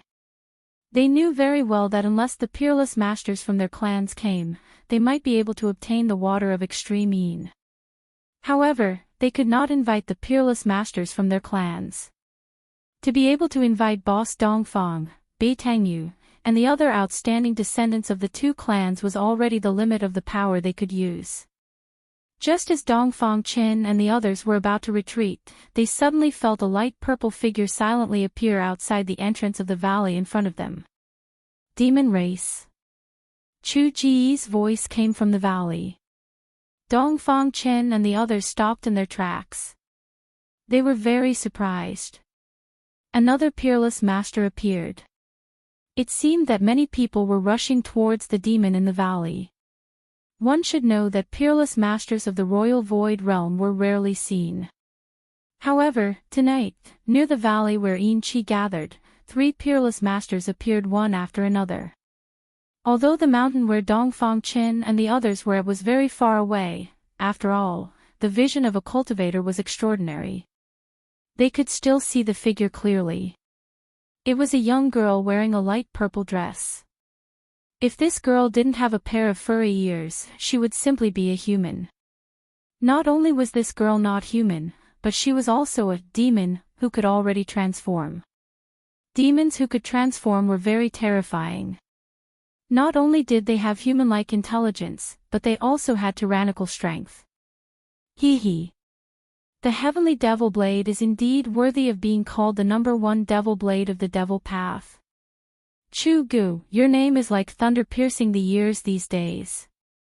The maid-like girl said with a smile. Who are you? I know a lot of demons who can transform, but you are definitely not one of them. Chu Ji's voice was very cold, so cold that it was suffocating. The people who came here were either friends or enemies. He, Chu-gu, had no possibility of becoming friends with a demon, let alone a demon. I want to fight with you, but... The girl was a little hesitant. She didn't have any intention of making a move. Are you afraid of an unfair victory? Chu-gu seemed to know the girl's concerns. A true expert, and a confident expert, often disdained to make a move when the other party was seriously injured. This was because they had absolute confidence in their own strength. Chapter 335. The battle between demons and monsters that Dongfang Chen and others were looking forward to did not happen. The demon girl outside the valley did not attack Chu Gu, but retreated in the end. Perhaps, the demon girl really thought that if she fought with Chu Gu at this time, even if she won, it would be an unfair victory, so she retreated. Although they were demons and monsters, they were not life and death enemies. On the distant snowy peak, the Dongfang brothers and Beitang Ao knew that their trip tonight was in vain. The demon in the valley ahead was incomparably powerful, it was not something they could imagine. "Let's go," Beitang Ao said, and then turned to walk down the snowy peak. At this moment, Dongfang Chen suddenly said, "Wait a minute. What, do you still want to get the extreme mean water at this time? Don't dream." Beitang Ao glanced at Dongfang Chen disdainfully and said coldly, "This is not impossible." Dongfang Chen said indifferently, "Second brother, don't take the risk. The demon in the valley, even if the peerless experts of the family come, they may not be able to drive him away. If we go to get the extreme mean water at this time, it is tantamount to throwing away our lives." Dongfang Long said with a frown, "Big brother, will I be a fool who will throw away my life knowing that there is danger?" Dongfang Chen said calmly. When Beitang Ao and Dongfang Long saw that Dongfang Chen did not seem to be joking, they couldn't help but be curious. Does he really have a way to get the extreme mean water? Wait. If my guess is right, the demon in the valley is about to leave. Dongfang Chen seemed to have a card up his sleeve, but only he himself knew that in fact, he did not have much confidence. Okay, I will wait and see." Beitang Ao had already walked more than a dozen steps. After hearing Dongfang Chen's words, he laughed and walked back. He wanted to see Gu Fei suffer. However, at this time, Dongfang Long and Beitang Ao seemed to have vaguely thought of something. It seemed that what Dongfang Chen said was not impossible. It had to be said that Dongfang Chen's words were really accurate. After the demon girl outside the valley left, soon, a mass of demon chi rushed out of the valley, and a heart-palpitating and terrifying aura immediately spread. The mass of demon chi, like a demon cloud, rushed out of the valley and quickly flew towards the north. In the blink of an eye, it disappeared under the night sky. This. Beitang Ao and Dongfang Long couldn't help glancing at each other. They couldn't believe that the devil path expert in the valley really left. "Second brother, how did you know that the demon in the valley would leave?" Dongfang Long asked in shock. Dongfang Chen smiled and said, "Actually, it's nothing. I just found out the identity of the demonic cultivator in the valley." "Yes. According to the azure-clothed Taoist who was defeated just now, that person seems to be called Chu Gu." Dongfang Long recalled the conversation between the azure-clothed Taoist and the fiendish Tao expert in the valley. Chu Gu, the first son of the devil monarch. I should have thought of it long ago. Really? When Beitang Ao heard this, he immediately came to a realization. The demon in the valley was the madman who had rushed out of the extreme North Devil region and destroyed the northern mountain pass. The northern region of the Northern Wei Empire was a bitterly cold place that was covered in ice and snow all year round. Under normal circumstances, no cultivators would come to such a desolate place. The reason why the northern region became so lively was because two things happened in the northern region that were enough to affect the nerves of the cultivation world. One of them was caused by the first son of the devil monarch. No wonder the demonic cultivator in the valley left. It was because his whereabouts had been discovered. It was believed that other experts would soon find this place. One had to know that many peerless experts had entered the snow region. They only had two purposes, to find the spiritual land and to kill Chu Gu. Dongfang Chen didn't say anything else. He directly rushed down the snowy peak. Dongfang Long and Beitang Ao also followed. After all, the two of them were in the transcending mortality realm, so they quickly surpassed Dongfang Qin. Soon, they arrived at the entrance of the valley that was surrounded by Yin Qi. This time, without any hesitation, they rushed into the valley together. This was a rare opportunity. As long as they obtained the extreme Yin water from the 9 underworld spring, they would be able to extinguish the Yuan spirit lamp in Minister Dan's hand, so that Minister Dan wouldn't be able to find Gu Fei. It's so cold. After going a few miles deep, Dong Fangchen felt that he was about to be frozen by the surrounding Yin Qi. The place where Yin Qi gathered was terrifyingly cold. Even Dong Fanglong and Beitang Ao felt that it was difficult to endure. The surroundings were hazy, and all they could see was a grayish-black fog. Their vision was greatly hindered. In the valley, they couldn't see far. They seemed to have entered another world. The thick Yin Qi seemed to isolate the valley from the outside world. The gloomy and terrifying atmosphere filled every inch of the valley. "Second brother, you can go out," Dong Fanglong said. The closer they got to the 9 underworld spring, the thicker the Yin Qi and the colder the temperature became. Dong Fangchen stopped when he heard this. He knew that he only had the cultivation of awakening me 9th heavenly layer. It was difficult for him to resist the Yin Qi that spread from the 9 underworld spring. He nodded, then retreated in the direction of the valley entrance. Dong Fanglong and Beitang Ao continued to move forward. Traces of battle could be seen everywhere in the valley. The battle just now was extremely fierce. Dong Fangchen retreated to the outside of the valley. He didn't wait for long before he saw Beitang Ao and Dong Fanglong coming out of the valley. They didn't say anything and directly left the valley. They got what they wanted to get. Dong Fangchen and the others had just left for a while when a golden light flew from afar. A vague figure was wrapped in the golden light. Riding the golden light and flying in the void, the person who came was a peerless expert. The person directly broke through the Yin Qi that shrouded the valley and rushed into the valley. Soon, the person rode the golden light and rushed out of the valley. The golden light flashed and went far away in an instant. Under the night sky, a golden light cut through the void and flew over a snowy forest. The golden light faded away, and a middle-aged Taoist wearing a cyan robe appeared. Chu Gu ran really fast. The cyan-robed Taoist muttered to himself, then stood in the void and looked in all directions.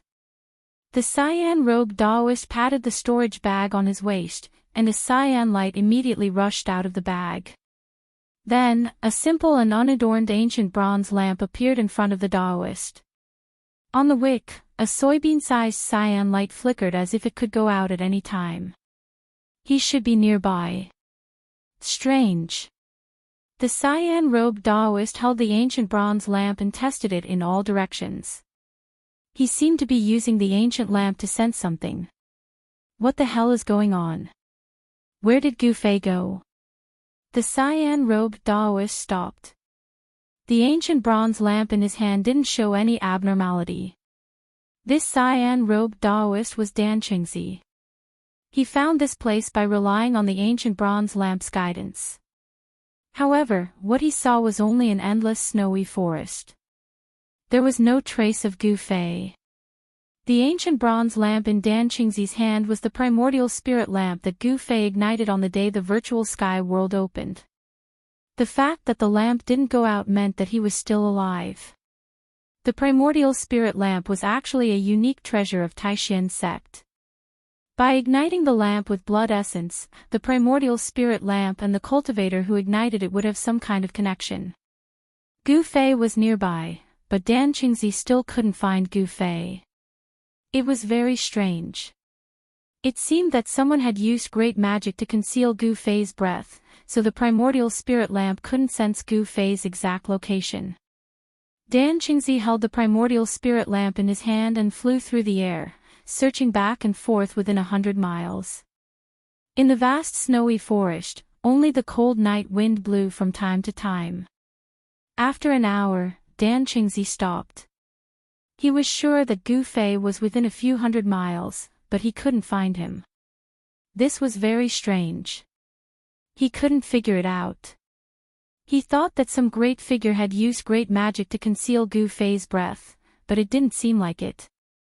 Gu Fei seemed to have entered another world, and his whereabouts were unpredictable, just like when he was trapped in the virtual sky world. Dan Qingzi was helpless, so he turned into a golden rainbow and left the endless snowy forest. After Minister Dan left, ripples visible to the naked eye suddenly appeared in the air above a certain snowy slope in the forest.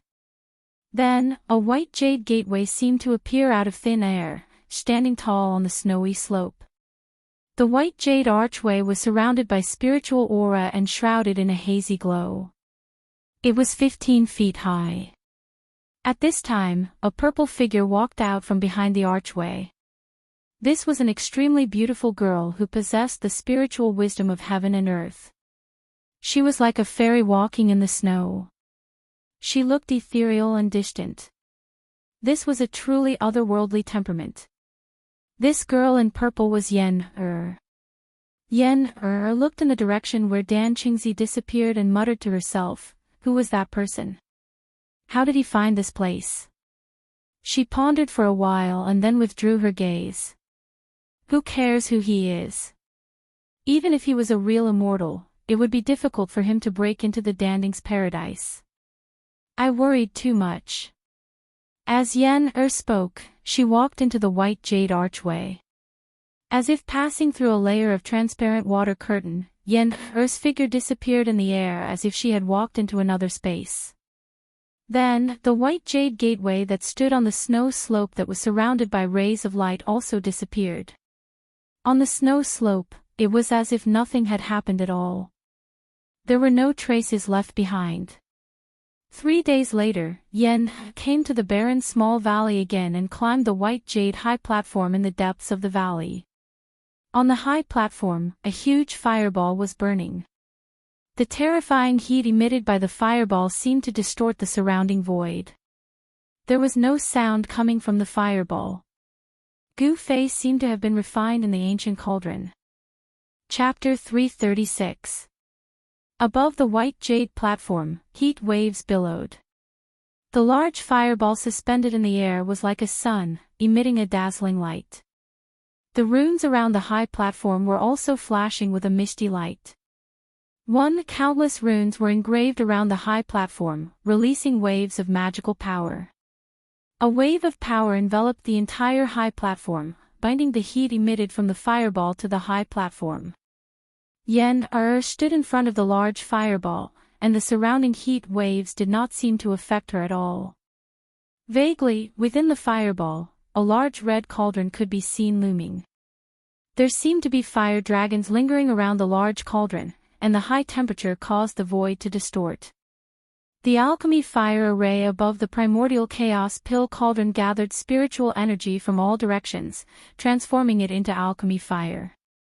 It was not an ordinary fire, but a Taoist alchemy true fire. Although it was the lowest level of alchemy fire, not even the 3 true fire, the high temperature it emitted was enough to melt ordinary iron. Old Gu, are you dead? If you're not dead, answer me. Yen-Er stared at the large fireball suspended in the air and said with a dignified expression. Gu Fei had been refined by the alchemy fire for 3 days and 3 nights in the primordial chaos pill cauldron. Even Yen-Er was not sure if Gu Fei could survive it. This method could be said to have a slim chance of survival. Gu Fei was likely to be refined to death by the alchemy fire, but in order to expel the Xianin ghost chi from Gu Fei's body, it seemed that only this extreme method could be used. Although Yen-Er's voice was not very loud, it was mighty on the high platform. Her voice had a special penetrating power, and the person in the cauldron could definitely hear her voice. No one responded. There were no fluctuations coming from the giant cauldron wrapped in the fireball. Besides the raging fire, the ancient cauldron was silent. Gu Fei in the cauldron seemed to have been refined to death by the endless fire. He can't really be dead, right? Yen could not help but change her expression. She could no longer maintain her calm. Yen hurriedly formed a spiritual art and released magic power, stopping the alchemy fire array above the primordial chaos pill cauldron. The fire gradually sank into the red body of the cauldron, and the flames around the ancient cauldron began to dissipate. The spirit chi that gathered from all directions also dissipated in the void. The primordial chaos pill cauldron gradually stopped spinning and then slowly descended from the sky. With a bang, it landed in the center of the white jade platform. On the white jade platform, there was a huge Dharma array, and the primordial chaos pill cauldron landed right in the middle of it. The great flame on the cauldron had already been extinguished. The bright red cauldron began to return to its original color, and the runes faded into the cauldron. Hoo! The lid of the cauldron flew up. Then, a fiery red thing flew out from the cauldron and fell on the white jade floor beside the ancient cauldron. Pang! The cauldron lid fell back down and covered the ancient cauldron again. Network E. It was a man who was hugging his knees and curled up into a ball. His entire body was red like a giant roasted prawn.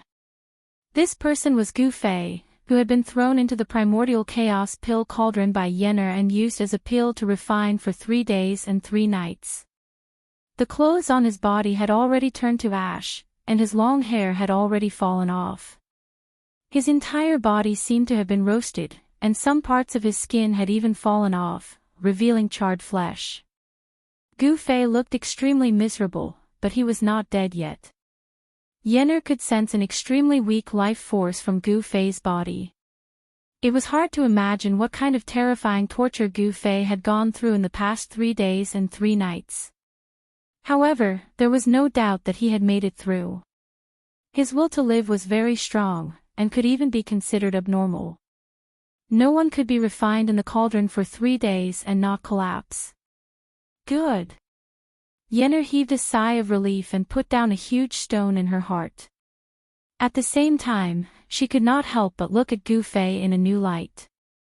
Although his life force was very weak, he had ushered in a new life. Seeing the naked Gu Fei, Yenner's face couldn't help but flush red.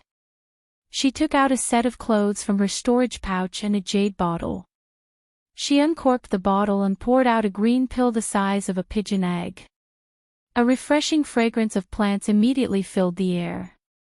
Yenner held the elixir in her palm and used her magic power to turn it into a dark green mist. Then, she controlled the mist to wrap around Gu Fei, who was on the ground.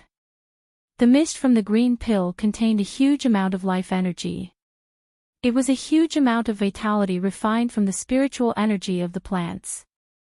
This vitality constantly seeped into Gu Fei's body. Gradually, Gu Fei's body changed. His red skin began to crack and fall off. The skin that fell off was as translucent as a top-grade jade, shining with a bright luster. The green mist that enveloped Gu Fei's body gradually thinned. Gu Fei's body was like a dry land that desperately needed the nourishment of rain. For Gu Fei, spiritual energy was like rain.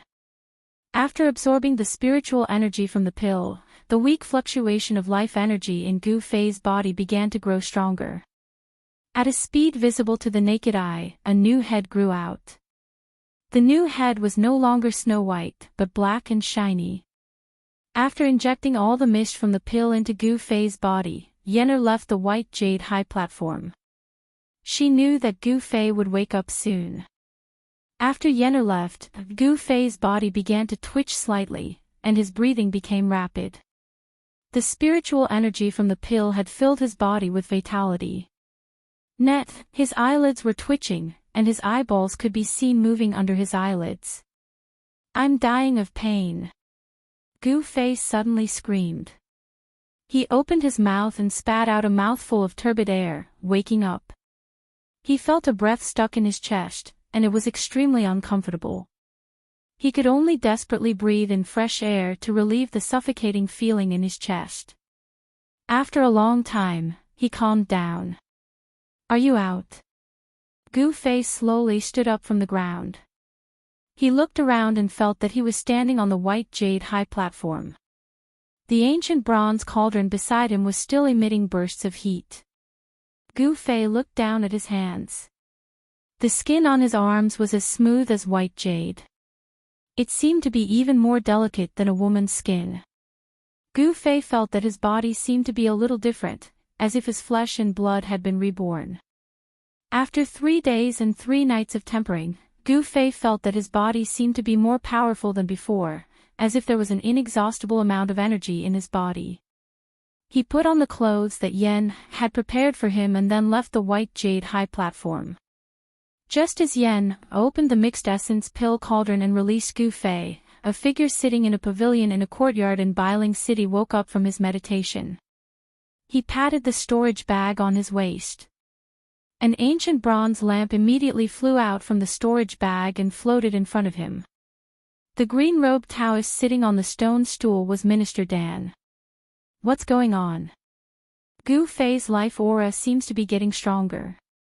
Minister Dan waited for a spark on the ancient bronze lamp and muttered to himself. The pea-sized lantern on the ancient lamp was emitting a dazzling green light. The lantern gradually turned into a flickering little flame. What's happening to Gu Fei? Why is his life fluctuating so erratically? Minister Dan frowned. From the strength of the green lantern, he knew that Gu Fei was in a situation where he was about to die. Minister Dan's heart was burning with anxiety. However, he could not find traces of Gu Fei. Gu Fei seemed to be in a strange place and it was difficult to pinpoint his exact location. However, Gu Fei's life aura flourished once again. This meant that his life was no longer in danger. He had taken a trip to the gates of hell and finally walked out. Minister Dan put away the green lantern, stood up from the stone stool, and walked out of the pavilion. After a moment of deep thought, he soared into the sky and turned into a golden ray of light, disappearing into the horizon. It was noon and the sun was high up in the sky. Bailing City was bustling with activity. People who looked like cultivators could be seen walking on the streets and alleys. Minister Dan did not hide his tracks. Many cultivators in Bailing City saw a golden ray of light rushing out of the city and flying into the depths of the snowy forest. In the eyes of an observant person, Minister Dan's whereabouts were no secret at all. Immediately after, a streak of green light also shot out of Bailing City and disappeared into the horizon. On a spirit mountain peak in Pill Cauldron Paradise, Gu Fei relaxed his body and sat cross-legged on a large boulder. His mind sank into an ethereal state. Soon, Gu Fei's consciousness gradually became illusory, as if he had merged with nature. He seemed to have become one with the boulder beneath him, his surroundings, and even the spirit mountain peak. Spiritual energy swirled around the spirit mountain peak, causing the flowers, grass, and trees in the surroundings to constantly tremble. Large amounts of wood power seeped out, as if there were rays of green light drifting about. The spiritual energy in Pill Cauldron Paradise was plentiful.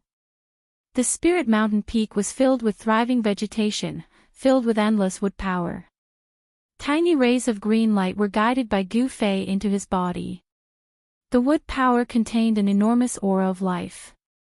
Vigorous vitality flowed inside Gu Fei's body. His flesh, internal organs, and bones seemed to be injected with endless life energy. The 18 soul-suppressing nails in Gu Fei's body had long been pulled out. After being refined by the alchemic fire for 3 days and 3 nights in the origin pill cauldron, his flesh and blood had been cleansed countless times by the endless fire element spirit energy. The mystic yin ghost chi in his flesh and blood had long been expelled from his body. Countless evil souls were also completely refined by the alchemic fire along with the dissipation of the mystic yin ghost chi. However, the mystic yin ghost chi in Gu Fei's body had long penetrated deep into his bones. Even with such extreme methods, he still could not expel the mystic yin ghost chi from his bones. According to Yen, he would have to suffer one more time before he could completely expel the mystic yin ghost chi from his body. Right now, Gu Fei only had one goal, and that was to make his life force exuberant. As time passed, the green vitality from all directions converged towards Gu Fei. It could even be clearly seen by the naked eye. A dense green mist swirled around Gu Fei. Before he knew it, 2 days had passed. The injuries caused by the alchemic fire had completely healed. His body seemed to have been infused with endless vitality. Energy surged violently in his body, but he still continued to cultivate. As for Minister Dan, he held the Origin Soul Green Lamp and searched the endless sea of trees for 2 days. During these 2 days, the flame from the Origin Soul Green Lamp in his hand grew even more resplendent. Minister Dan had searched almost every inch of land within several hundred miles, but he still could not find a trace of Gu Fei.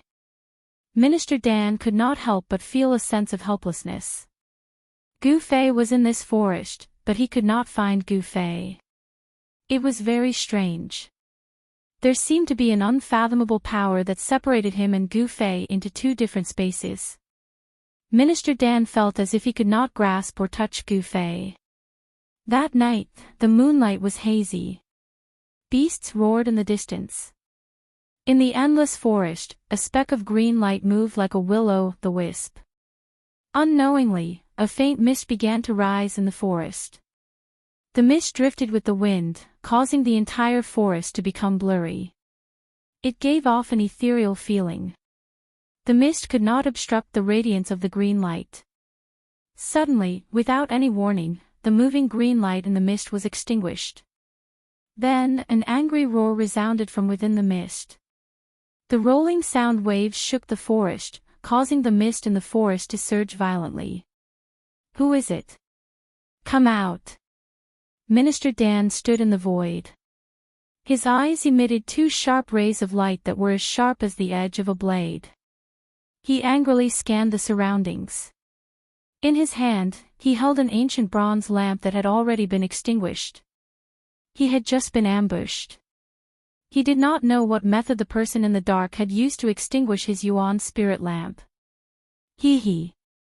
A cold laugh rang out from the depths of the snowy forest.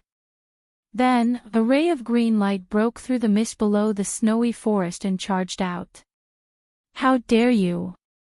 Minister Dan was furious.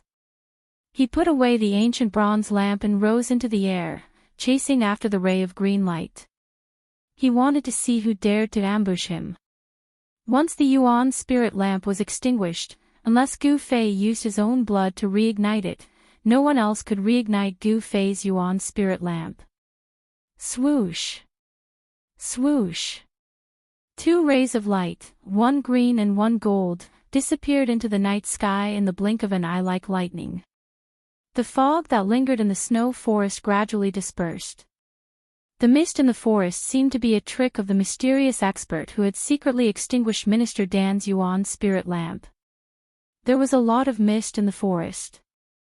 Minister Dan did not think there was anything wrong with it. Because of this, the person's sneak attack was successful. The extinguishing of the Yuan spirit lamp made Minister Dan furious. He chased closely behind that person, and from time to time, he would shoot out beams of light that bombarded that person. However, the hazy figure wrapped in the green light did not plan to fight Minister Dan. He repeatedly dodged the golden streaks that Minister Dan shot out and continuously fled forward. "Who are you, scoundrel? If you have the guts, stop and fight!" Minister Dan shouted. His voice reverberated in the air and traveled far. The person in front of him did not reply. He did not care about Minister Dan at all. The speed at which an unparalleled expert flew through the air was incomparably fast. In a short while, 2 rays of light rushed out of the forest and into the depths of the mountain. This book.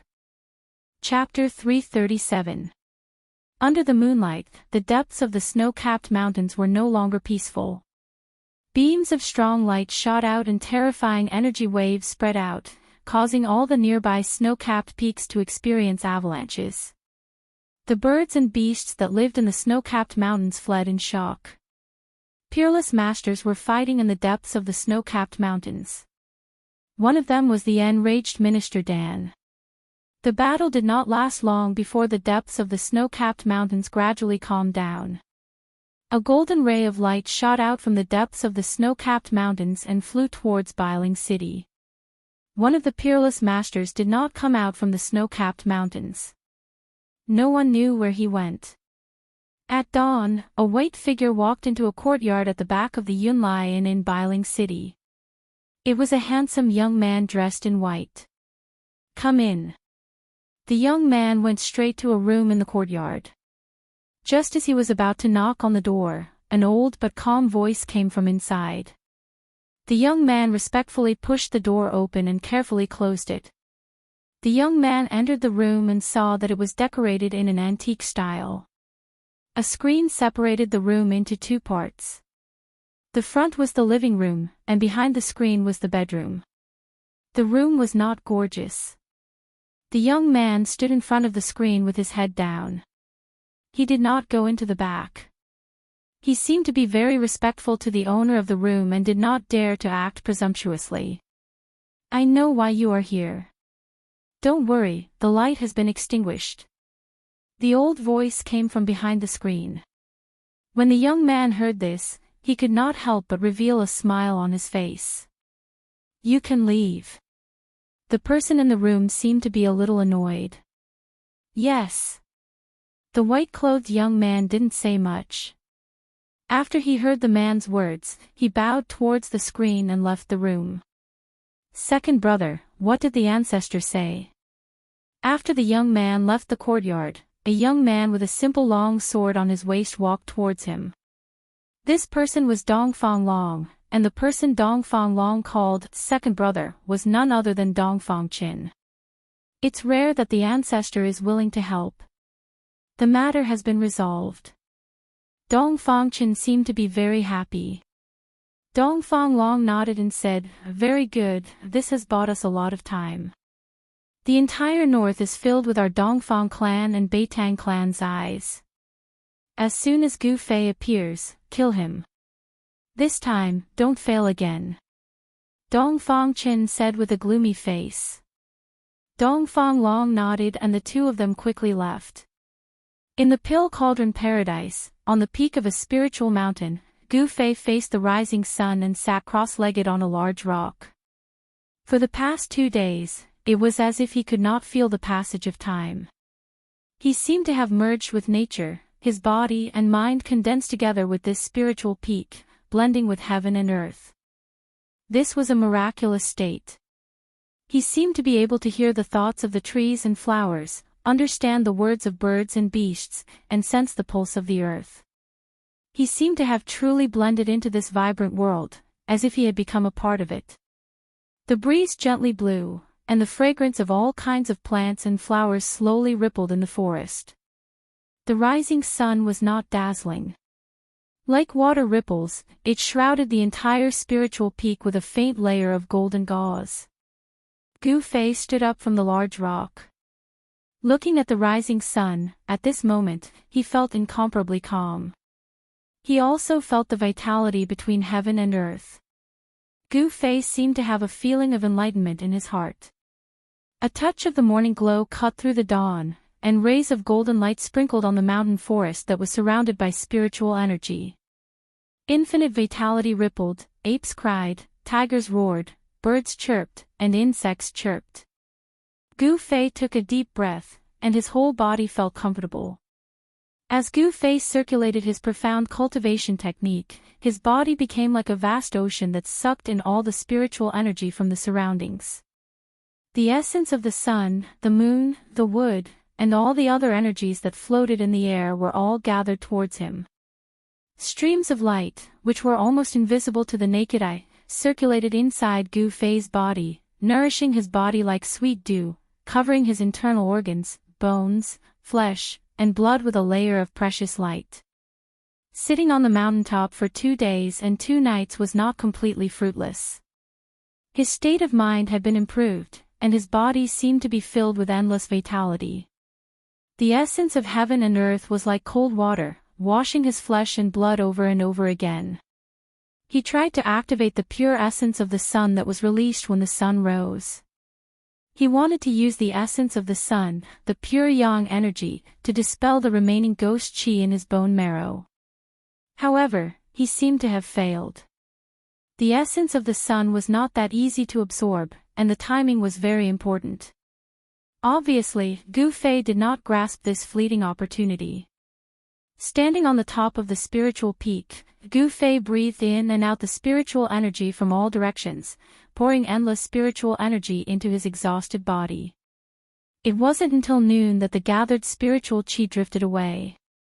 He stopped and sensed the surging energy in his body. He had to admit that the spiritual energy in the Pill Cauldron Paradise was really abundant. This place was indeed a treasure land for cultivation. When Gu Fei stopped operating the mysterious technique, a bone-piercing coldness came from the depths of his body, making him shiver involuntarily. It seemed that the ghost qi that had penetrated deep into his bone marrow was really hard to dispel with his own power. However, this was already good enough. After all, his body had regained its vitality, and the 18 soul-suppressing nails had been pulled out. His soul sense was no longer suppressed. Not only could the 18 soul-suppressing nails suppress the ghost qi in his body, but they also completely suppressed Gu Fei's soul sense inside his body, which made it impossible for him to open the space inside his body. Standing on the top of the mountain, Gu Fei carefully used his soul sense to communicate with the space inside his mud pill palace. The purple vertical scar that had disappeared between his eyebrows began to appear on his skin. Gradually, the vertical scar emitted a misty purple light. Gu Fei's soul sense had successfully communicated with the space inside his body. His real body did not enter the space, but a wisp of his soul sense had descended into the space inside. He was very worried that because of his body, the space that he had opened up would be destroyed, and even turn into a piece of chaos. However, he seemed to have worried too much. A giant cauldron that emitted an endless aura, as if it had existed since the beginning of the world, was suppressing the center of the space. Traces of chaotic energy that were visible to the naked eye were guided by the mountain and river cauldron. Gu Fei found that not only did his space not collapse because of the decay of his body, but it was also gradually expanding. The mountain and river cauldron refined the chaotic energy and suppressed the space. At the same time, it was also continuously pouring energy into Gu Fei's space, causing the space to gradually expand. Of course, the growth of the space inside was very slow. It had been a long time since Gu Fei moved the mountain and river cauldron from the chaotic zone into the space inside his space, but Gu Fei found that his space had only expanded to about 60 meters in radius. When he was in the virtual sky world, the old turtle once said that the inner world was closely related to a cultivator's body. As one's strength increased, the inner world would also grow. The stronger one was, the bigger the inner world would be. However, if one's cultivation level regressed, the inner world would also collapse and shrink. According to Gu Fei's situation, when his body deteriorated to the extreme, his inner world would have collapsed long ago. Gu Fei's luck was really good. There was a unique mountain and river cauldron suppressing the void in all directions in his inner world. Even though Gu Fei was seriously injured and on the verge of death, his inner world still showed no signs of collapsing. The mountain and river cauldron could suppress the earth veins in all directions. It was definitely a treasure. Gu Fei found that the 5 or 6 spiritual plants planted in his inner world emitted a floral fragrance. Their branches and leaves were shrouded in a faint misty glow. The spiritual plants didn't show any signs of withering. Instead, they were growing very well. The surroundings of the spiritual plants were green and green grass grew on the ground. Gu Fei's inner world was no longer lonely and lifeless. After his divine comprehension retreated from the inner world, Gu Fei jumped down from the boulder and walked down the mountain. He wanted to find out what method Yen planned to use to dispel the mysterious ghost aura that had already penetrated into his bones. Minister Dan was very angry and also very depressed. Someone destroyed Gu Fei's green lamp, which made him furious and flustered. Because without the guidance of the green lamp, it would be very difficult for him to find Gu Fei. The hopes of the elders of the sect were all on Gu Fei. Minister Dan was actually shouldering a heavy responsibility. After the trip to the virtual sky world, the elders of the three great Daoist sects didn't find any trace of the nine-colored longevity grass on the other disciples. In the virtual sky world, everyone saw that it was Gu Fei who took the three nine-colored longevity grass. Because of this, the head of the Taishan sect and a group of elders used their great magical power and used the green lamp as a guide to keep an eye on Gu Fei's life and whereabouts. When the green lamp sensed that Gu Fei had left the virtual sky world, the higher-ups of the three great Daoist sects were alarmed. The Taishan sect immediately sent Minister Dan down the mountain to search for Gu Fei's whereabouts. Gu Fei became the disciple that the three great Daoist sects paid the most attention to. Of course, what attracted the higher-ups of the three great Daoist sects wasn't Gu Fei himself, but the things he had. In the evening, in Bailing City, a person came to the courtyard where Minister Dan was staying. Minister Dan respectfully invited this person to a side room, then stood to the side and waited on him carefully. Although he was already a peerless expert in the void-controlling realm, he still didn't dare to show the slightest disrespect in front of this person. How did it go? Daoist Chao Yang, who was sitting high in the hall, asked calmly. He wore a purple jade Daoist crown, 9 suns shining in the sky, and the golden crow burning sky robe. Martial uncle, Gu Fei is missing, and the green lamp of the 9-colored primordial spirit has also been extinguished. Although Minister Dan was a little hesitant, he didn't dare to hide anything in front of Daoist Chao Yang. What happened? When Daoist Chao Yang heard this, he couldn't help but raise his eyebrows, and an invisible momentum immediately spread in the room. Minister Dan suddenly felt as if his chest was suddenly pressed down by a 1,000-kilogram boulder. He felt like he was suffocating, and his breathing became a little rapid. His forehead was also covered in cold sweat. This book was first published. Chapter 338. As night fell, a bright moon appeared in the sky, sprinkling down cold moonlight that shrouded the icy and snowy northern land in a layer of light gauze. Network, swoosh. A figure suddenly appeared in the sky above an endless snowy forest in the northern land as if it had teleported. This person wore a purple jade crown on his head and a golden crow sky-burning robe of the 9 suns' brilliant sky. There seemed to be flames flowing all over his body.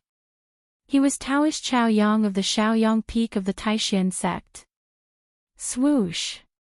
A golden rainbow suddenly appeared in the distant sky, like a golden bolt of lightning, cutting through the void and flying quickly toward Taoist Chao Yang. Gu Fei is nearby. Taoist Chao Yang's eyes seemed to have no spirit, but it was as if he had a magical power that could penetrate the void, as if he could see anything he wanted to see. He glanced around but did not feel anything strange. What he saw in front of him was just a common snowy forest in the northern land.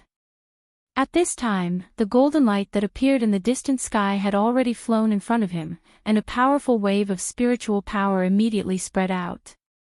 The golden light dissipated, and a figure appeared next to Taoist Chao Yang. Is it here? Taoist Chao Yang asked. The person who came in the golden rainbow was Dan Qingzi. When he heard the question, he immediately replied, yes, but even with the spirit lamp in hand, I can't find Gu Fei. Before the spirit lamp was extinguished, Dan Qingzi had tracked Gu Fei more than once, but it was difficult to find any trace of Gu Fei. Although they were both cultivators in the royal void realm, Taoist Chao Yang's strength and seniority were not comparable to Dan Qingzi, who had just broken through to the royal void realm. Even among cultivators in the same realm, there were strong and weak ones. With Taoist Chao Yang's cultivation, it could be said that it was easy to kill a peerless cultivator like Dan Qingzi. Strange. Taoist Chao Yang stood in the void, and there was a trace of doubt on his face. He could not feel any human aura nearby, which meant that Gu Fei had not appeared nearby. Daoist Chao Yang's divine will was extremely powerful. Once it was spread out, he could see everything within a radius of tens of miles like the back of his hand. It was even clearer than using his eyes to see. As long as someone was hiding nearby, they would definitely not be able to escape the detection of his spiritual force. The surroundings were very quiet.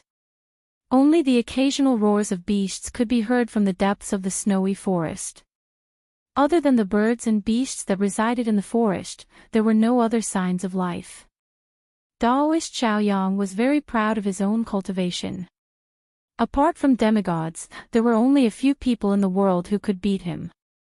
If there was something strange about this place, it would not escape Daoist Xiaoyang's eyes.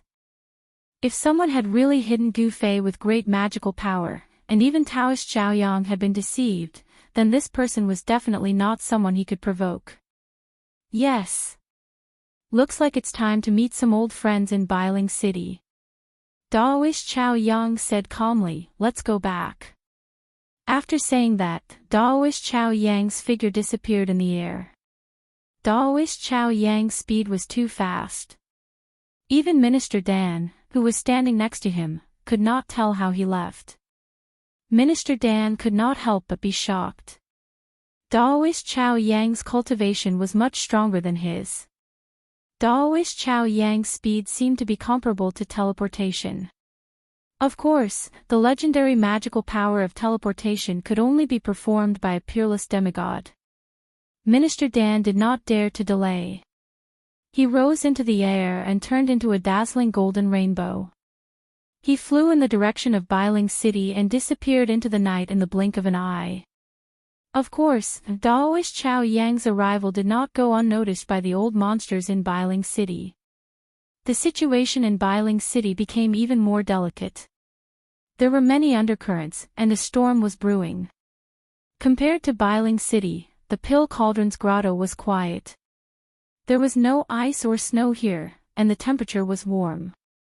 Several mountain peaks were filled with green. There was a small bridge that spanned over the flowing water, and flowers bloomed beside the stream. Cranes flew across the sky from time to time. A herd of spiritual deer chased each other on the grassland between the mountains. All sorts of spiritual herbs were planted on the cultivated slopes. The Pill Cauldron's grotto was definitely a blessed land for immortals. It was hard to imagine that there would be such a grotto in the snowy northern lands. This place was isolated from the rest of the world and was filled with spiritual energy. It was no wonder that even the old monsters who had not come out for a long time were alarmed. Unfortunately, this spiritual land already had an owner. The ancestors of the Pill Cauldron Gate had spent a lot of effort to set up a peerless formation to isolate this spiritual land from the rest of the world, forming a grotto. This grotto was independent from the world, but it was also closely connected to the world. The spiritual veins of the earth were the foundation of this small world. It was hard to imagine that with this grotto as the foundation, the Pill Cauldron's grotto still declined. Unless the peerless formation outside the Pill Cauldron's grotto was broken, the Pill Cauldron's grotto would never be revealed to the world. Even a powerhouse like Daoist Xiaoyang could not sense the existence of the grotto. In order to help Gu Fei get rid of the Xianing ghost qi that was entangled in his bone marrow, Yen had been busy with something for the past few days. She seemed to be making something. Gu Fei asked a few times, but Yen pretended to be mysterious and ran away. Network, Gu Fei had no choice but to find a place to circulate his mystic art and breathe in and out spiritual energy. He wanted to use the endless spiritual energy to temper his muscles and bones, using this method to get rid of the Xianing ghost qi deep in his bone marrow bit by bit. But soon, Gu Fei felt that his method did not seem to work at all. The uncomfortable feeling of coldness coming out from his bone marrow still happened a few times a day. Every time he did it, his body would feel cold and his blood and qi seemed to be condensing. This was like a bone-deep gangrene. With his ability, there was no way he could get rid of the Xianing ghost qi deep in his bone marrow. One morning 3 days later, Yen found Gu Fei at the peak of a spiritual mountain. "Follow me." Yen roused Gu Fei from his deep meditation. This was the first sentence she said to Gu Fei. She seemed to be a little excited. "Where to?" Gu Fei asked. "Just follow me. Of course, if you don't want to get better, you can continue to meditate here." Yen revealed a sly smile and walked straight down the mountain. Wait for me. Gu Fei hurriedly chased after her. Although he had vaguely guessed why Yen came to find him, he still could not keep calm. One had to know that the Xianing ghost qi deep in his bone marrow would come out several times a day. That kind of feeling was not pleasant. Yen brought Gu Fei to an ancient altar in the Pill Cauldron Grotto and walked up. Gu Fei felt that this altar seemed to be made of purple jade. Every purple jade brick was engraved with ancient runes. The altar was 15 feet wide and emitted a misty purple glow.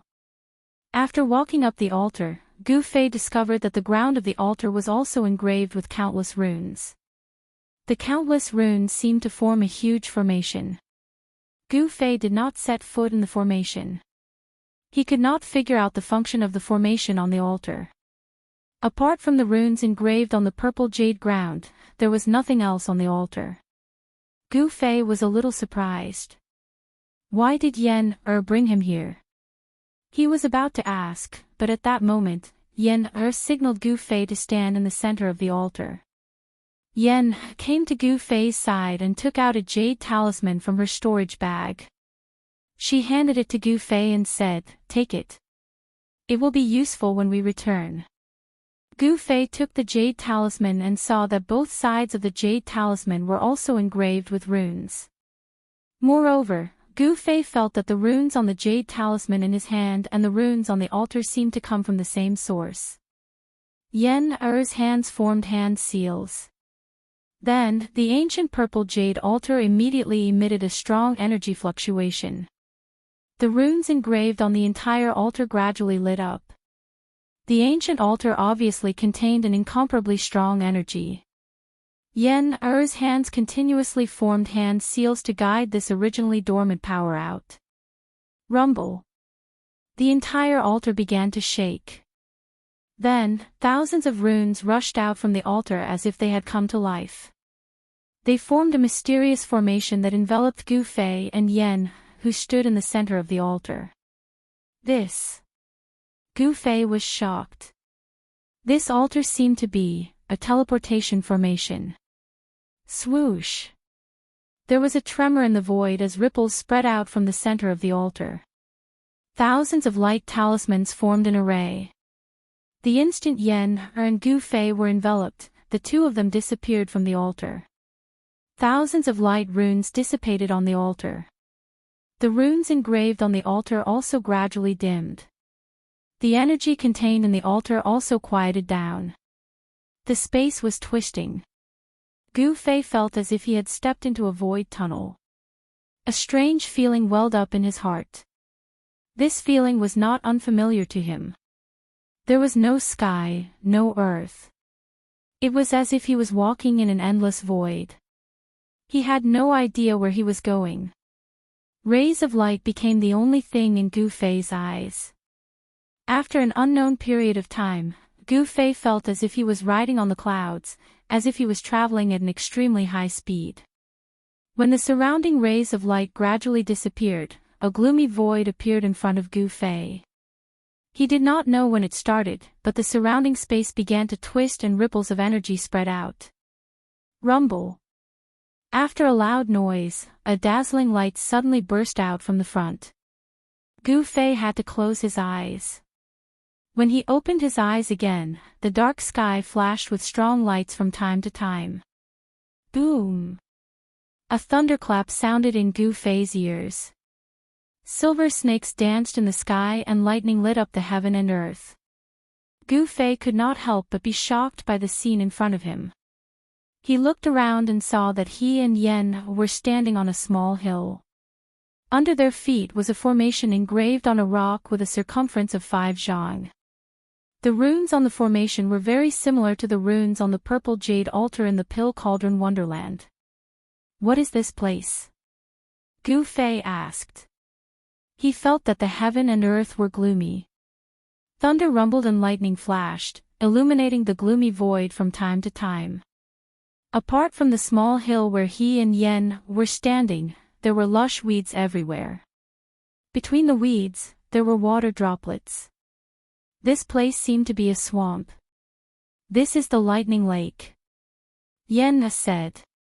Rumble. At this time, another earth-shattering thunder came from the sky. Although the sky was gloomy, it was strange that there was only thunder but no rain. Lightning Lake.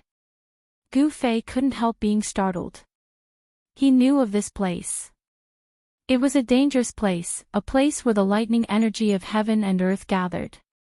The Lightning Lake could be said to be one of the most dangerous places in the Tinglong continent.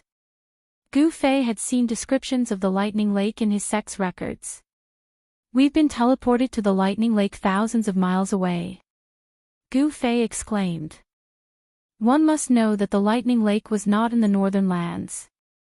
Although it was within the borders of Northern Wei, it was at least 3,000 miles away from the northern mountain city. That's right. You will be staying here for a few days. Yen smiled. When she smiled, she looked like a little fox who had succeeded in her evil plan. Gu Fei couldn't help being stunned for a moment before he asked, "What exactly do you want?" Yen's smile made his hair stand on end. "Let's go. Let's find a place with dense lightning." Yen didn't answer Gu Fei. Instead, she walked out of the formation and looked at the sky from the small hill. She saw thick thunderclouds surging in the east and south. The lightning in the thunderclouds was denser and more frequent than the lightning in the other two directions. Most of the thunder came from these two directions, shaking the heaven and earth. "Let's go to the east. There's a grassland under the thunderclouds. It's just the right place," Yen said and rushed down the small hill. Like a purple smoke, she headed east. Gu Fei had no choice but to follow her. The swamp here was different from the deathly swamp inside the virtual sky world. This place was full of the aura of thunder and lightning, and there seemed to be a burning smell in the air. The death swamp in the virtual sky world, on the other hand, was lifeless and a paradise for the undead. Roar! Just as Yenna rushed to the grassland under the thunderclouds, an unforeseen event occurred. A low and deep roar seemed to come from the depths of the earth. Then, the grassland under Yenna's feet began to tremble, as if something was about to rush out from the ground. Yen quickly retreated. Pang!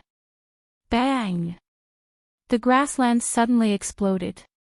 Soil splashed in all directions, and an unusual beast rushed out of the ground. "What's that?"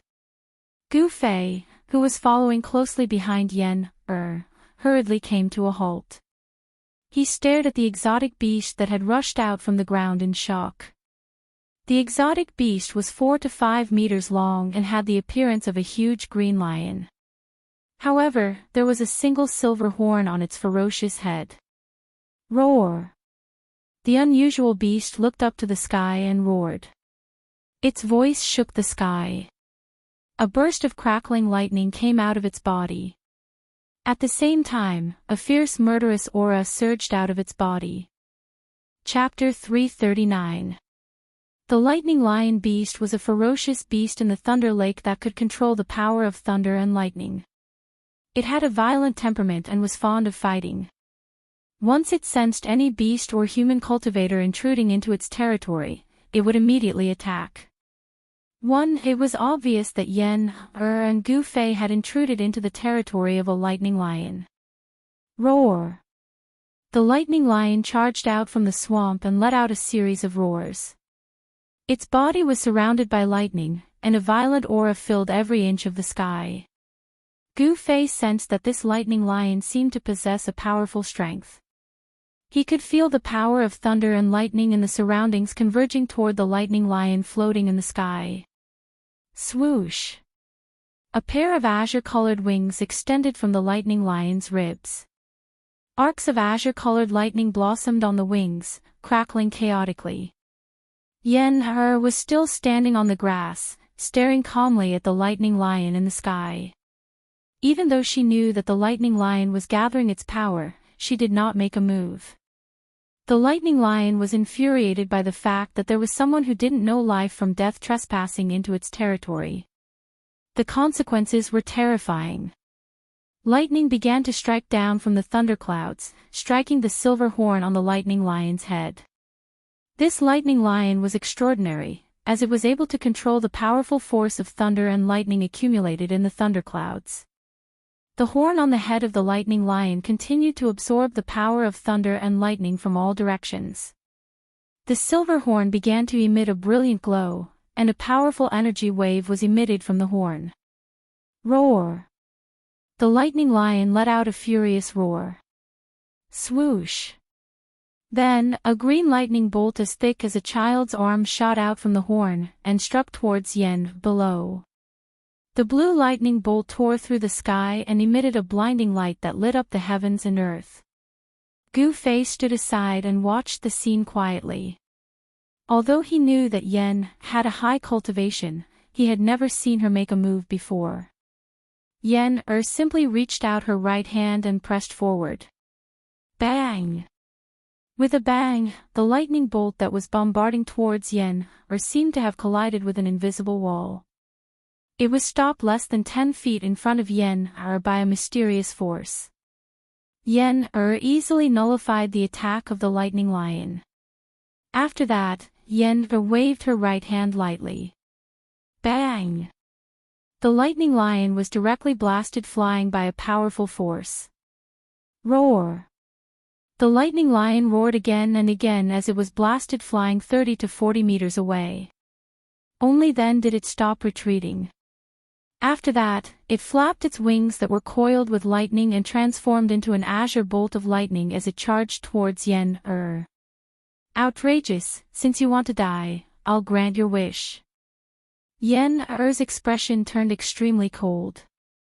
She had only sent the lightning lion flying just now, hoping that the lightning lion would know how powerful it was and leave. However, the violet lion did not seem to appreciate her kindness and charged forward in an instant. Of lightning. Crackle, crackle, crackle. Endless lightning flashed in the void around the lightning lion, interweaving into a net of lightning power that enveloped Yen. Gu Fei quickly retreated and looked at Yen with interest. He wanted to see what kind of tricks she had up her sleeves. A powerful wave of magic power surged out from Yen's body, and her hair started to flutter even though there was no wind. Then, dark green vines started to grow under her feet, and they started to twine around the lightning lion in the sky. At the same time, Yen pressed her right hand upward, and the thousands of lightning bolts that shrouded the lightning lion immediately dispersed and dissipated in the sky. At this moment, the lightning lion seemed to have sensed danger and tried to escape. However, it was too late. Countless vines, like green dragons, instantly entangled the lightning lion in the sky. 2 vines entangled the wings of the lightning lion and tore them off. The lightning lion immediately let out an earth-shattering roar. A large amount of blood sprayed from the sky. The lightning lion that had lost its wings fell from the sky. Before it hit the ground, a bone-chilling sound of bones breaking could be heard. Bang! Muddy water splashed everywhere as the huge body of the lightning lion smashed heavily onto the turf. Then, it slowly sank into the mud beneath the turf. The powerful and violent lightning lion had been strangled to death by Yen. After the vines strangled the lightning lion to death, they seemed to have lost their vitality and quickly withered. Then, they turned into dust and drifted into the sky. Wood elemental techniques. Gu Fei was a little surprised. He could feel that Yen's body was exuding a vigorous aura. It was as if she was the embodiment of the spirit of vegetation. Gu Fei was no stranger to the fluctuation of qi that was full of vitality. In the Taishan sect, there were many people who cultivated wood elemental techniques. In the Taishan sect, Ziyu, a disciple of the sect leader, was one of the best. Impressive, impressive. Gu Fei clapped his hands and walked slowly toward Yen. Are you praising me or insulting me? Yen smiled sweetly. Her beautiful face bloomed with infinite brilliance, and Gu Fei's eyes suddenly lit up. Hee hee. Of course I'm praising you. How would I dare to insult you? Gu Fei rubbed his nose and said awkwardly. He had to admit that Yen's smile was very lethal. Humph. I don't think you would dare. Yen waved her fist at Gu Fei and said fiercely. She was like an innocent girl, but compared to the vicious methods she had used just now, she felt a little out of place. The sky was still gloomy. In the sky, lightning flashed and thunder roared. The dark thunderclouds seemed to be hanging down to the ground, and bolts of lightning danced wildly in the thunderclouds. The sound of thunder was endless, and from time to time, there would be terrifying lightning striking down from the sky. Gu Fei and Yen stopped joking. They came to a grassy area covered by thunderclouds, and Yen took out a big thing from her storage bag. It was a huge lamp, its four sides were covered with white cloth, and the top was also tightly sealed with white cloth. The bottom was empty, and on the iron frame at the bottom, there was an iron bucket filled with lamp oil, with a wick as thick as a child's arm immersed in it. There were talismans drawn on the white cloth around the huge lamp. Each talisman was emitting a faint spiritual energy. What's the use of this? Gu Fei asked. He didn't know what Yen wanted to use this huge lamp for. This huge lamp has a name. It's called the Kongming lamp. As Yen spoke, she took out a metal chain from her storage bag. This metal chain was at least 100 meters long. Kongming lamp. Gu Fei said. Yes. Legend has it that in ancient times, there was an almighty expert who was proficient in formations. His name was Zhuge Kongming. The Kongming lamp was created by him. Yen said. I've never heard of him. Gu Fei said with some embarrassment. I also read about the Kongming lamp in the sex book collection. The Kongming lamp can fly into the sky without using any spells or external forces, Yen said to Gu Fei as she tied one end of the metal chain to the lamp frame below the Kongming lamp. Could it be? Gu Fei's expression suddenly changed. He had already vaguely guessed what Yen wanted to do. That's right. I'm going to release this Kongming lamp into the sky and draw the power of thunder and lightning from the thunderclouds. Yen said proudly. As she spoke, she lit up the huge Kongming lamp. The flame of the lamp burned fiercely, and the huge lamp slowly rose from the ground in front of Gu Fei and Yen. All right, you can enjoy the baptism of thunder and lightning here. Yen smiled slyly and suddenly used the fixed body technique on Gu Fei. Gu Fei suddenly felt his body stiffen, and he was fixed on the spot. Yen tied the other end of the metal chain to Gu Fei's waist. Then, she took out a large stone from her storage bag and another metal chain from her storage bag. She tied Gu Fei firmly to the large stone like a dumpling. Gu Fei could not speak. His eyes darted around and his face turned green.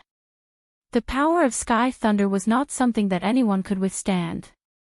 It was extremely dangerous to attract sky thunder to one's body. Legend had it that when a great cultivator who had stepped into the immortal realm ascended, heaven and earth would send down a lightning tribulation. Only those who could survive the lightning tribulation could finally ascend to the immortal realm. Those who could not survive the lightning tribulation would be destroyed by the sky thunder and turned into ashes. Gu Fei did not think that with his current cultivation, he could resist the power of thunder and lightning that came from heaven and earth. Oh! I almost forgot. Yen was about to leave when she suddenly thought of something. Then, she pointed with her finger and Gu Fei's right hand, which was holding the jade talisman, was immediately able to move. Alright, if you really can't withstand it, crush the jade talisman. The power in the jade talisman can teleport you back to the pill cauldron paradise. After saying that, Yen quickly left. At this time, the slowly rising Kongming lantern was about to touch the thick thunderclouds that were pressing down from the sky. Dark clouds pressed down, lightning flashed, and thunder rumbled. With a strong flash, lightning swam through the thunderclouds like silver snakes. Suddenly, a deafening thunder exploded above Gu Fei's head. The power of the thunder was earth-shattering. A bolt of lightning struck down from the thunderclouds and hit the flying Kongming lantern. A bright electric current immediately flowed down the metal chain at the bottom of the lantern. Gu Fei felt a dangerous aura and wanted to crush the jade talisman, but in the end, he did not do so. Perhaps only the baptism of sky thunder could expel the Xian-Yin ghost chi from his body. Wow! The power of thunder and lightning flowed along the chains and entered Gu Fei's body. In an instant, it broke the fixed body technique on Gu Fei's body. A miserable howl immediately escaped his mouth. Gu Fei opened his mouth and spat out a mouthful of white smoke. He raised his head to look at the rolling thunderclouds in the sky and roared, "How refreshing! Let's make it more violent." Boom! Another clap of thunder boomed overhead, and another bolt of lightning struck the sky lantern in the sky. Roar! Damned heavens, come! Gu Fei endured it and shouted crazily. Bolts of lightning kept striking the Kongming lantern, and Gu Fei's roars rang out continuously, spreading far and wide. This book. Chapter 340. There was no lack of ferocious beasts in the Thunder Lake. However, none of them dared to approach a certain place. Lightning flashed and thunder roared. The grass within a radius of a few hundred feet was scorched. There was an extremely crazy man who was attracting the power of lightning from the heavens and earth under the rumbling thunderclouds. His cries of agony were incessant and could even be heard louder than the sound of the thunder. On a grassy slope in the distance, a graceful figure in purple calmly watched the shocking scene unfold before her. There was no expression on her extremely delicate face. Thunder clouds loomed in front of them as tens of thousands of lightning bolts swam in the clouds. A violent aura that could shock all living beings in the heavens and earth was emitted from the thunderclouds. The Thunder Lake was a strange place in the Tinglong continent. Here, the power of thunder and lightning gathered. Dark thunder clouds hung down from the sky. Terrifying lightning struck from the thunder clouds, connecting the sky and the earth. Some of the lightning even struck the ground. There was no wind or rain. There was only thunder here and it rarely rained. However, the water in the Thunder Lake was sufficient because it was a swamp. It was difficult to see the sun in the Thunder Lake. However, terrifying lightning bolts would strike down from the sky and strike the ground. The powerful lightning bolts would often strike the soft grass and create huge pits, forming the unique landform of the Thunder Lake. Large and small round ponds were scattered across the entire Thunder Lake like pearls embedded in a piece of jade. Yen, and Gu Fei were only at the periphery of the Thunder Lake. They did not venture deep into the Thunder Lake because there were unpredictable dangers in the depths of the Thunder Lake. The power of lightning there was stronger and the ferocious beasts there were stronger. Only cultivators with a high cultivation base could venture deep into the Thunder Lake. The reason why Gu Fei and Yen came to the Thunder Lake was to borrow the power of lightning to expel the Xian-Yin ghost chi from Gu Fei's body. They were not here for an adventure. One should know that the Thunder Lake was one of the most dangerous places in the soaring dragon continent. The power of lightning in the depths of the Thunder Lake was enough to scare even a void-controlling realm expert. The lightning energy outside the Thunder Lake was within the range that Gu Fei could withstand. Of course, if he had not been thrown into the primordial pill cauldron by Yenner and refined with hundreds of spirit medicines for 3 days and 3 nights, allowing his body to regain its vitality, his deteriorating body would definitely not have been able to withstand the power of thunder and lightning here. It's already the 98th time. Old Goose seems to be stronger than I imagined. Yen mumbled to herself on a grassy slope in the distance. She stared calmly at the scene before her without any expression on her face. Gu Fei had already been struck 198 times by the power of lightning guided by the Kongming lantern, but his voice was still loud and clear, full of energy. Hey, hey! I want to see how long you can hold on before you crush the jade talisman in your hand. Yen-er watched with interest. In the distance, Gu Fei, who was tied to a huge rock, was charred on the outside and tender on the inside by the power of lightning.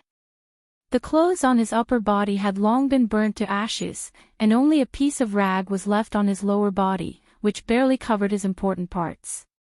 Even the huge rock behind him had cracks on it, as though it could be smashed by the next bolt of lightning at any time.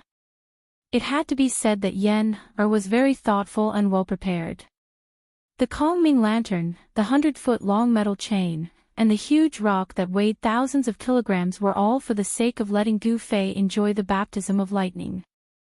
The fixed body technique that Yen had cast on him had already been broken when the first bolt of lightning struck him. There was no spell that could remain unbroken under the bombardment of the power of lightning. As long as the power of lightning in the world was strong enough, it could break any spell. This was because the power of lightning represented the power of the world.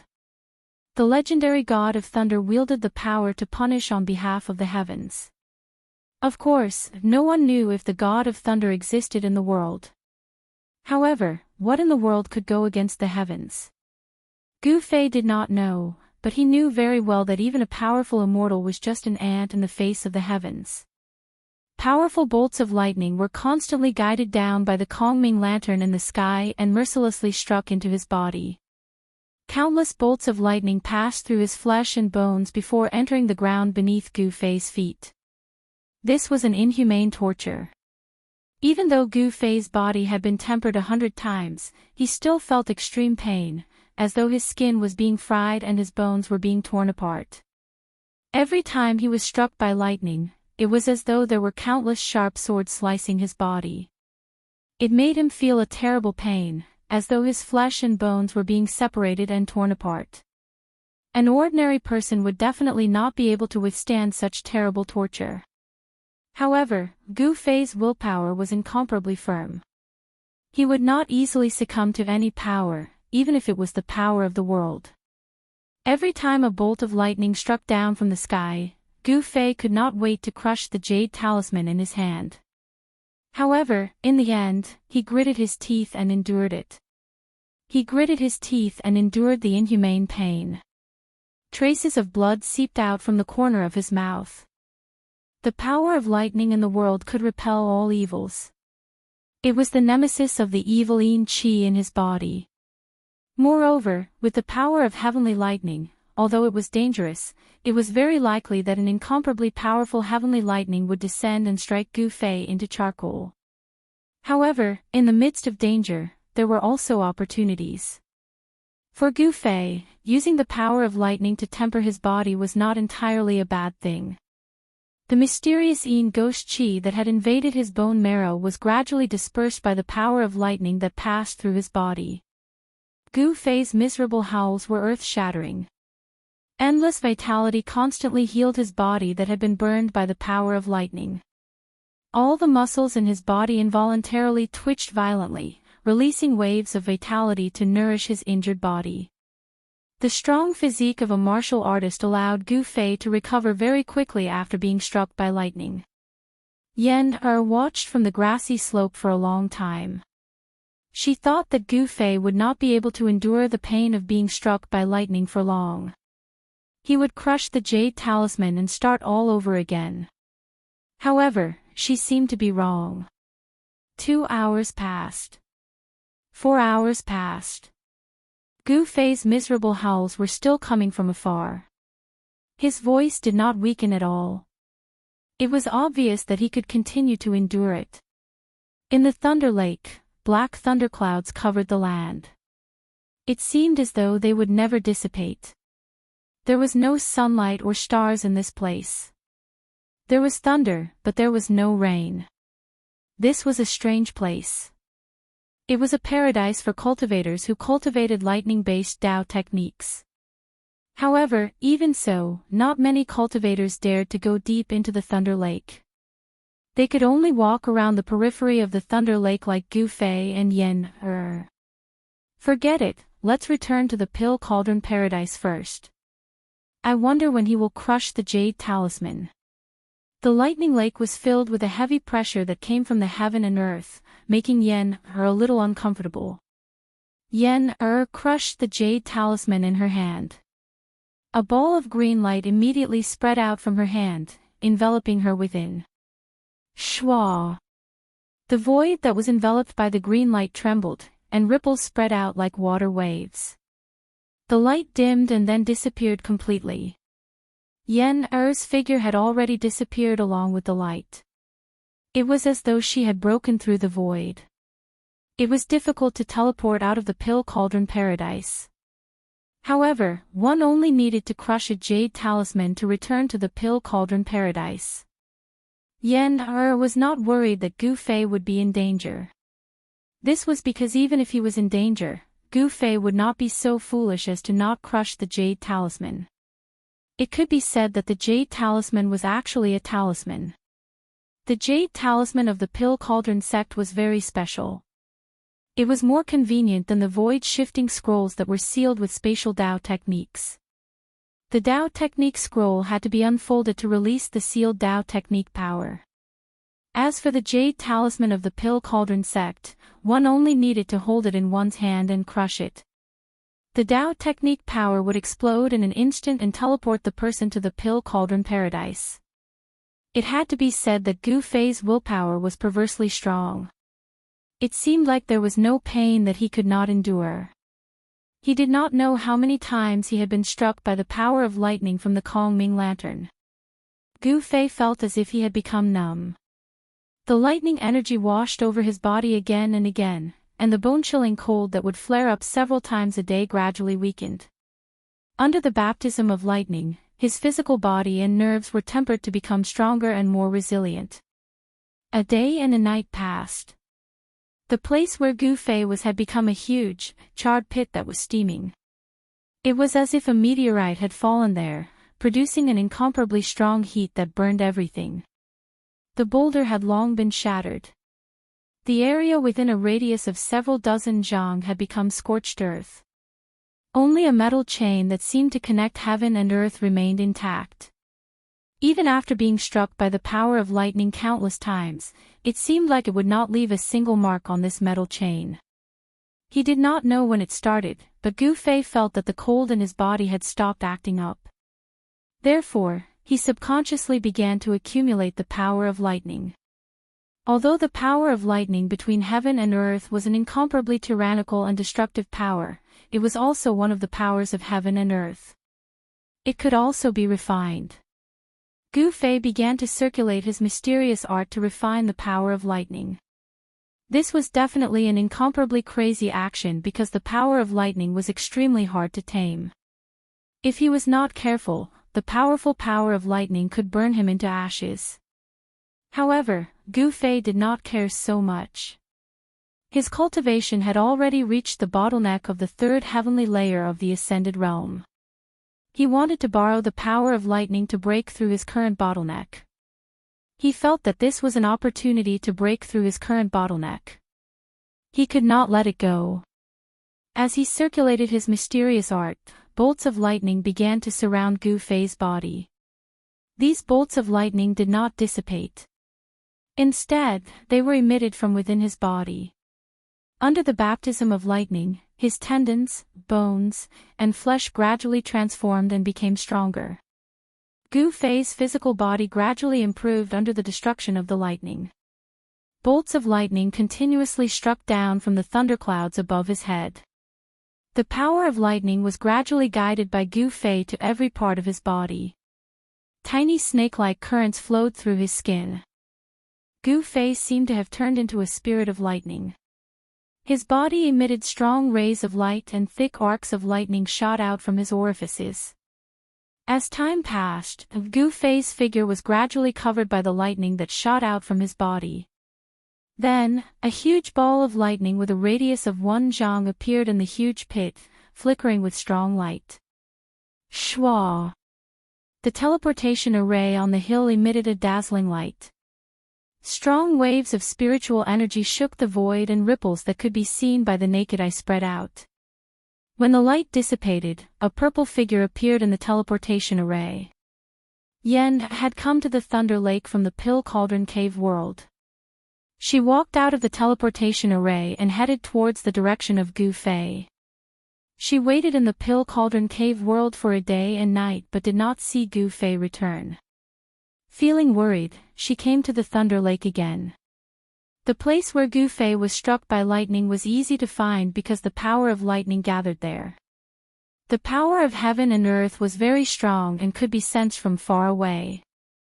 When Yen came closer, she was stunned by the scene in front of her. The Kongming lantern had already fallen into the swamp, and the lightning in the sky was still striking down from the thunderclouds. The sound of thunder and lightning was earth-shattering. In a huge pit, a huge ball of lightning formed by lightning had burnt the soil within a radius of tens of feet. The ground was scorched black.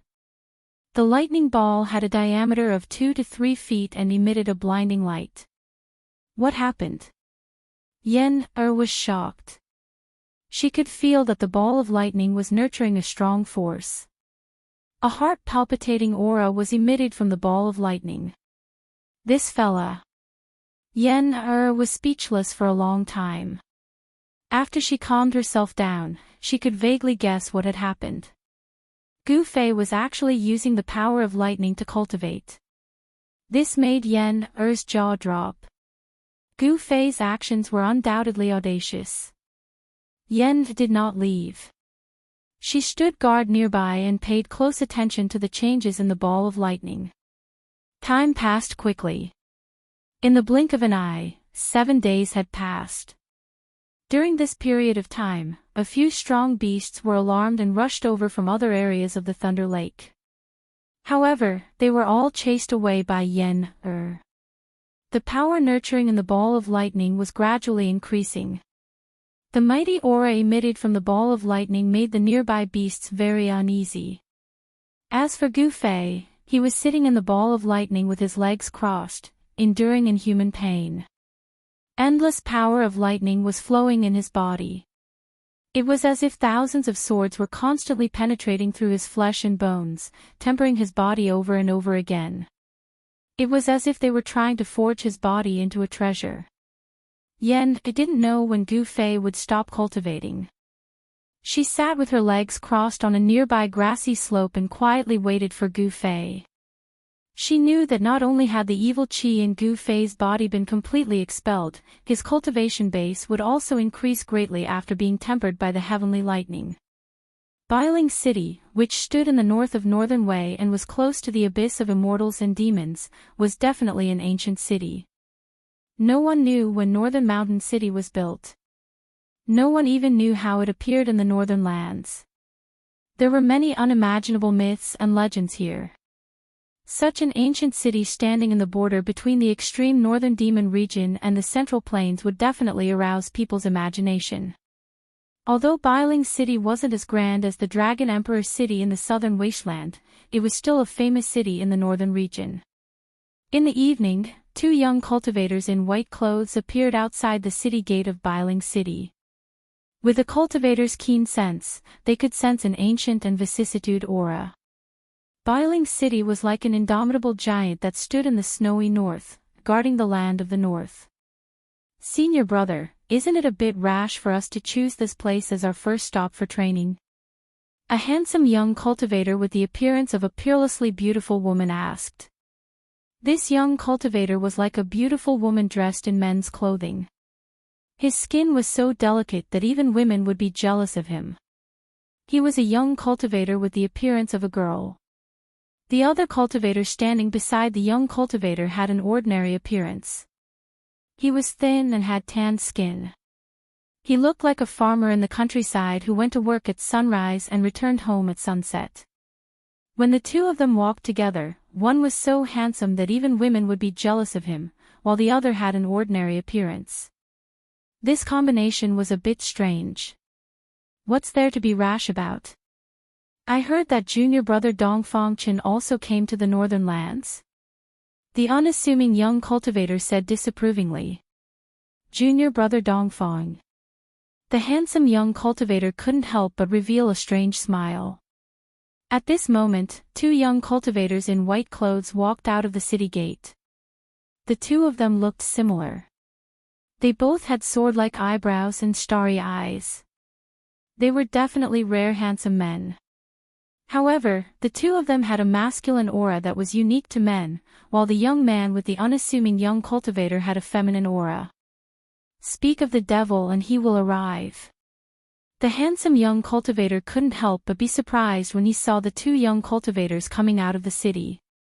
Hee.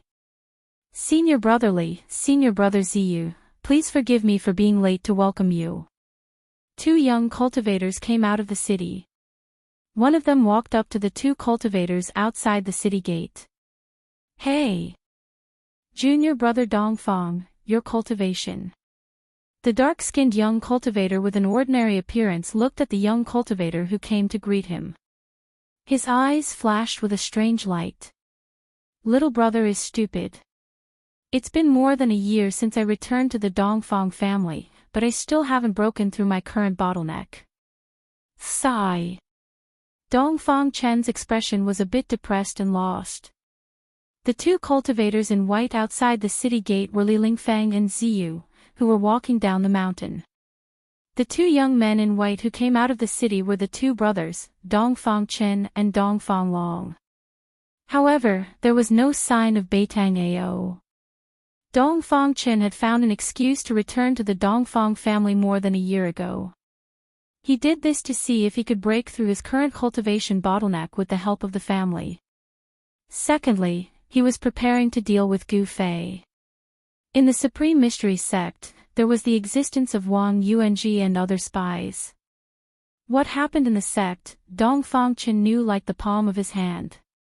When he learned that the sect had sent Minister Dan with the primordial spirit lamp down the mountain to look for Gu Fei, it was difficult for Dongfang Chen to stay in the Dongfang family to cultivate. Junior Brother Dongfang, you're really well informed. There don't seem to be many people who know that Senior Brotherly and I have come to the north. Ziyu looked at Dongfang Chen meaningfully and said indifferently. First publication of this book. Chapter 341. The people of the three great Daoist sects began to appear in the north. Not only the three great Daoist sects, but other cultivation forces also had disciples enter the north. Some of the old monsters were also alarmed. The first son of the demon lord, Chu Gu, was wreaking havoc in the north. In the world of cultivation, there was probably no force that would not be nervous. Moreover, there was the new spiritual land. The true experts of the Tinglong continent attached great importance to the new spiritual land. Even the old monsters who had not been involved in the affairs of the world for a long time came out. The demons were the enemies of all the cultivators in the world, and a spiritual land was even more attractive. With these two factors, it would be strange if the northern lands didn't attract the attention of others. The people of the Supreme Mystery Sect did not have a fixed place to stay in Bailing City. The Dongfang family booked the entire Yunlai Inn. Dongfang Chen took Li Lingfeng and Ziyu to the inn and arranged two of the best rooms for them. Dongfang Chen and Dongfang Long, Li Lingfeng, and Ziyu only had a brief conversation in the room before the Dongfang brothers left. In Li Lingfeng's room, Li Lingfeng and Ziyu sat down at the table. Senior brother, why is junior brother Dongfang so enthusiastic about entertaining us? Is there something fishy about this? Ziyu said to Li Lingfeng. He did not hide his doubts. Li Lingfeng pondered for a moment, then said, there are not many people who know that we came down the mountain, and even fewer people who know that we came to the north. How does junior brother Dongfang know our whereabouts? In the Supreme Mystery Sect, as long as a disciple broke through to the realm of transcending mortality, they were qualified to go down the mountain and walk in the world of cultivation, gaining experience in the world of mortals. Li Lingfeng and Ziyu were the best of the younger generation of the Supreme Mystery Sect. In the past few years, they had successfully taken that step with the help of the core condensation pill. Cultivators who broke through to the realm of transcending mortality had a qualitative improvement in their lifespan and cultivation. Cultivators who had reached this realm could be considered to stand out among the thousands of people in the world and step onto the path of the strong. Cultivators could condense their power, form their core, and cleanse their marrow. After forming their core, cultivators would be transparent inside and out, and they would be reborn. They would communicate with heaven and earth, and use the surplus of the world to make up for their own deficiencies. They would use their strengths to make up for their weaknesses, steal the sky, and begin to derive power. Network, there seems to be something strange about junior brother Dongfang. Ziyu's expression became serious. Li Lingfeng nodded and said, let's wait and see for now. Let's see what junior brother Dongfang is planning. Li Lingfeng and Ziyu were both smart people. The other party seemed to know their whereabouts like the back of his hand. They were already on guard. However, Dongfang Chen's actions made them very puzzled. At this time, in another room in the inn, Dongfang Chen and Dongfang Long were also talking in secret. Second brother, why did you let Li Lingfeng and the others know that you were in Bailing City? Dongfang Long, who always had his saber by his side, immediately asked after he sat down. Dongfang Chen smiled and said, I want them to know that I'm not only in Bailing City, but I also revealed something to them. What happened? When Dongfang Long heard this, he couldn't help but be puzzled. He had been with Dongfang Chen all this time, but he didn't see his second brother reveal anything to Li Lingfeng. Do you really think I'm just going to welcome them?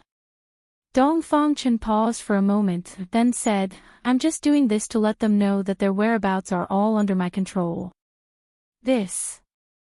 Dongfang Long seemed to have vaguely guessed his second brother's intentions. He couldn't help but shake his head. His second brother didn't play according to common sense. In this way, even if Li Lingfeng and Ziyu originally had any plans, it would have been disrupted by Dongfang Chen's sudden move. Time passed quickly. 7 days had passed. In the Thunder Lake, dark clouds still hung over the sky, lightning flashed, and thunder rumbled. Roar! Suddenly, somewhere in the outskirts of the Thunder Lake, an earth-shattering roar rang out. The sound was so loud that even the thunder in the sky was overshadowed in an instant. The rolling sound waves echoed between the heavens and the earth. Then, countless dazzling lightning burst out from the place where the roar came from. Endless lightning shrouded this part of the world. Network, rumble, silver snakes danced chaotically between the heavens and the earth. Thunder exploded, causing the sky and the void to tremble. The grass within a radius of several hundred zhang was all scorched by the exploding lightning. That roar was still echoing between the heavens and the earth. The sudden explosion of lightning that covered several hundred zhang of the void suddenly shrank back. Thousands of lightning bolts all sank into a figure. Dazzling electric currents flowed up and down this person's body. In the next moment, this person seemed to have turned into a huge bolt of lightning and shot into the sky. Ha! I've finally broken through. That person directly leaped into the sky and laughed wildly. As he waved his hand, bolts of lightning as thick as a child's arm immediately rushed out, tearing through the void and shooting out dozens of zhang before dissipating in the void. 5 Elements Sword Domain, open. That person separated his hands. Hum. A crisp sound of a sword soared into the 9 heavens. A powerful sword chi seeped out from his body and rushed straight into the sky. Amidst the 5-colored light, 5 different colored sword shadows appeared. Each sword shadow exuded a frightening wave of sword chi, forming 5 different colored void worlds. Metal, wood, water, fire, earth. It was as if 5 hazy worlds of swords were revolving around that person.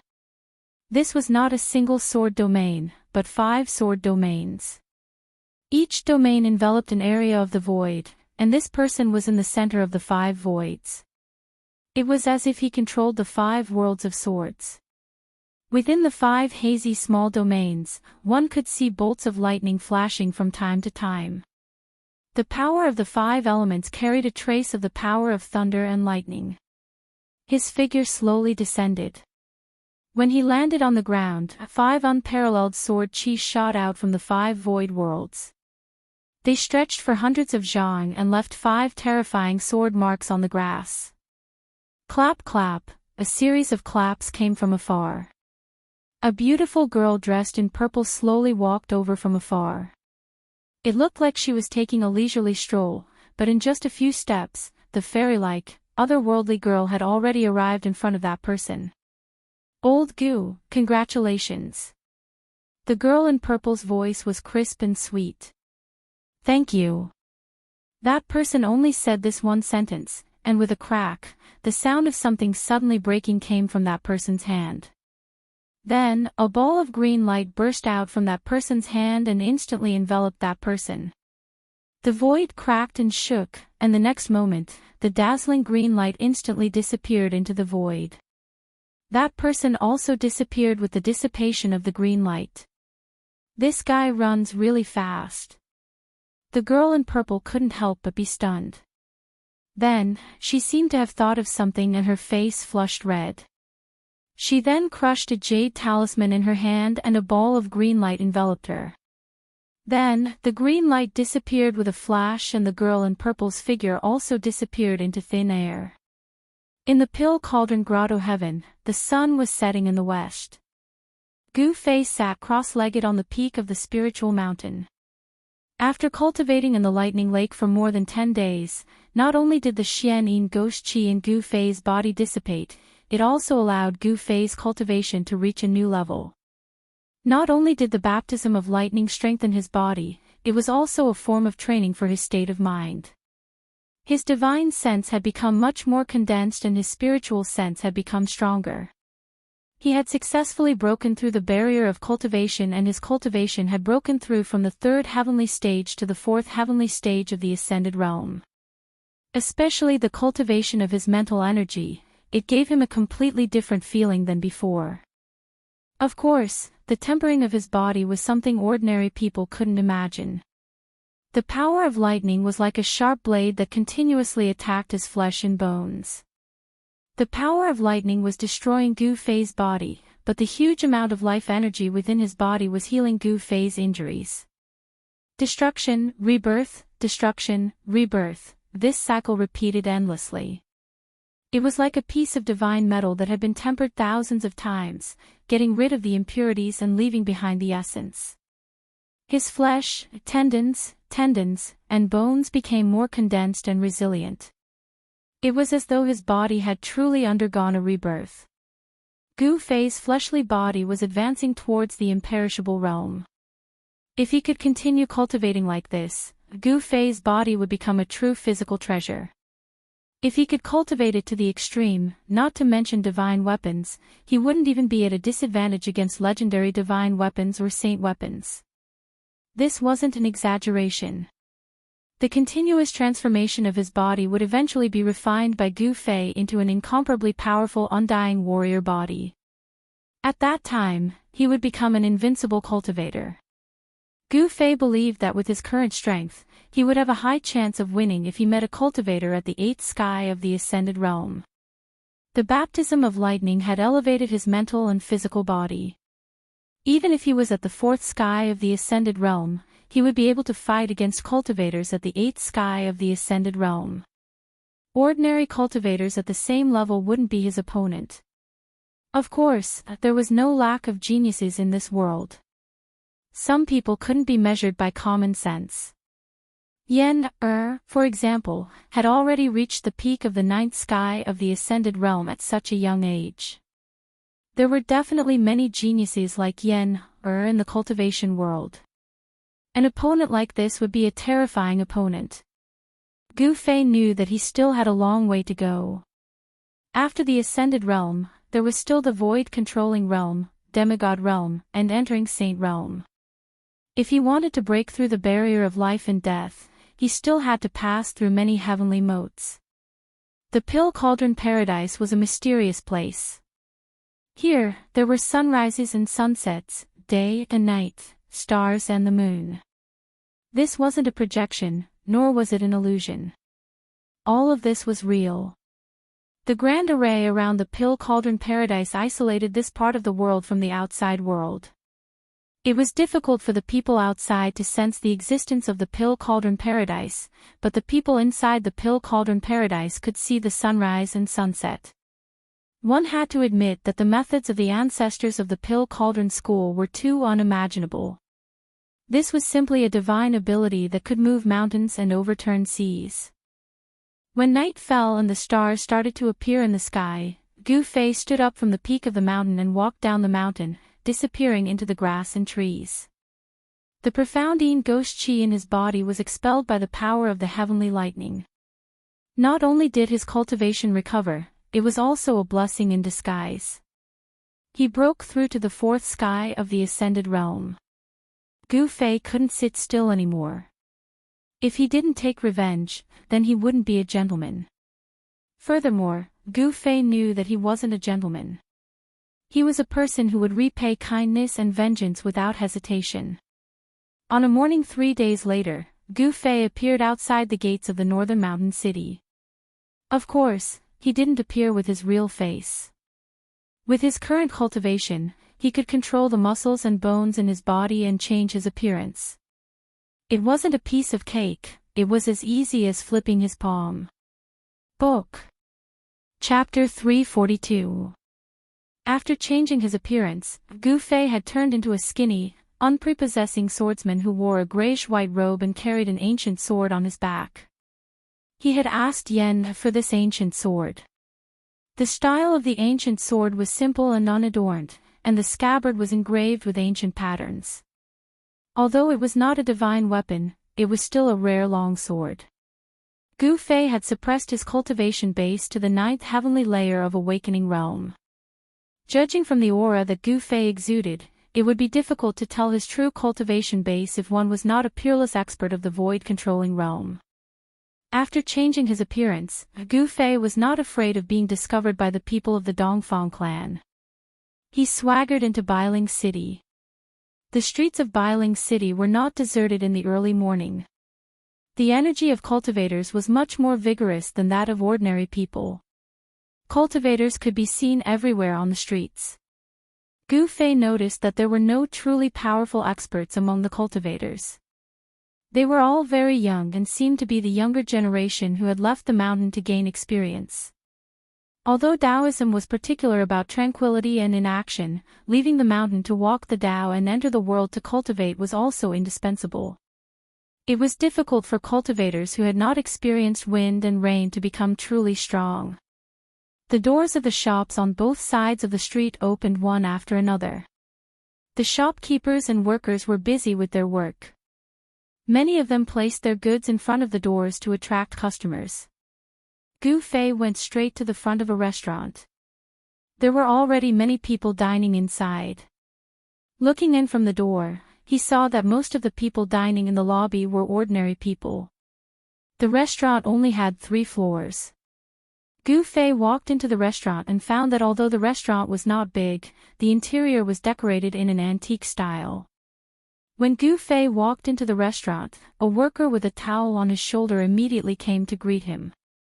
The worker quickly sized up Gu Fei. When he saw the ancient sword on Gu Fei's back, he immediately became unusually respectful. "Sir, this way please." The shop assistant seemed a little nervous. He directly led Gu Fei to the stairs. When they reached the 2nd floor, the shop assistant did not stop and continued to the 3rd floor. Although Gu Fei was surprised by the waiter's attitude and behavior, he did not think too much about it.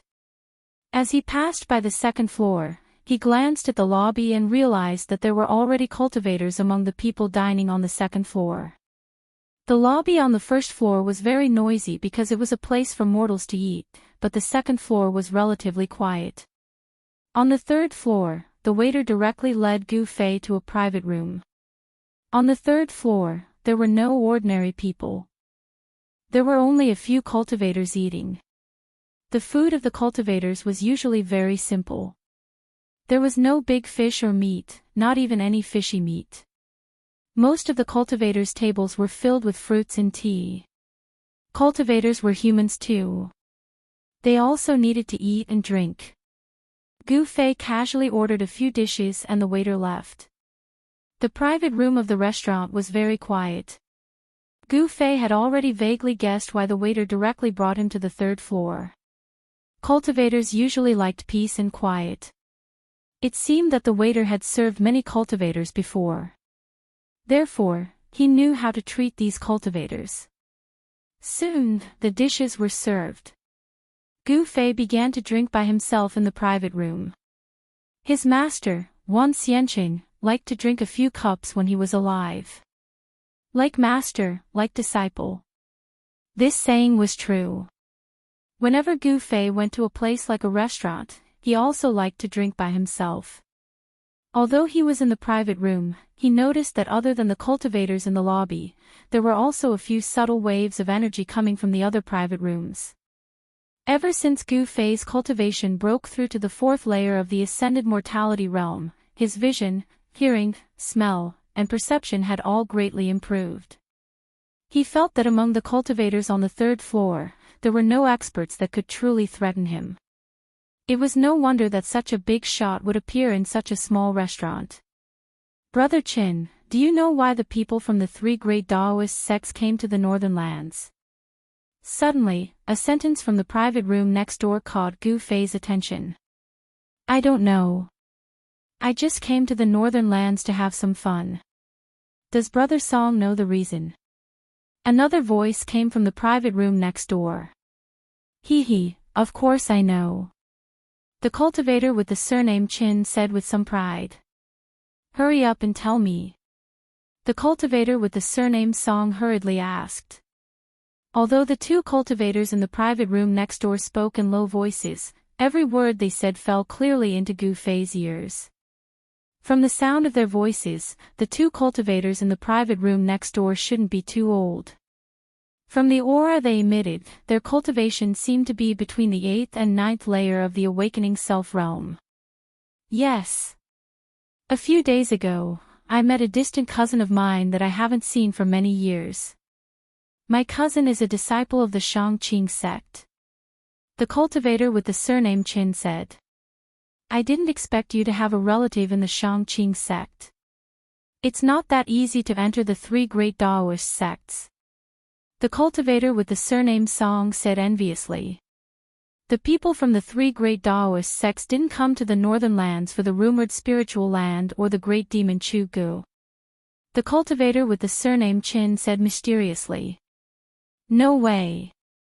Then why did they come? The cultivator with the surname Song said in shock. After all, the news of the demon lord's son wreaking havoc in the northern lands and the rumor that the northern lands had discovered a spiritual land had already spread like wildfire in northern mountain city. Humph. The cultivator with the surname Qin chuckled.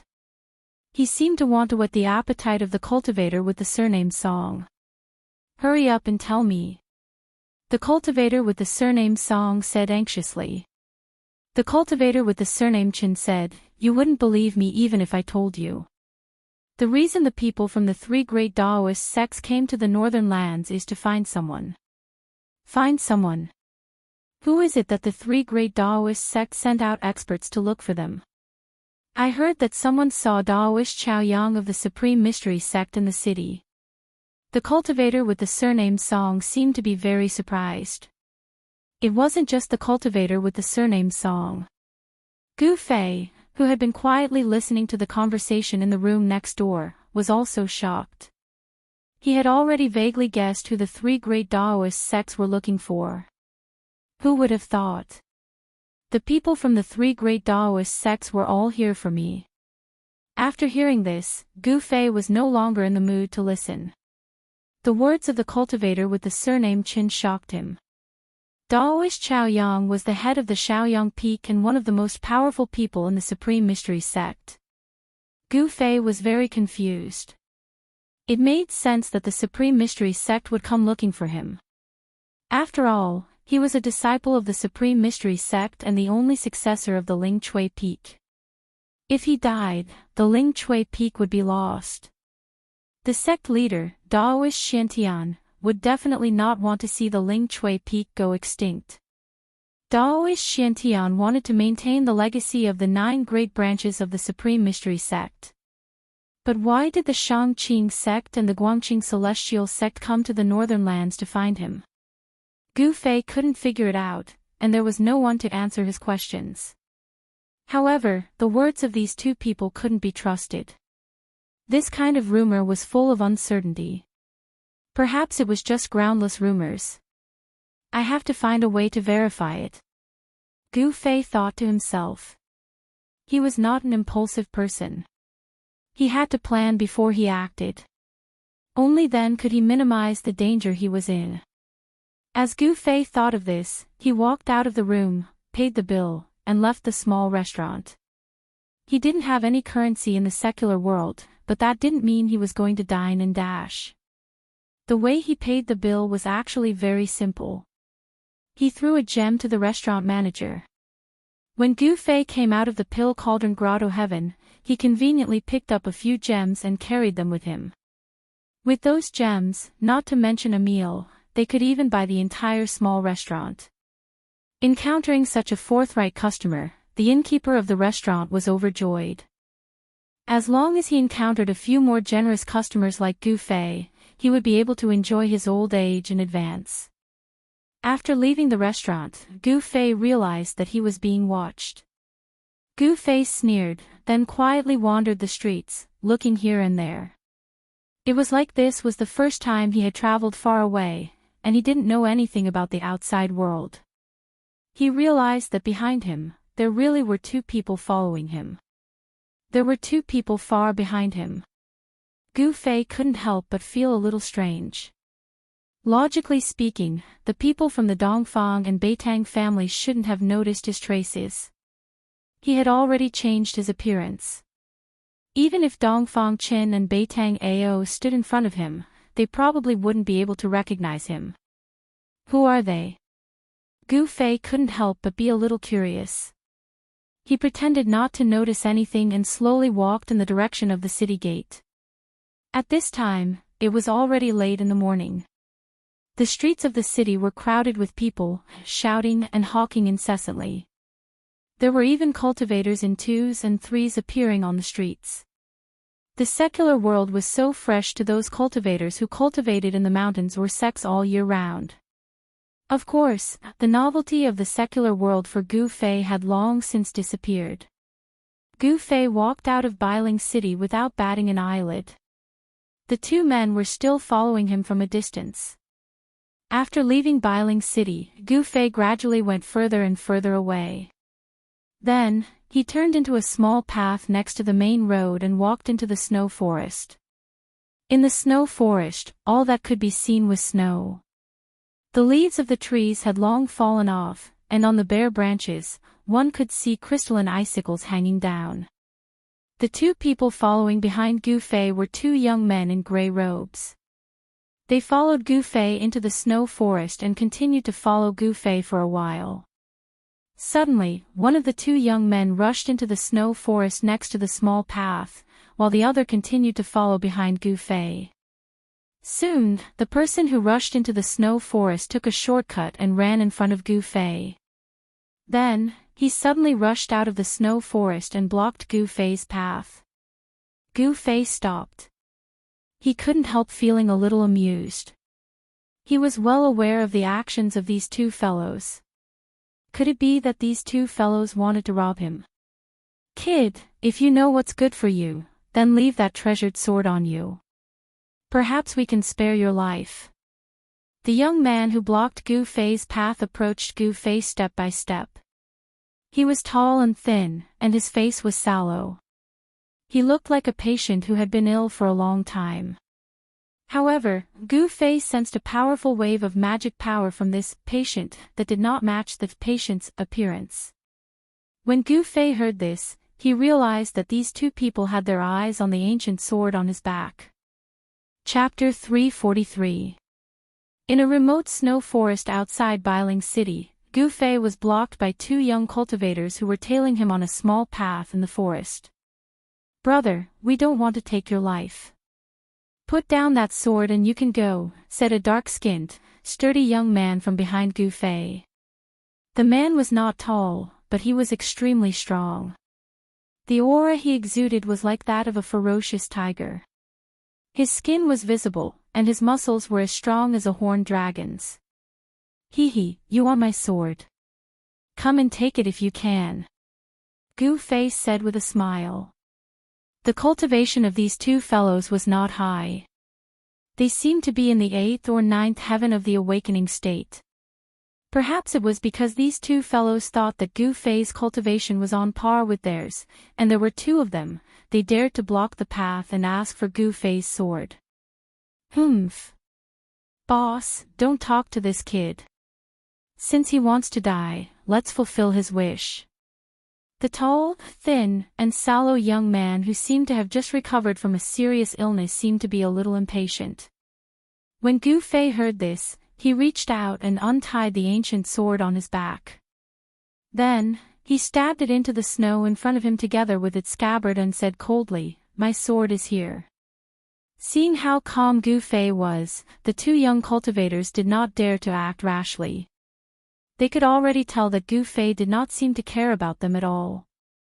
It should be known that a sword cultivator's abilities were all in the sword in their hands. When Gu Fei stabbed the sword into the ground, he had already revealed a message to the two young cultivators. That was, he did not need to draw his sword to deal with them. Kid, you're very arrogant. Let me see if you have the ability to be arrogant. As the sturdy young man behind Gu Fei spoke, his figure suddenly sank. His feet pushed against the ground, and the snow under his feet immediately exploded. At the same time, his body seemed to have turned into a ferocious tiger as he pounced at Gu Fei. A strong wind surged and swept the snow on the ground into the air. When Gu Fei saw this scene, he couldn't help but be a little surprised. This young man's pounce was very similar to the close combat technique that he had learned from Xionghu. Gu Fei did not dodge or evade. His feet were firmly nailed to the ground like the roots of an old tree. In the face of the young man's ferocious attack that was like a ferocious tiger pouncing on its prey, he only met it with a punch. It was an ordinary punch. There was no dazzling light, no powerful energy fluctuations, and no intense air waves. It was just a casual punch. However, this punch possessed the power to turn something rotten into something magical. Gu Fei's fist rapidly enlarged in the young man's eyes. Then, the young man, who was like a fierce tiger, only felt his vision go black. Bang! A sharp pain came from the bridge of his nose, and he seemed to hear the sound of bones breaking. The young man was depressed to the extreme. The moment he was punched, he had a strange feeling. It was as if his face was facing the opponent's fist, and he was being punched in the face. This young cultivator came quickly, but he also left quickly. He was blown away by Gu Fei's casual punch, and a few bloody teeth flew out of his mouth. Bang! The young cultivator smashed into a big tree more than 10 feet away. His body bounced back and then smashed into the snow under the tree. Shaw! A pile of snow fell on the big tree. The tall and thin young man in front of him was immediately stunned. His eyes were wide open, and his eyeballs almost popped out of their sockets. It was really hard to believe that his boss was actually blown away by a punch. A layer of sweat appeared on the tall and thin young man's forehead. It was cold sweat. Although he was in a world of ice and snow, the tall and thin young man could feel that his underwear was already soaked in cold sweat. Impossible, my eyes are playing tricks on me. The tall and thin young man rubbed his eyes hard.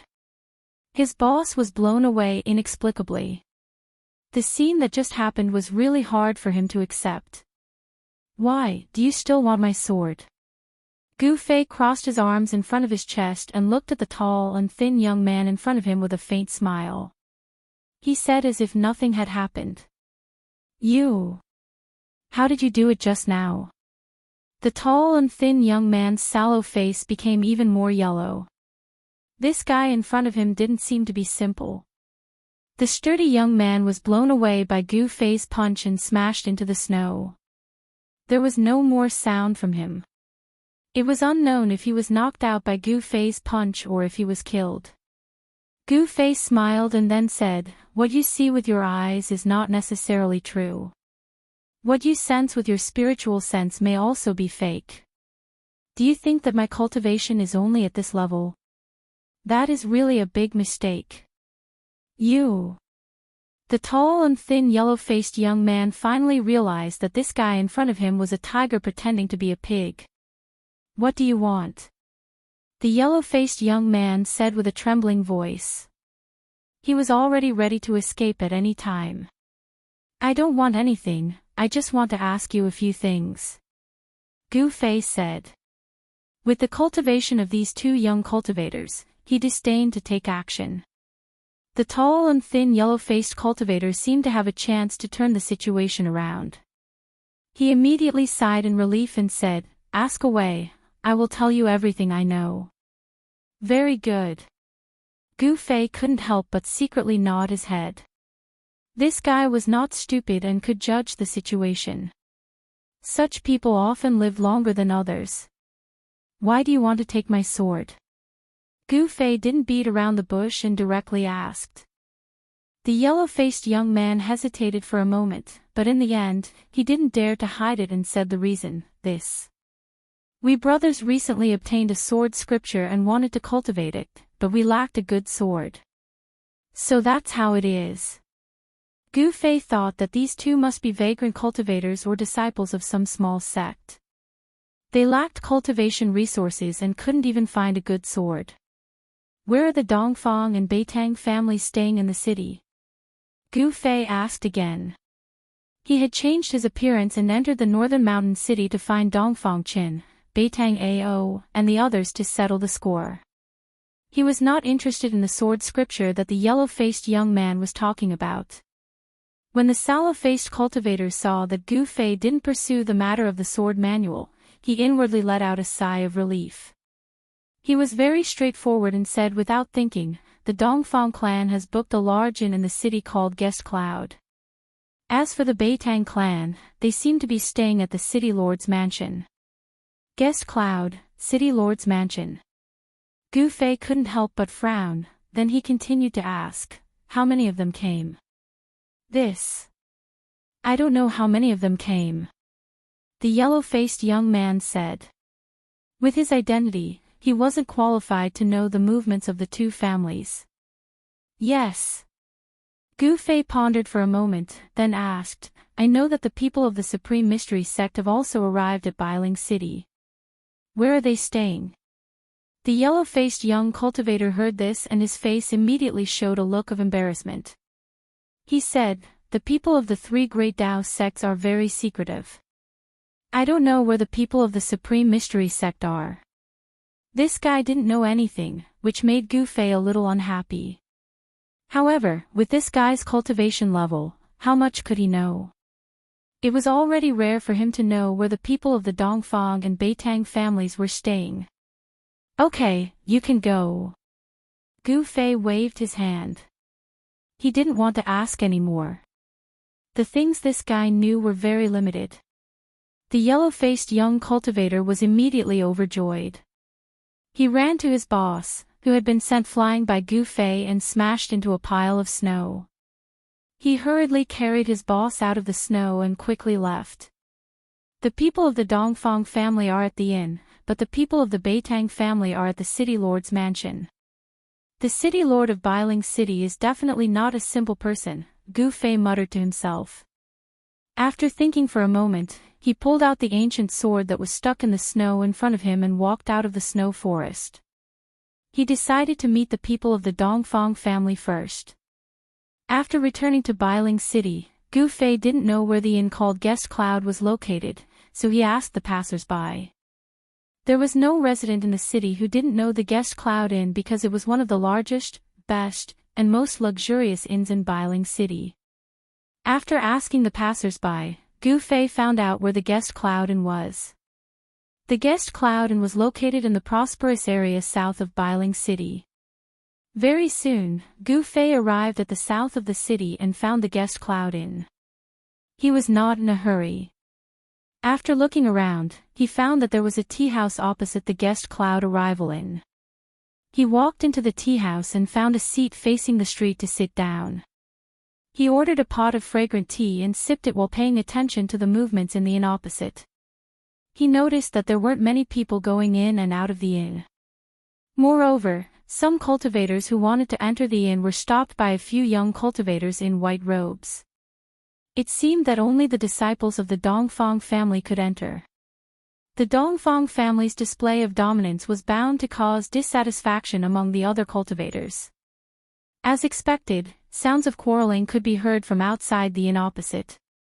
3 or 4 young cultivators in green robes were arguing with the 2 disciples of the Dongfang family outside the inn. Others might be afraid of the Dongfang family, but we of Floating City aren't. You 2 watchdogs, get out of my way. The leading cultivator in green robes shouted. He seemed to want to attract the attention of the bystanders, so he deliberately raised his voice. Sure enough, the gazes of the nearby cultivators were immediately drawn to him. Floating City. When Gu Fei heard this, he couldn't help but be startled. He knew that this floating city seemed to be a mysterious force in the Tinglong continent. Just like the ghost palace of Plentiful City, ordinary people didn't even know where Floating City was. The people of Floating City seemed to rarely move about in the world of cultivation. I didn't think that even the people of Floating City would come to the north. Gu Fei thought to himself. He watched this scene with interest. He couldn't wait for someone to cause trouble for the Dongfang family. What did you say? Say it again if you have the guts. The 2 disciples of the Dongfang family were obviously enraged by the words of the leading cultivator in green robes. One of the disciples pointed at the cultivator in green robes and shouted, looking like he would attack if there was any disagreement. What, are your dogs deaf? Can't hear? That's right, how can watchdogs understand human language? The leading cultivator in green robes said with a face full of disdain. Roar! You're courting death. The disciple of the Dongfang family was completely infuriated. He stretched out his right hand and a cold light immediately rushed out, strangling the neck of the cultivator in green robes in front of him. Chapter 344. The people of Floating City rarely ventured into the world of cultivation. The 2 disciples of the Dongfang family outside the inn had no idea who the other party was. The words of the cultivator in green who had a dispute with the Dongfang family members were too harsh, completely infuriating the 2 disciples of the Dongfang family. One of the disciples from the Dongfang family directly attacked. With a wave of his hand, a cold light shot out towards the leading young cultivator. A chilling aura immediately filled the air outside the door of the inn. Humph! The green-robed cultivator sneered. He was not afraid of the sharpness of the blade and immediately punched the incoming cold light away. His fist did not stop there, and in the blink of an eye, he was right in front of the Dongfang family disciple. Bam! His fist landed squarely on the disciple's chest. Crack! The bone-chilling sound of bones breaking could be heard. The disciple spat out a mouthful of blood and flew backwards. He fell directly into the inn behind. A series of chaotic sounds immediately came from inside the inn. It was obvious that the disciple of the Dongfang family who was sent flying had knocked over many tables. Hiss! The surrounding cultivators could not help but suck in a breath of cold air when they saw this scene. This person was truly audacious. He actually dared to directly attack and injure a disciple of the Dongfang family in their territory. One had to know that ever since the Dongfang family booked this inn, many cultivators had come looking for trouble, but all of them had been driven away by the Dongfang family. Could this young cultivator who claimed to be from Floating City be an exception? After hearing the news, more and more cultivators gathered there. Gu Fei, on the other hand, continued to sit quietly in the tea shop across the street, watching the scene with an expressionless face. After beating up the young, the old comes out. The experts of the Dongfang family should be coming out soon. Gu Fei thought to himself. He could use this opportunity to understand the situation of the Dongfang family. In fact, if it were not for the people of Floating City, Gu Fei would have personally tested the waters. He had a few jade talismans that he had asked for from Yen. As long as he crushed the jade talismans, he could instantly return to Pill Cauldron Paradise. It could be said that Gu Fei was not worried about encountering any danger because he had a life-saving talisman. Despicable. You dare wound a member of our Dongfang family. Do you know the consequences of offending our Dongfang family? Another disciple of the Dongfang family shouted at the cyan-robed cultivator with a fierce tone. Why wouldn't I? So what if I offended him?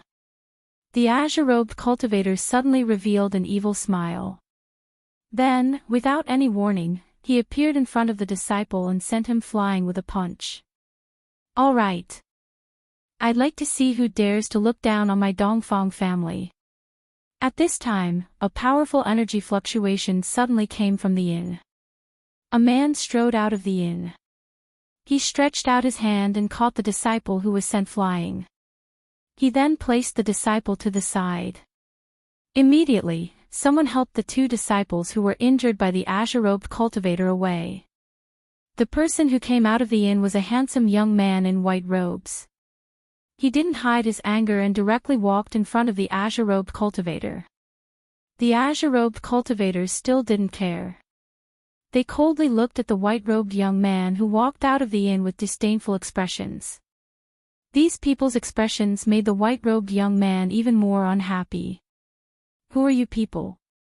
The white-robed young man said in a deep voice. A powerful aura burst out from his body. His clothes and hair fluttered without any wind. The cultivators who were watching from afar immediately felt a heavy pressure. Those with lower cultivations already felt uncomfortable, as if a huge rock was pressing down on their hearts. The white-robed young man who walked out of the inn was actually a young man in the transcending mortality realm. The surrounding cultivators couldn't help but be shocked. Oldly, has it been too long since the people of Floating City came out? It's been so long that the world doesn't even know of our existence. The azure-robed cultivator in the lead ignored the white-robed young man and asked another azure-robed cultivator beside him. The azure-robed cultivator called Oldly chuckled and said with disdain, "It seems that we need to come out more often." Yes. The feeling of being forgotten makes me very unhappy. The other azure-robed cultivator nodded. Floating City. The white-robed young man from the Dongfang family couldn't help but narrow his eyes. Why would the people of Floating City target our Dongfang family? The white-robed young man's expression couldn't help but become serious. The Floating City and the Valley of Fallen Souls were two very mysterious forces in the Tinglong continent. No one knew where they were located. Of course, no one was willing to provoke them either. So what if you're from the Floating City? If you don't want to die, then scram. The white-robed young man said in a deep voice. These people looked down on him, but how could he look down on them? The azure-robed cultivator in the lead couldn't help but change his expression. He coldly stared at the white-robed young man and said coldly, "Very well, it's your honor to die by the hands of Pan Hong." Swoosh. A few figures immediately dodged. Humph. This is also what I wanted to say. It's also your honor to die by the hands of Dongfang Yu. The white-robed young man said coldly. At this time, seeing that the situation wasn't right, the people around them immediately dispersed and retreated to the distance. Inside the inn, 3 or 4 young cultivators in the same white robes walked out one after another. These 3 or 4 white-robed cultivators each emitted a powerful aura. Without a doubt, these people were the experts of the younger generation of the Dongfang family. Gu Fei noticed that Dongfang Chen's figure was among them. When he saw Dongfang Chen, Gu Fei's pupils couldn't help but contract, and the teacup in his hand was crushed by him. Dongfang Chen. Gu Fei almost couldn't suppress the rising anger in his heart, and his eyes gradually became red. He remembered all of Dongfang Chen's actions, especially the scene in the virtual sky world that day. Gu Fei still remembered it vividly. Dongfang Chen almost trapped him to death in the virtual sky world. Gu Fei had never hated a person so much, and he had never wanted to kill a person so much. That person was Dongfang Chen. Dongfang Chen, just you wait. I won't kill you so easily. Gu Fei gnashed his teeth. He wanted revenge, ruthlessly revenge. Let's do it here. Pan Hong said. His expression also became serious. The strength of the Dongfang family couldn't be underestimated. Why not? Dongfang Yu shouted. As he spoke, he took a step forward and directly grabbed Pan Hong with his right hand. 5 divine lights shot out from the fingers of his right hand and pierced towards Pan Hong. Just an insignificant skill. Pan Hong said disdainfully. He then stretched out his right hand and gently pressed forward. A black light bloomed in his palm, like a black hole, and met the 5 dazzling lights. The 5 resplendent finger flashes collided with the black light that blossomed from Pan Hong's hand. A shocking scene occurred. The 5 finger flashes actually silently disappeared into the black light that was blocking the front. It was as if they had sunk into the void. Dongfang Yu only felt that his attack seemed to have no point of force. This feeling was like a punch with all his strength hitting the air. What kind of divine ability is this? Dongfang Yu was surprised. At this moment, the black light bloomed in Pan Hong's hand. After swallowing the 5 lights, it quickly spread out and shrouded Dongfang Yu. Pan Hong's face revealed a trace of disdain. This Dongfang Yu was not his opponent. He alone was enough to sweep away all the children of the Dongfang family present. This was not an exaggeration. This person from the Mist City did indeed have this strength. Gu Fei only needed a single glance to know that the outcome was already decided. Dongfang Yu's cultivation was only around the 2nd heavenly layer of the ascended mortality realm, but Pan Hong's cultivation seemed to be between the 3rd and 4th heavenly layers. Sure enough, Dongfang Yu constantly shot out rays of dazzling lights. The magic power in his body surged violently. However, his divine light that seemed to be able to pierce through the void couldn't break through the black light curtain that enveloped Pan Hong. The rays of divine light that shot towards the black light curtain seemed to be devoured and disappeared without a sound. There wasn't even the slightest fluctuation. Anyone with a discerning eye could already tell that there was a great disparity between the two. Dongfang Yu was obviously not Pan Hong's opponent. Swish! The black light curtain that shrouded one side of the world suddenly accelerated and shrouded Dongfang Yu, trapping him in the black light curtain in an instant. At this moment, Dongfang Yu panicked. He desperately gathered his magic power and roared in anger, wanting to break through the black light curtain. However, after trying a few times, it didn't work. At this moment, the few youths of the Dongfang family standing outside the inn couldn't stand it anymore. A young man around the age of 27 or 28 made a move. He opened his mouth and spat out a ray of light. Within the ray of light was a small bronze bell. After the simple and unadorned bell rushed out of the young man's mouth, it instantly grew to the size of a small mountain. It flew above Pan Hong's head and covered his head. Humph! Trying to win with numbers. Suddenly, a disdainful sneer sounded from the side. Then, a green figure rushed over from the side. He jumped up and directly punched the bronze bell that was surrounded by rays of light. Dang! A loud sound rang out. The sound of the bell was deafening, shaking the heaven and earth. Ripples that could be seen with the naked eye spread out from the ancient bell. The ancient bronze bell was actually smashed apart by a single punch. The vast sound of the bell caused the ears of the spectating cultivators to ring. Some of the weaker cultivators were even shaken by the sound waves, causing the blood in their bodies to boil. Their faces turned pale and they hurriedly retreated further away. Chapter 345. The people of Misty City were powerful beyond compare. Pan Hong had trapped Dongfang Yu with unfathomable magical arts and divine abilities, but the performance of another young cultivator from Misty City was even more shocking. He had actually blasted away an ancient bronze bell the size of a small mountain. Amidst the deafening sound of the bell, the giant bronze bell was blasted directly towards the inn. The Dongfang family disciple who had attacked felt as if he had been struck by lightning. His figure swayed and a trace of blood flowed from the corner of his mouth.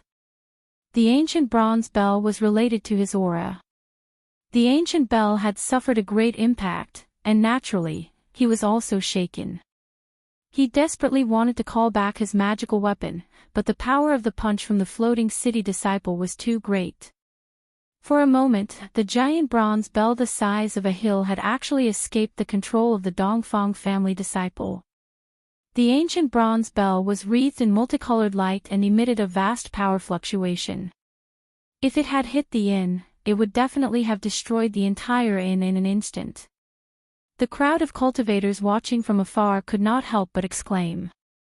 On the opposite street, Gu Fei was still as calm as before. He knew that the real experts of the Dongfang family had not come out yet. If the young ones were beaten, the old ones would naturally jump out. Sure enough, just as the ancient bronze bell was about to hit the wall of the inn, there was a bang sound. The ancient bronze bell the size of a hill was blocked by an unfathomable power. It was as if the giant bell had hit an invisible wall, and ripples visible to the naked eye spread out. At this time, the young expert of the Dongfang family had already recovered. He hurriedly pointed at the ancient bronze bell, and the ancient bronze bell immediately flew back towards the young expert. The ancient bronze bell shrank as it flew towards the young expert of the Dongfang family. The young expert opened his mouth and swallowed it. It was obvious that this young expert of the Dongfang family was also a martial cultivator, and had already cultivated to the realm where he could store magical weapons into his body. The magical weapons of martial cultivators were originally condensed and nourished by their own essential essence and magical power day and night. Martial cultivators with profound cultivation generally had the means to store magical weapons into their bodies. Unlike Gu Fei's weapon fusion refining technique, which could be fused into one's flesh, blood, and bones, the Dharma treasures that could be kept in one's body were not like those of Gu Fei. Instead, one had to open up a place in one's body, and then wrap the Dharma treasures with one's Dharma powers and true essence at all times, refining them into natal Dharma treasures that were closely related to one's body. Mist City's disciples, Pan Hong and the others, couldn't help changing their expressions when they saw their ancient bronze bell being blocked. Clearly, an expert had secretly taken action. However, Pan Hong didn't stop because of this. The black light that enveloped Dongfang Yu was still shrinking, and no one could see Dongfang Yu's figure for a long time. The goal of Pan Hong and the others was very clear, and that was to establish their might. However, everyone could hear Dongfang Yu's exclamations and angry roars coming from the black light screen.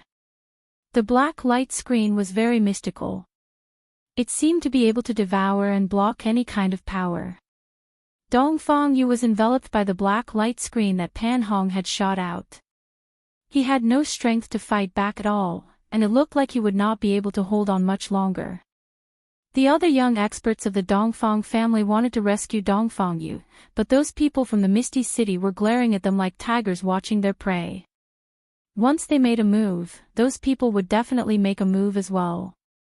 For a moment, both sides were in a stalemate, and no one dared to act blindly without thinking. At this moment, a cold snort that made people's hearts tremble rang out from the inn. A terrifying pressure immediately spread out from the inn, so heavy that it made it hard for everyone to breathe. A black-haired middle-aged man slowly walked out of the inn. This middle-aged man had a ruddy complexion and a head full of jet black hair that draped neatly behind him. However, his eyes were filled with the vicissitudes of life, which clearly didn't match his age. The old one has come out. In the tea shop across the street, Gu Fei secretly sized up this middle-aged man. He inwardly speculated that this was definitely a terrifying expert. The middle-aged man's entire body emitted an obscure aura. However, this aura made people feel as if it was surging violently. It was as dignified as a mountain, and it was bottomless. Enough. The middle-aged man indifferently said, before casually waving his hand. The layer of black light that enveloped Dongfang Yu immediately shattered with a cheat sound. Specks of black light and black threads dissipated in the air. With his technique broken, Pan Hong's figure swayed and he took a step back. His face was flushed red, as if he was drunk. Senior brother. The Misty City disciples couldn't help but be startled, and they all took a step forward. The black light screen exploded, revealing Dongfang Yu inside. He was already exhausted on the ground, and the ground around him was completely shattered, with cracks spreading in all directions. Greetings, ancestor. The Dongfang family disciples hurriedly bowed towards the middle-aged man with abnormal respect. I didn't think it would be an old monster. In the tea shop across the street, Gu Fei's heart trembled, and he inwardly rejoiced that he hadn't made a move. According to his original plan, if the Misty City disciples hadn't clashed with the Dongfang family disciples, he would have done the same thing as Pan Hong and the others. He would have gone up to look for trouble and test the Dongfang family's strength. The crowd of cultivators watching from afar also began to whisper. What kind of concept was ancestor? This middle-aged man was definitely a peerless expert that was rarely seen. Greetings, senior. Pan Hong and the other Misty City disciples also withdrew their arrogant attitudes and solemnly bowed towards the middle-aged man. In the world of cultivation, all cultivators only valued one thing, and that was strength. The weak would not be valued, and would even be looked down upon. However, the strong would receive everyone's respect. Humph. The people of Misty City finally couldn't bear the loneliness and want to come out into the world. The middle-aged man coldly said, emitting an invisible pressure that caused people's hearts to palpitate. Pan Hong's forehead was already covered in a layer of cold sweat. He didn't expect that there would be a peerless expert of the ancestor level in the inn. Senior must be joking. My Misty City isn't hidden from the world, so why would I want to come out into the world? Pan Hong said in a tone that was neither servile nor overbearing. A look of admiration flashed through the middle-aged man's eyes as he secretly nodded. This junior didn't seem to be simple. He said, I can't be bothered with the matters of your Misty City, but if you want to use my Dongfang family to establish your might and think that we are easy to bully, then you are gravely mistaken. I will remember senior's teachings. When I return, I will definitely pass on this message to my masters so that they can understand senior's intentions. Pan Hong said. Impudent. How dare you? The young experts of the Dongfang family couldn't help but berate Pan Hong's rudeness. Pan Hong's words actually contained a hint of threat, which made the Dongfang family furious. The middle-aged man smiled and said disapprovingly, the disciples of Misty City are indeed extraordinary. If the disciples of Misty City were all like you, it wouldn't be impossible for Misty City to become the overlord of the Central Plains. The middle-aged man's words carried a deeper meaning. Pan Hong and the disciples of Misty City couldn't help but change their expressions. They knew that the middle-aged man was clearly praising them, but he was actually saying it for the surrounding cultivators to hear. Overlord of the Central Plains. Don't even think about it. For thousands of years, who knew how many amazing characters had appeared in the cultivation world, but no one had ever been able to unify the cultivation world. Wouldn't the middle-aged man's words push Misty City to the top of the storm and become the target of public criticism? Although Misty City was powerful and ambitious, it didn't dare to openly challenge the entire cultivation world. Senior, we will take our leave. I hope that we can spar with the experts of the Dongfang family in the future. Pan Hong knew that he wouldn't be able to obtain any benefits today, so he wanted to leave. A wise man knew better than to fight when the odds were against him. This ancestor-level old monster could probably squash them to death with a single finger, and it wouldn't be any more than they were dead. Very well, you are welcome to spar, but I hope that something like today won't happen again, the middle-aged man said indifferently. He seemed to have some misgivings and didn't want to make things difficult for the disciples of Misty City. Pan Hong quickly left with his junior brothers. They didn't seem to want to stay in Biling City any longer, so they headed straight for the city gate. The surrounding cultivators quickly made way for them. The middle-aged man also turned around and walked into the inn. The commotion disappeared just like that. The surrounding cultivators gradually dispersed.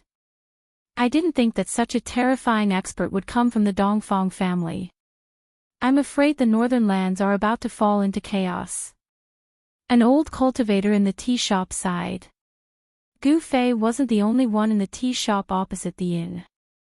Several cultivators were also chatting in the tea shop, talking about what had just happened in low voices. Old Sue, don't say any more. An expert of that level isn't someone we can talk about. Be careful that the people of the Dongfang family hear us and cause trouble, a middle-aged cultivator opposite the old man whispered. That's true. The old cultivator called Old Sue nodded and didn't say another word. Gu Fei realized that the cultivation of these two cultivators wasn't high. They hadn't even broken through the awakening self stage. The path of cultivation was like 10,000 people crossing a single log bridge. Those who could achieve anything were few and far between, especially those who were rogue cultivators. This was especially true for some rogue cultivators. They didn't have a good way to cultivate, nor did they have a source of cultivation that they could use. Those who could become successful were few and far between. Judging from the clothes of these two cultivators, they should be rogue cultivators. Gu Fei paid for the tea and walked out of the tea shop. He had changed his appearance and wasn't afraid that Dongfang Chen would recognize him. At this time, Dongfang Chen's figure had already disappeared from the inn.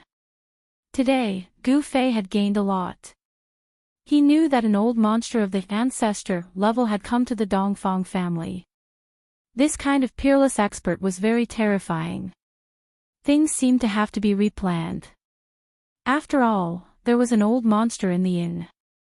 He was afraid that the moment he entered the inn, he would be discovered by this peerless expert. In front of this kind of peerless expert, he only had one choice, and that was to escape. If he couldn't escape, there was only one outcome, and that was death. Chapter 346. The people of Floating City had left through the South City Gate. Gu Fei did not have to expend much effort to discover Pan Hong and the others' whereabouts. He carefully followed behind them. The South Road was the way out of the northern lands and into the Central Plains. For Pan Hong and his 3 junior brothers to leave Northern Mountain City at this time seemed a little strange. Gu Fei followed behind Pan Hong and the others. He was waiting for an opportunity. He wanted to establish a powerful enemy for the Dongfang family. Misty City was undoubtedly a very good choice, because the conflict that happened in front of the inn today was witnessed by everyone. If the people of Floating City were to be attacked at this time, everyone would naturally think of the Dongfang family. It would be best if the people of Floating City were to clash directly with the Dongfang family. That way, he could take advantage of the chaos between the two families and reap the benefits. Very soon, Gu Fei realized that Pan Hong and the others were not planning to leave the northern lands. Instead, they seemed to have left the city to welcome someone. They had arrived at a small town less than 20 kilometers away from Northern Mountain City and had checked into an inn in the town. Pan Hong and the others' every move was under Gu Fei's surveillance. When Gu Fei saw Pan Hong and his 3 junior brothers enter the inn, he began to wander around the vicinity of the inn. He observed the surrounding terrain and tried to sense if there were any powerful cultivators in the inn. Once he was certain that there were no powerful cultivators from Floating City in the inn, Gu Fei walked out of the small town. He found a spot in the nearby snowy forest that was away from the wind and sat down cross-legged. He was recuperating his spirit as he waited for the arrival of night. Time trickled by and the surroundings were silent. Only the occasional sound of human voices and other noises could be heard from the small town in the distance. Gu Fei sat cross-legged behind a large rock in the snowy forest. He was as still as a stone statue and no longer showed any signs of life. Several hours passed and the sun gradually set in the west. Just as the last ray of sunlight disappeared beneath the horizon, Gu Fei opened his eyes.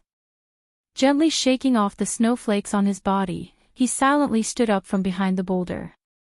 Gu Fei's eyes were like cold stars, exceptionally bright in the gloomy snow forest. "It's time to meet those fellows from Floating City," Gu Fei muttered to himself, before looking up at the sky and striding out of the forest. This small town was not far from Northern Mountain City, and it was also the only way to leave the northern lands and head to the Central Plains. Hence, even though it was already night time, it was still bustling with activity, and the streets were still filled with people. The figure of the cultivator riding the strange beast appeared above the town. There were only 2 decent-sized inns in the town. Because of the recent events in the northern lands, cultivators from all over the world had flocked to the northern lands. The 2 inns in the town were now overcrowded. Gu Fei entered the inn where Pan Hong and the others were staying, then sat down in a corner and ordered a few dishes. He was in no hurry to attack Pan Hong and the others. When others saw Gu Fei's appearance, they knew that he was a cultivator. Hence, even though he had taken a table by himself, no one dared to sit with him. Moreover, he did not hide his identity as a cultivator. With the ancient sword on his back, he only needed to release a slight wave of sword energy, and it was enough to intimidate ordinary cultivators. With Gu Fei's cultivation base at the 4th sky of the Ascended Realm, he could clearly sense the aura of Pan Hong and the others upstairs. Cultivators and mortals belonged to 2 different worlds. Cultivators usually kept a low profile, unwilling to have too much contact with mortals. They would not easily reveal themselves in front of mortals. Gu Fei sensed that Pan Hong and the others were eating in the private room upstairs. Gu Fei's cultivation base was higher than Pan Hong and the others, so Pan Hong and the others had no idea that they were being watched. Gu Fei's meal lasted for half an hour. After he was full, he paid the bill and went upstairs. On the 2nd floor, he went straight to the private room where Pan Hong and the others were. "That friend is here to visit. Why don't you come in for a while?" Just as Gu Fei arrived at the door, Pan Hong's voice was heard from the private room. "Humph." Gu Fei did not reply. He sneered and the powerful aura of the Ascended Realm suddenly exploded from his body. Pang! With a bang, the wooden door of the private room exploded, turning into thousands of wood shavings that shot into the private room. A few exclamations could be heard from the private room. A few figures quickly moved to avoid the shards of the wooden door. Gu Fei strode into the private room. "You're courting death." Pan Hong's voice rang out once again in the private room. A black light suddenly burst forth in the private room, and the thousands of broken wood shavings immediately disappeared without a trace as if they were swallowed into the void. Not even a speck of dust fell. At the same time, the black light quickly condensed into a large black hand. It emitted a powerful wave and grabbed towards Gu Fei, who was striding into the private room. Gu Fei. Gu Fei moved his finger like a sword and pointed it forward. Chi! A dazzling 5-colored sword radiance shot out and pierced forward. The chilling sword aura immediately filled every inch of the void in the private room. If one looked closely, they could see that the 5-colored sword radiance was surrounded by hair-thin lightning. The 5-elemental sword aura carried a trace of the power of lightning. Without any suspense, although the large black hand seemed to have the ability to swallow everything, it could not swallow Gu Fei's 5-elemental sword aura. The sword aura directly pierced through the large hand and stabbed towards Pan Hong's chest. Damn it! Pan Hong was shocked and quickly retreated. Bang! He directly smashed through the wall behind him and fell out of the private room. This sudden turn of events happened in the time it takes for a spark to fly off a flint. Only when Pan Hong broke through the wall and fell out of the private room did the other 3 Misty City disciples react. Clang! A golden saber shadow flew out from one of them and slashed towards Gu Fei. Suddenly, a golden rainbow swept across the sky and split the sky. The entire private room was covered in a layer of golden light. A powerful and incomparably sharp saber chi spread out in all directions. Humph! It's just a small trick. Gu Fei sneered. He was unparalleled. In the face of the sharp saber light, he not only did not dodge, but also took a step forward and directly met it with a punch. Gu Fei's fist collided with the dazzling saber light like a golden rainbow. There was a metallic clang, and the golden saber's shadow was shaken away. Swoosh! At this moment, a dark green whip shadow, like a dragon coming out of the sea, wrapped around Gu Fei's waist. A stone seal that emitted a gray light also smashed towards Gu Fei's head. The people of Floating Mist City had good cultivation, and their reactions were even more agile. The 2 of them joined forces and actually sealed off all of Gu Fei's escape routes. Good! Gu Fei growled. He stretched out his right hand and grabbed the dark green whip shadow. At the same time, he punched upwards with his left hand. Bang! His fist fiercely hit the stone seal that was smashing down. Boom! With a loud bang, the stone seal was sent flying by Gu Fei's punch. It directly smashed through the top of the private room and flew out. I'll break your arm. The young man who had wrapped the dark green whip around Gu Fei's right hand shouted. He suddenly pulled with force, wanting to tear off Gu Fei's right arm. Unfortunately, Gu Fei's body was extremely tough. It had been tempered by him to the point that it was comparable to a cultivator's magic treasure. Even if a divine weapon slashed his body, it would not be able to hurt him at all. Gu Fei was like a huge mountain. Under the pull of that cultivator, not to mention Gu Fei's arm, even Gu Fei's body could not be moved at all. The young cultivator couldn't help but be shocked. The long whip in his hand was a powerful magic treasure. As long as it was wrapped around something, he only needed to pull and pull to break it in 2. The entire whip was like a sharp blade. Shameless boasting! Gu Fei shouted. He pulled with his right hand and directly pulled the cultivator over. Then, he punched the cultivator in the chest and sent him flying. Who are you? At this time, Pan Hong, who had been forced through the wall by Gu Fei, had already jumped in from the outside. He just happened to see Gu Fei beating up his 3 junior brothers. Weren't you very awe-inspiring during the day? Gu Fei said coldly as he looked at Pan Hong. You're from the Dongfang clan. Pan Hong was startled. When did the Dongfang clan have such a powerful young expert? Weren't the people he saw during the day the elites of the Dongfang clan? Pan Hong's thoughts rapidly changed and his expression changed several times. The powerful aura exuding from his opponent caused him to feel a great pressure. If you have the guts, then come with me. As Gu Fei spoke, he directly rushed out of the roof that had been smashed by the stone seal, and then headed towards the snowy forest outside the small town. At this time, their fight had already alarmed the people in the inn. The noise they made was too loud. Not only did they break through the wall, but even the roof of the private room was broken. All the cultivators in the town sensed the energy fluctuations and headed towards the inn. Preposterous, I want to see just what kind of divine being you are. Pan Hong was infuriated, and he too leapt out. In just a few short exchanges, his 3 junior brothers had been defeated, and this made him furious. The other 3 young cultivators also put away their magic treasures and chased after them. Among the 3, only the young cultivator who used the whip was punched by Gu Fei and suffered internal injuries. The other 2 cultivators used magic treasures to attack Gu Fei, so they weren't injured. As for the other cultivators, other than a few who were at the transcending mortality stage and above, none of them were willing to follow because they didn't have the ability to protect themselves. If they were to be caught in the crossfire, they would be out of luck. After everyone left, the inn owner saw that his inn was almost destroyed by those people. He wanted to cry but no tears came out. Boom! With a loud sound, the entire snowy forest shook. Gu Fei and Pan Hong moved quickly in the snowy forest and fought fiercely. Large areas of the snowy forest collapsed and the snow on the ground was swept up into the sky.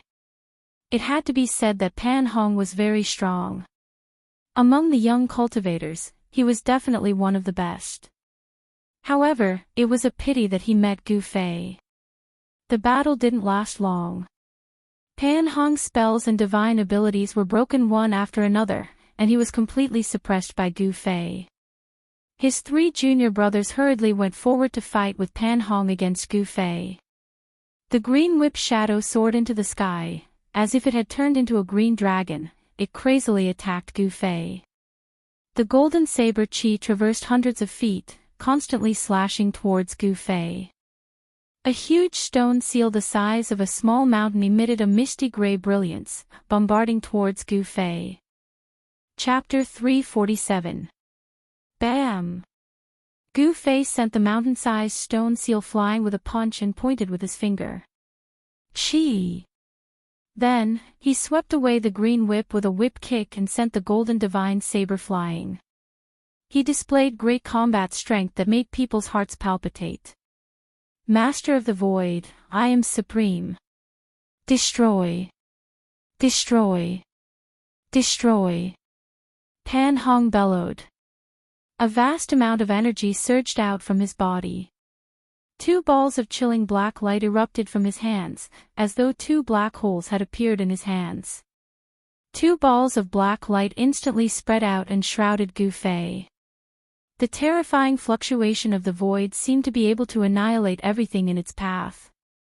Snow and trees, as long as they were shrouded by the 2 balls of black light, disappeared in an instant as if they had vanished into thin air. Not even a speck of dust was left behind. Humph! Sword breaks all things.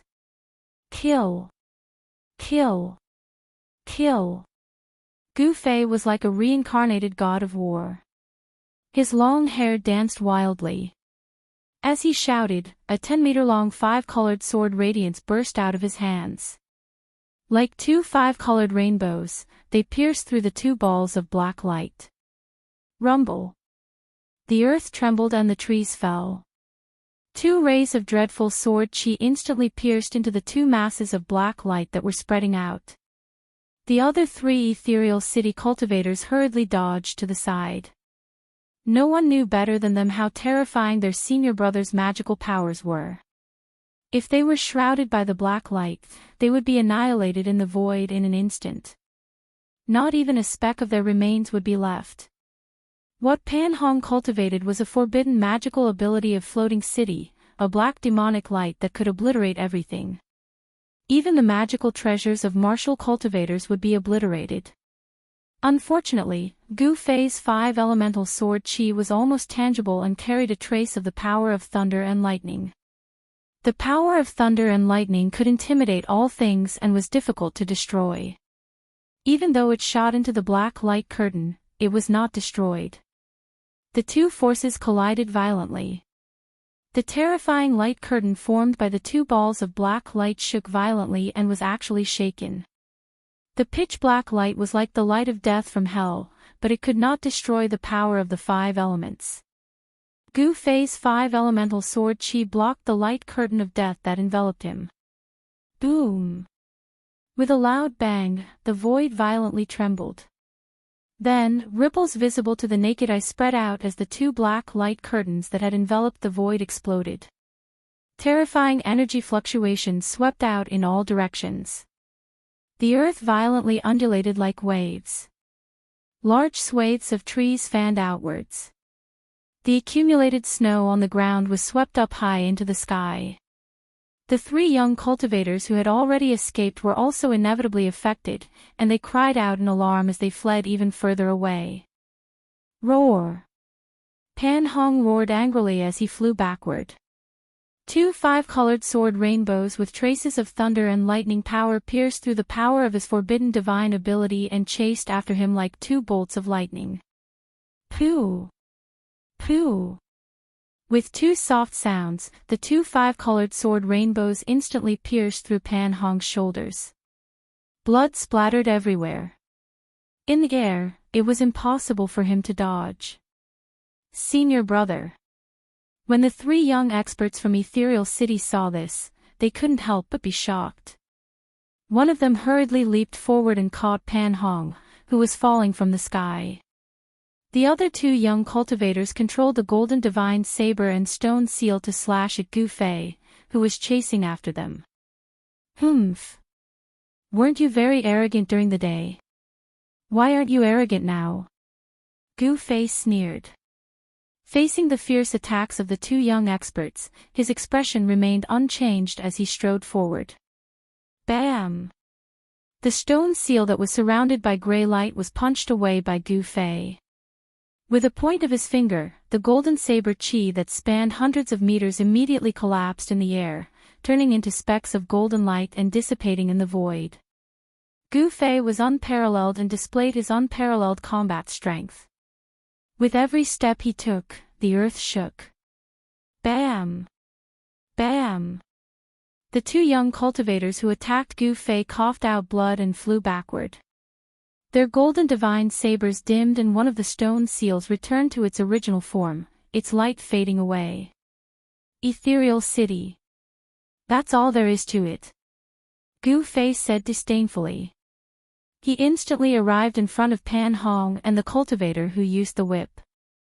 Pan Hong was in an extremely sorry state. He no longer had the demeanor of a young expert who looked down on everyone during the day. Both of his shoulder joints were pierced, and his hands hung limply by his side. Blood flowed out of the wounds, and he had lost the ability to move his arms.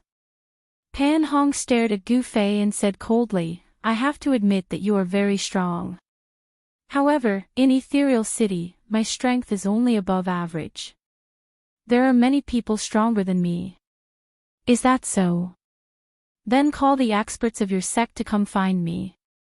Of course, the result will not change. They will all be defeated by me," Gu Fei said coldly. "I'll fight you to the death." The young cultivator who was supporting Pan Hong let go of him and fiercely swung the whip in his hand. The whip immediately turned into a dark green dragon and swooped towards Gu Fei. A little spark dares to compete with the bright moon. Gu Fei chuckled disdainfully and pressed his right hand forward. A dazzling golden aura immediately surged out of his palm and rushed forward. With a casual palm, he attracted the power of metal in all directions and shook the heaven and earth. The golden aura surged like a golden wave. The dark green dragon was instantly annihilated in the golden wave of energy. Pan Hong and the young cultivator were directly sent flying 200 to 300 feet away and vomited blood. "All of you remember that my Dongfang clan isn't one to be bullied." Gu Fei left behind an afterimage on the spot after he spoke these words, and then he vanished on the spot. Damn it! The Dongfang family. After a long while, Pan Hong and the junior brother who had been sent flying by Gu Fei supported each other and stood up from the ground. In the battle with Gu Fei, the four young cultivators of Floating City were all defeated by Gu Fei. Pan Hong's eyes were about to spit fire. To him, Gu Fei's contempt was even more infuriating than his defeat. The cultivators who had followed the trail from the small town and were watching the battle from nearby witnessed the battle. Soon, news of the battle began to spread. Senior brother. After the other two young cultivators found the magic treasures that had been sent flying by Gu Fei, they gathered towards Pan Hong. Everyone could not help but feel a wave of dejection. Gu Fei's strength made them feel a sense of helplessness. Humph. We are only the vanguard to scout ahead. When the experts of the sect arrive, the Dongfang family will pay the price for what happened tonight, Pan Hong said coldly. Gu Fei had achieved his goal. What he needed to do now was to wait and see how things would develop. Just as the old ancestor of the Dongfang family had predicted, the people of Floating City wanted to reappear in front of everyone as experts.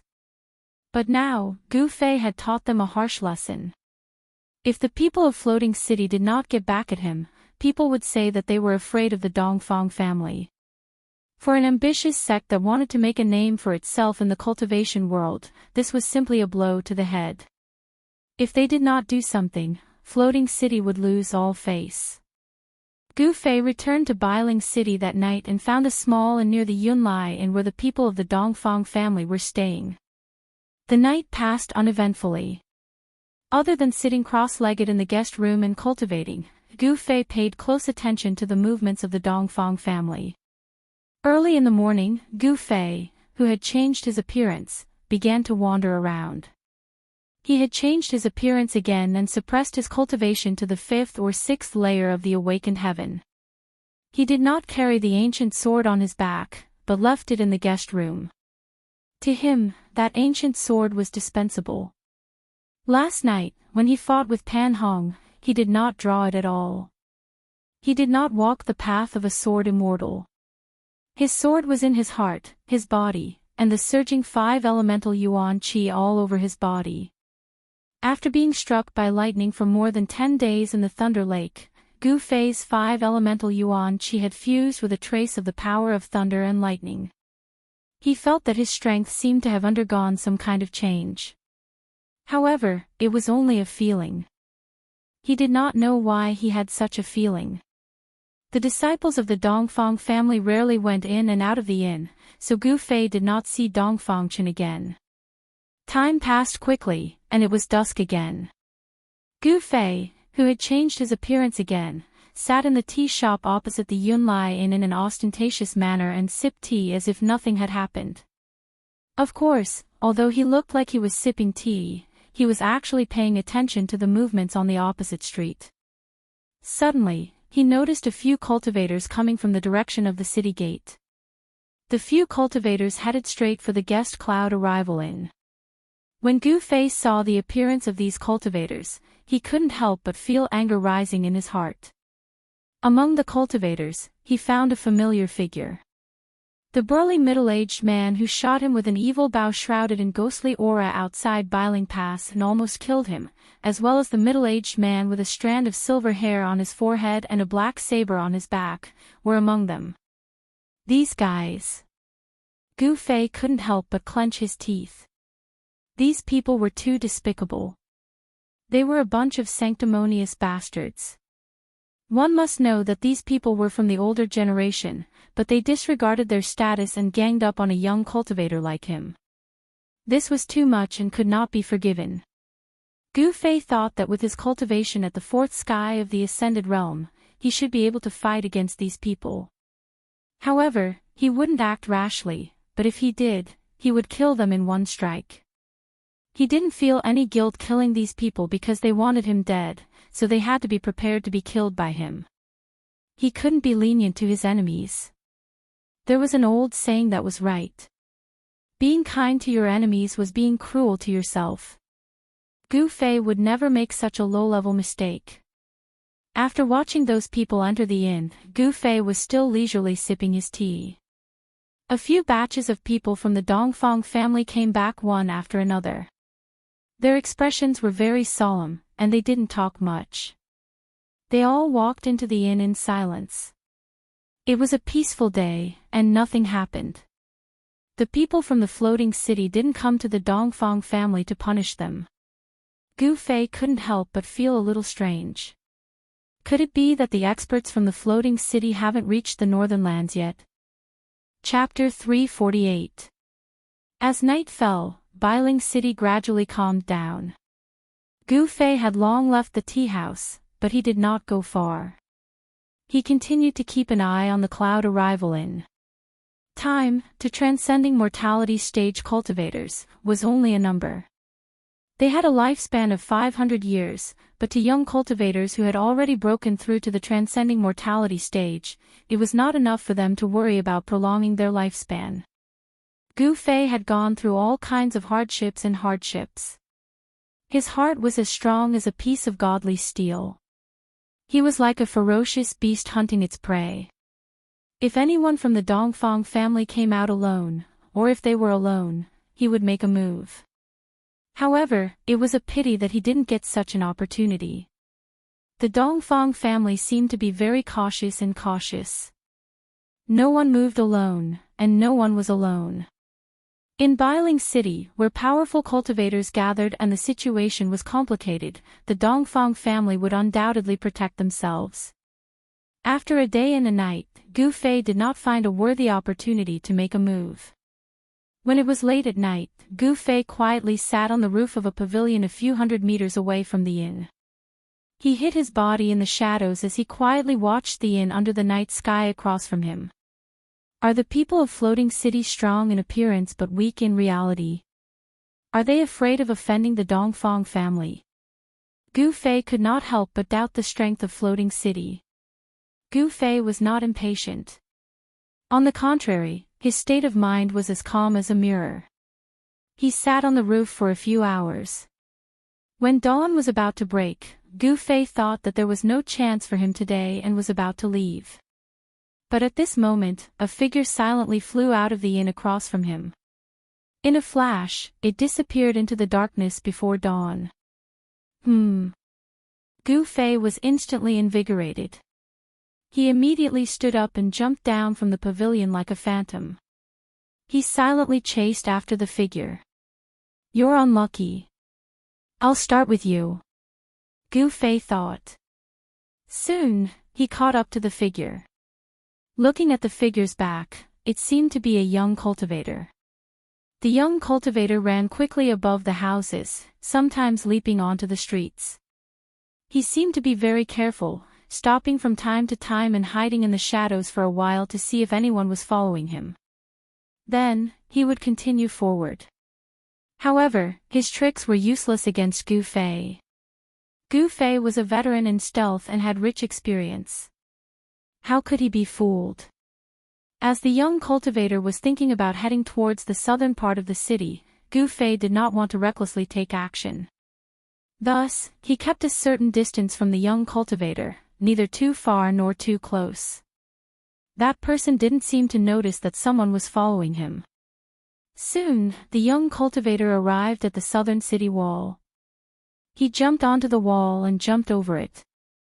For cultivators, it was not difficult to climb over a city wall that was dozens of feet tall. Gu Fei was very careful. He did not follow them immediately, but waited in the dark for a while. Sure enough, a head suddenly popped out from the city wall and looked around. This guy is too paranoid. Gu Fei thought to himself. If he had jumped over the wall just now, he would have been caught red-handed by that person. The person on the city wall saw that there was no movement in the surroundings, so he jumped off the wall.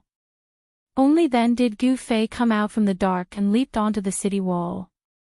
He looked outside the city and saw a figure quickly disappearing into the snowy forest outside the city.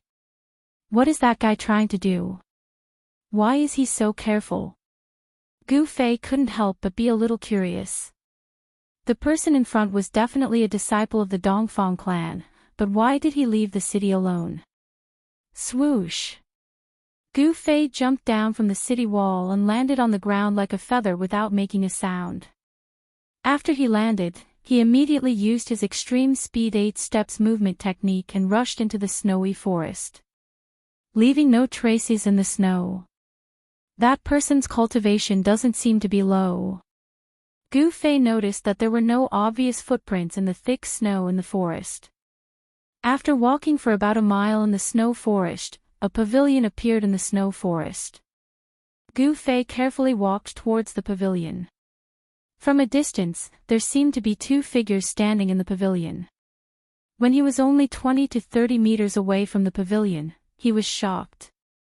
He actually knew the two people in the pavilion, and one of them, Gu Fei didn't expect to see him here at this time.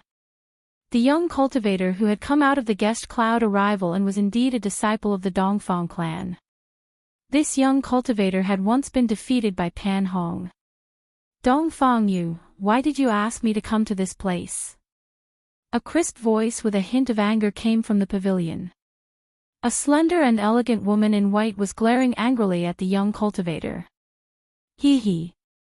Do I need a reason to see my fiancé who is about to marry me?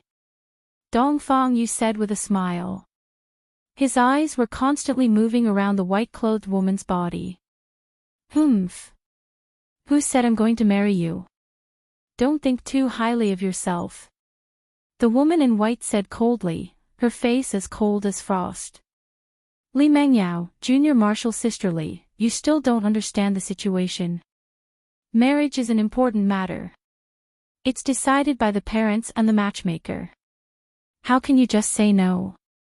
Dongfang Yu said proudly. She is Dongfang Yu's fiancée. Gu Fei couldn't help but be shocked. The woman in the pavilion was Guangqing's junior martial sister Li Mengyao, who he had intimate contact with in the virtual sky world. Back then, in the virtual sky world, Gu Fei and Li Mengyao accidentally entered the Valley of Passion Flowers. They were enchanted by the fragrance of the Valley of Passion Flowers and had sex with each other. Today, when Gu Fei suddenly saw Li Mengyao, he couldn't help but have a strange feeling. Dongfang Yu, don't be delusional.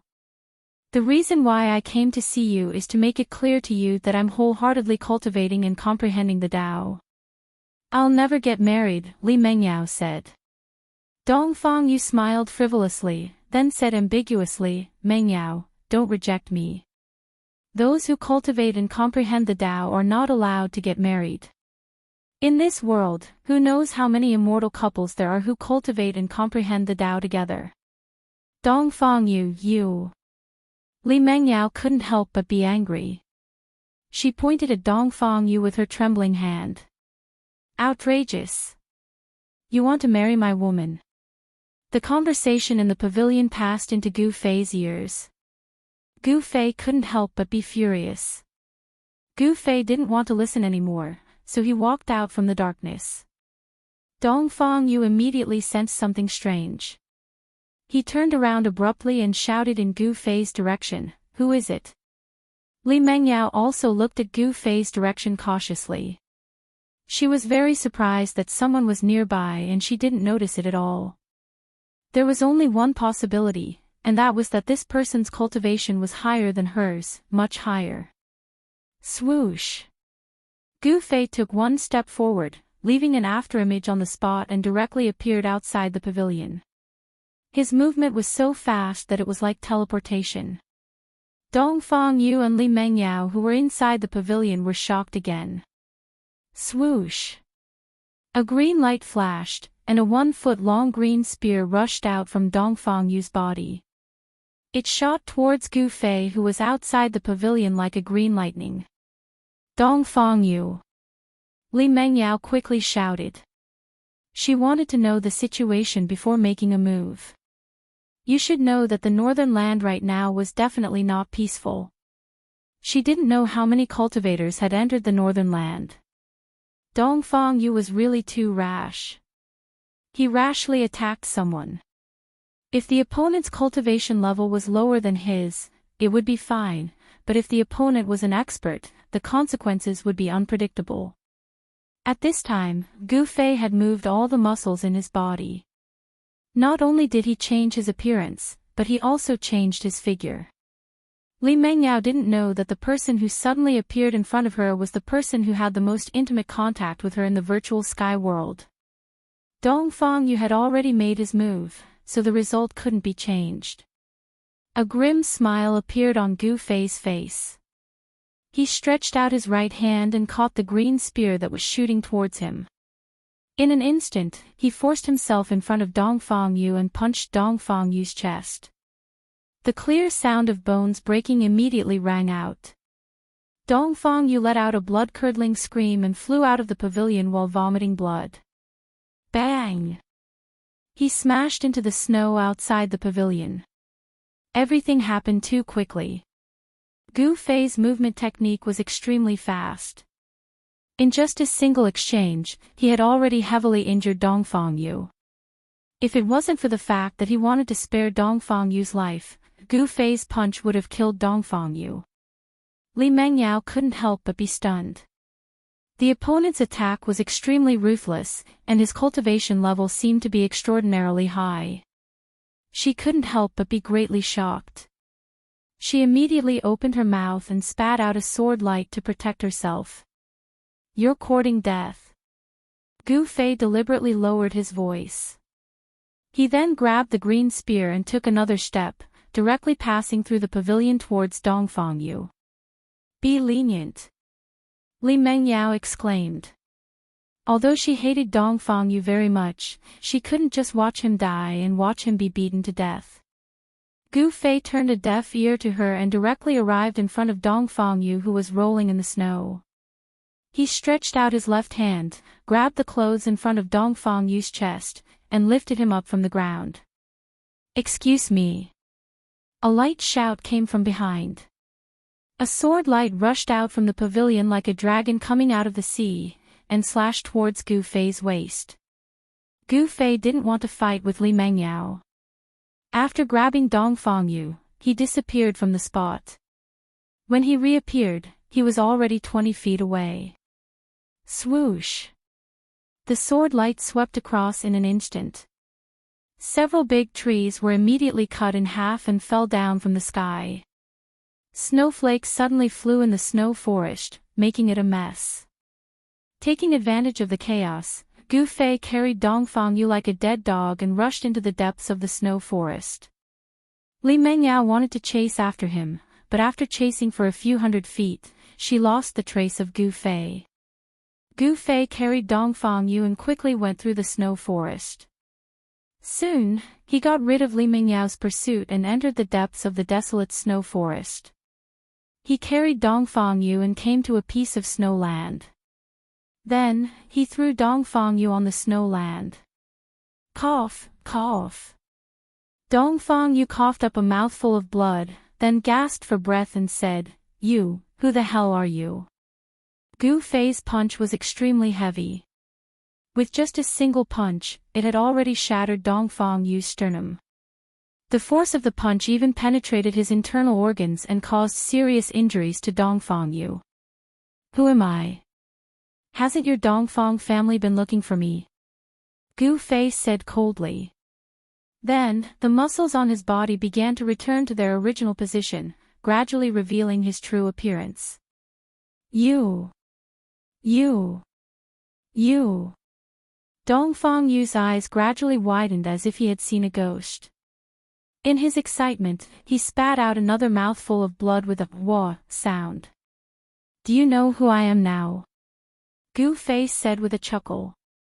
After Dongfang Yu saw who the person in front of him was, he was scared out of his wits. He was almost scared to death. His already pale face became even paler.